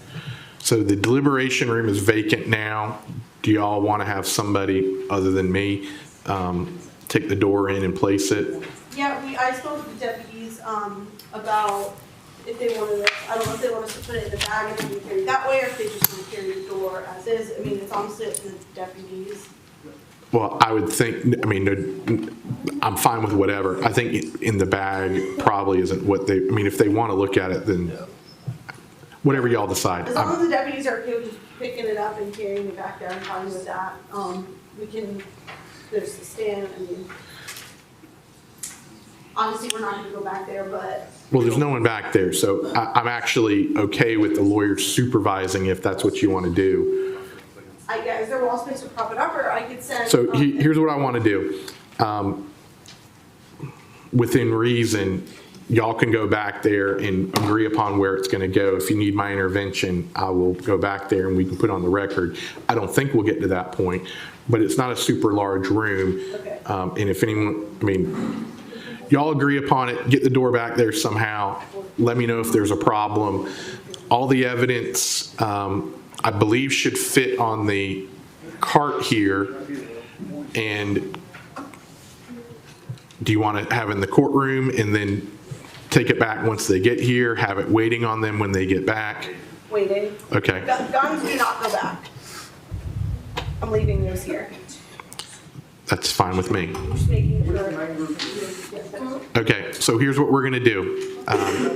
Kind of final decision here.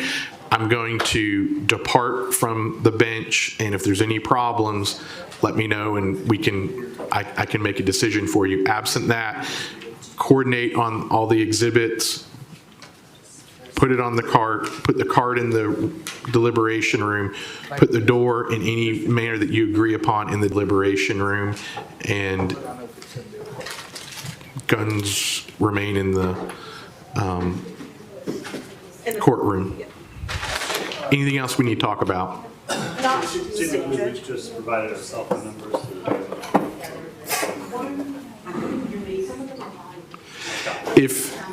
So I think my staff knows how to reach all of y'all. If not, I'll let you coordinate with that, but Is a hammer allowed to go back with them?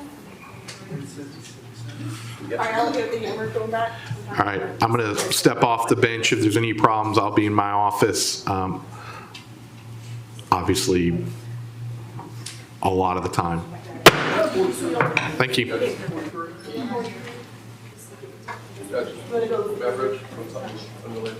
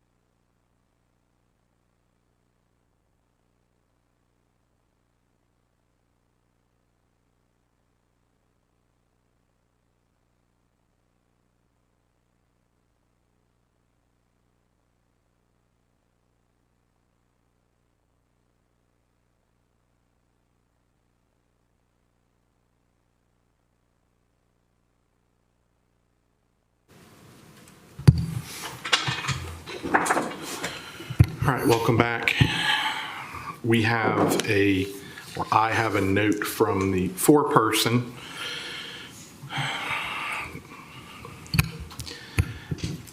Each case is different. I always, in the past, have shared the note with the lawyers. I think there is a inference of leaning in the note, so at this point, I'm not inclined to, and I understand, we'll talk. It's going to be a longer conversation. To not share the entire contents with the lawyers will certainly be part of the record. That being said, the foreperson alleges that one of the jurors is, my summary, refusing to participate in deliberations.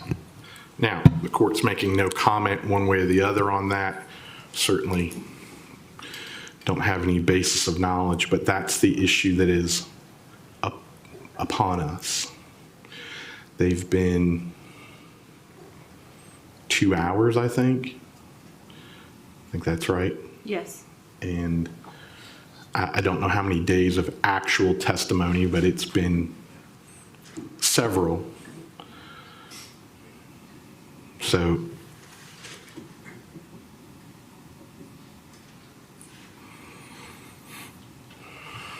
I'll certainly look for inclination, and ultimately it's my decision, but there's several ways we can go about it. One, I bring all the jurors back and I reread page 16 portion where it says you should start your deliberations with an open mind. Pattern.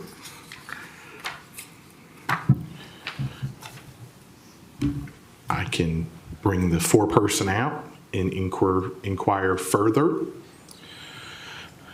without commenting on the providence of the jury, without interfering with their deliberations. I can bring them all out, and so we have some options, but it is, in the court's estimation, very early in the process as far as deliberations. I make no comment on the length of any jurors or jury's deliberations, but I don't know, after 2 hours, we can already be at a deadlock, but that's the issue before us. State, would you like to start? No? Defense, would you like to start? He can start. Judge, I have Mr. Bullard looking at this right now. I think, and I could be wrong, but I believe that I think the rule is that the lawyers have a right to see the note. So on that point, I believe there's a split of authority. I think the preference is that you receive a copy of it. However, I do believe that there's backing of a trial judge in at least withholding the information. Certainly it'll be part of the record, and that's not a final decision. I'm just letting you know. I'm not telling you right now, other than the court summary that I just gave you. And I understand that you lodge an objection to that. I understand. And I'm trying to articulate what the objection, I guess my objection is I'd ask to see the note at this time. I understand what the court's going to rule. No problem with you asking. At this point, the court is declining your request over your objection with the response that the court, as a neutral arbiter, is summarizing that the foreperson is indicating that one juror is refusing to deliberate. Now, there's more to it, which I think would give an inkling to the parties of potentially where the jury might be at, which I don't think is appropriate to tell you at this point. But your objection is noted. May I have just a moment? Have as much time as you need.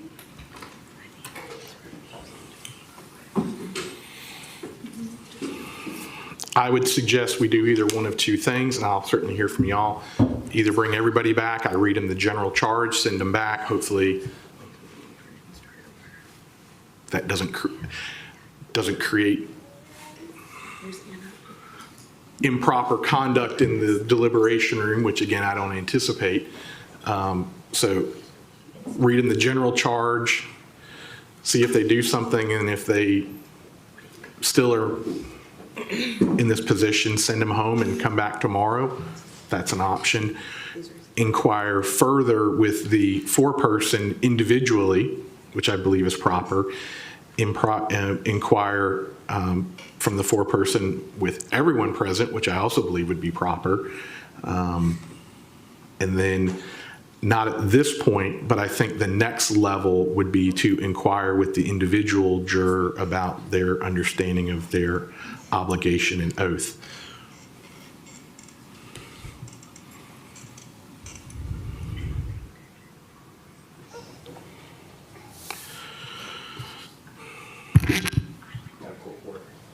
Court 3. That's where we are. Do you have a white sticky for me?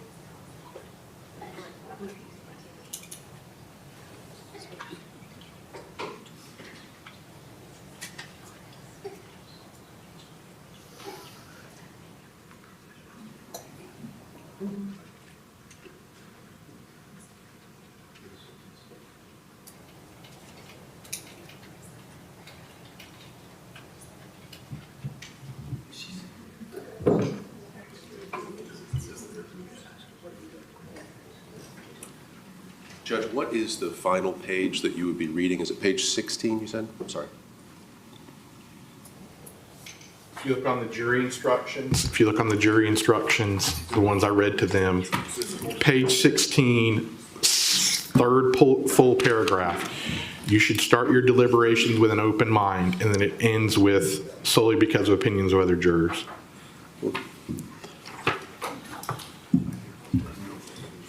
Yeah, Judge, I think we're in agreement, we are endorsing your suggestion to bring the entire jury back, read that again, and send them back.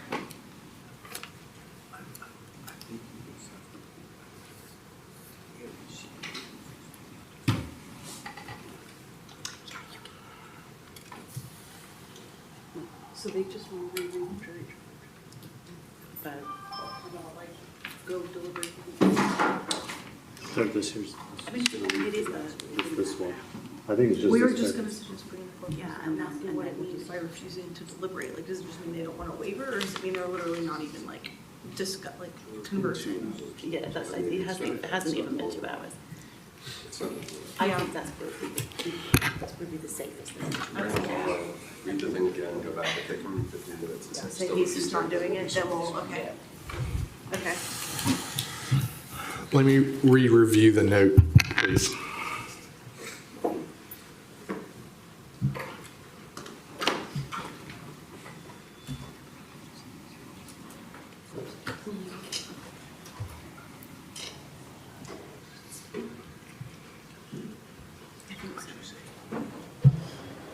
I don't know. I think I'm just saying you forever.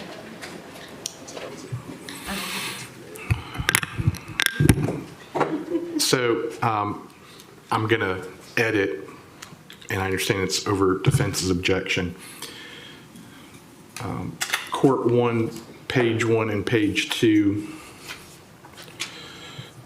From the foreperson, a juror has declared immediately upon entering room, he will not change his mind, will not discuss and deliberate.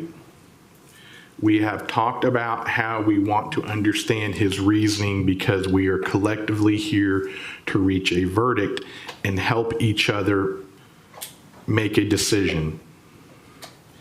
He said he is not obligated to change his mind or to be open-minded. He was open-minded in the courtroom. Everyone is concerned and explained they are concerned he entered with bias. There's a portion which I'm not going to read.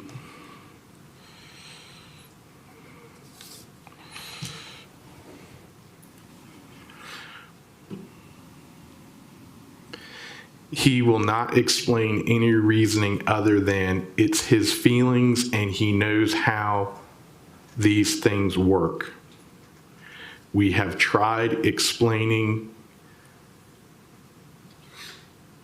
we value his thoughts and why he thinks that way, and said he won't do that because our opinion is ours and his is his, and he will not try to change our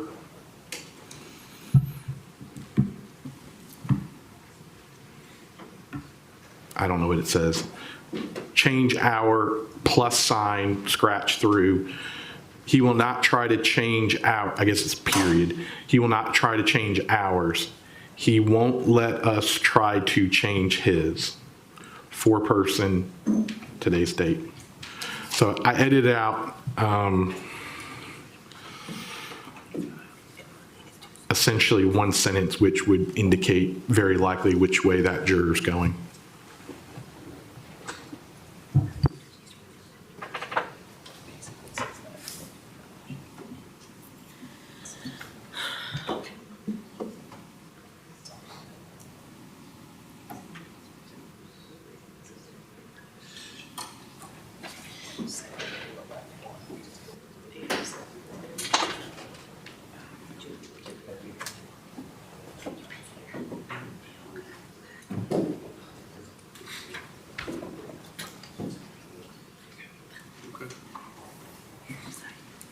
You good with that? Still good with that? With just reading the charge.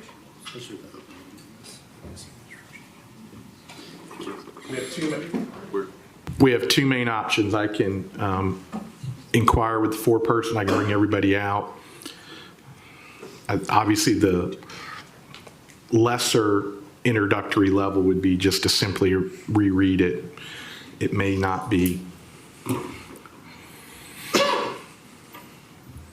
received well. I don't know if it will or will not. I think we're supporting your suggestion to bring them all out, read that last page, and then send it back. If they come back in 15 minutes and say, we're in the same spot, we'll do whatever. But I think that could be a good thing to just reread the charge and see what happens. Because it's only been an hour and We'll call it 2 hours, but 2 yeah. hours. Okay. Anything from the state? No, I mean, it has been early, and it's not like reading the charge really does any harm. I just don't know how fruitful it's gonna be based off of the note.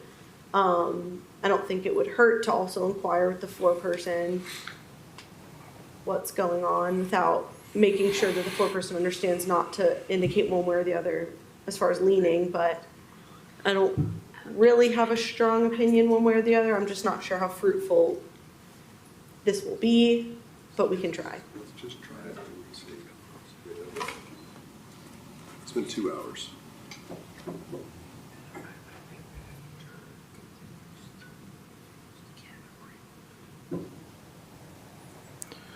Absent an objection, I'm going to bring them back, read them that one paragraph, send them back to the deliberation room, not to be presumptuous, but should it bubble up again, then I think the next level will be talk to the jury 4-person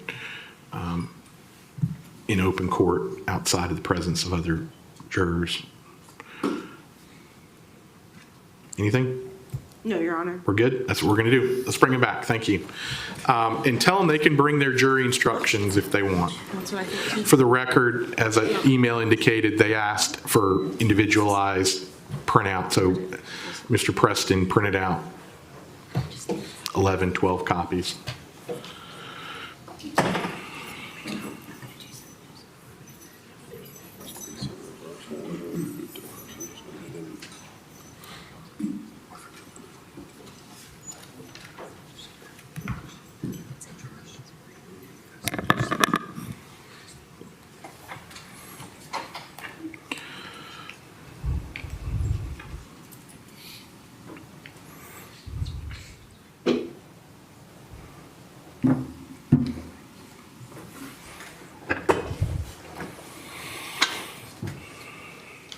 Welcome back. Thank y'all. Welcome back.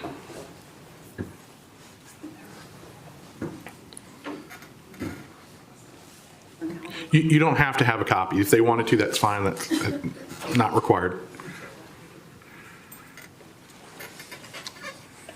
Welcome back. We have all 12. Thank you. Y'all can be seated. Madam Foreperson, I have received your note and I've communicated in summary to the lawyers. The response is this. This is to all jurors.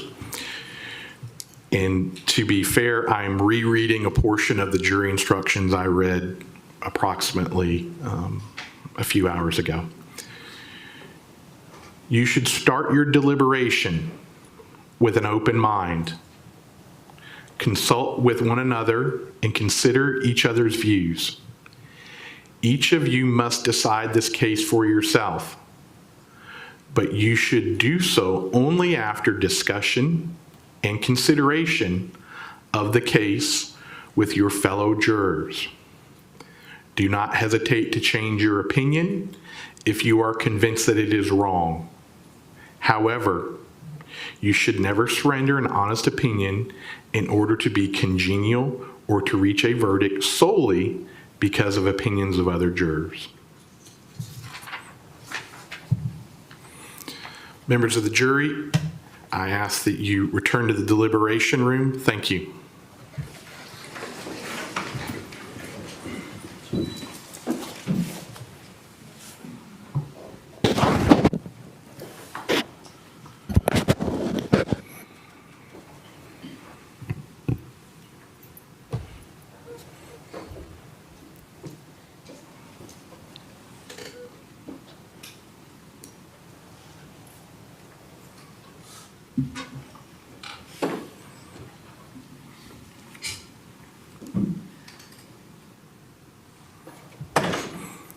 I certainly don't want to get into the, y'all can be seated, please, thank you. I don't want to get into the guessing game. I would imagine that if they are going to start to deliberate, they would do so. If they're going to potentially disagree, that might be sooner rather than later. It is 4:45. Again, I don't know. Maybe they come back and ask to come back tomorrow. I don't know. The reason I say all that is please don't go very far. Certainly, I'm very open to you doing whatever. I don't require you to remain in the courtroom. But that being said, I think it's a natural observation to say that they may give us information sooner rather than later. So I'm going to go back to my office, which is over there. And anything else we need to talk about? No, Your Honor. No, sir. All right. Court's in recess. Thank you.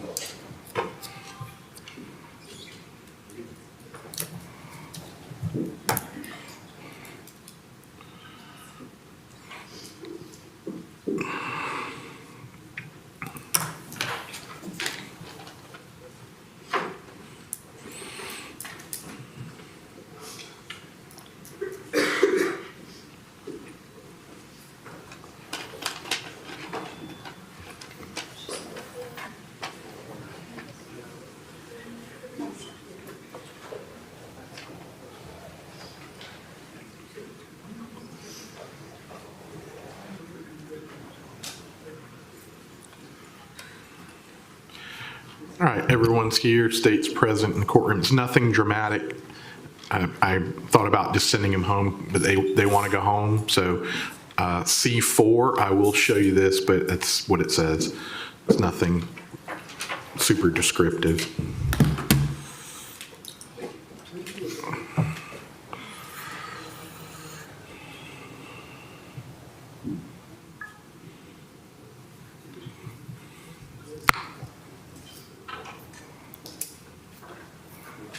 She's very on top of things.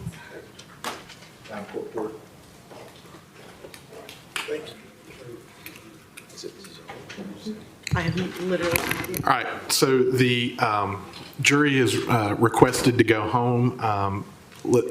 Go ahead and let them know that they are free to leave for this evening. Actually, let's bring them back real quick, if you don't mind, please. Please, thank you.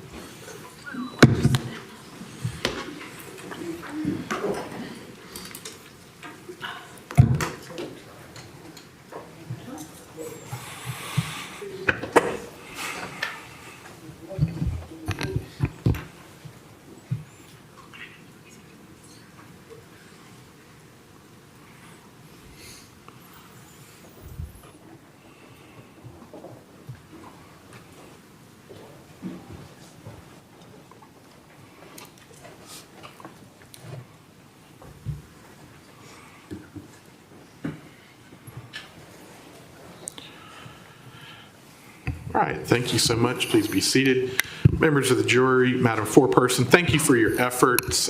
We will honor your request, and what will happen is y'all can reconvene. I believe you said essentially what we've been doing, and obviously the bailiffs will kind of check you in to make sure you have all 12, but I'm not going to convene the lawyers, so essentially I'll be in my office. You guys do the work you need to do, and if you need something, then we'll reconvene. But you can immediately go into the deliberation room. Again, do not do any deliberations until all 12 of y'all are present.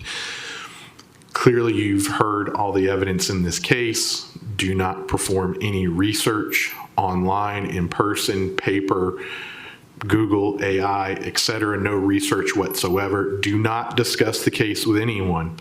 Do not discuss the case with anyone. With that, you're excused for the evening. Thank you.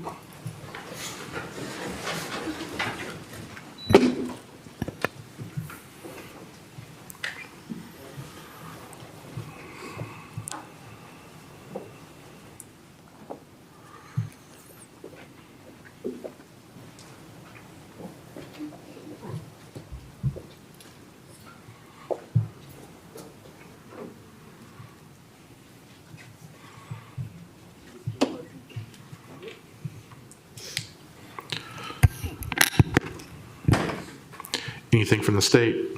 Y'all can sit, stand, I'm fine. Anything from the state? Yeah, no, Judge, sorry. Anything from the defense? No, sir. We're adjourned for the day. Thank you. Nothing left. Sheriff's Department's going to let the jurors go by. Thanks.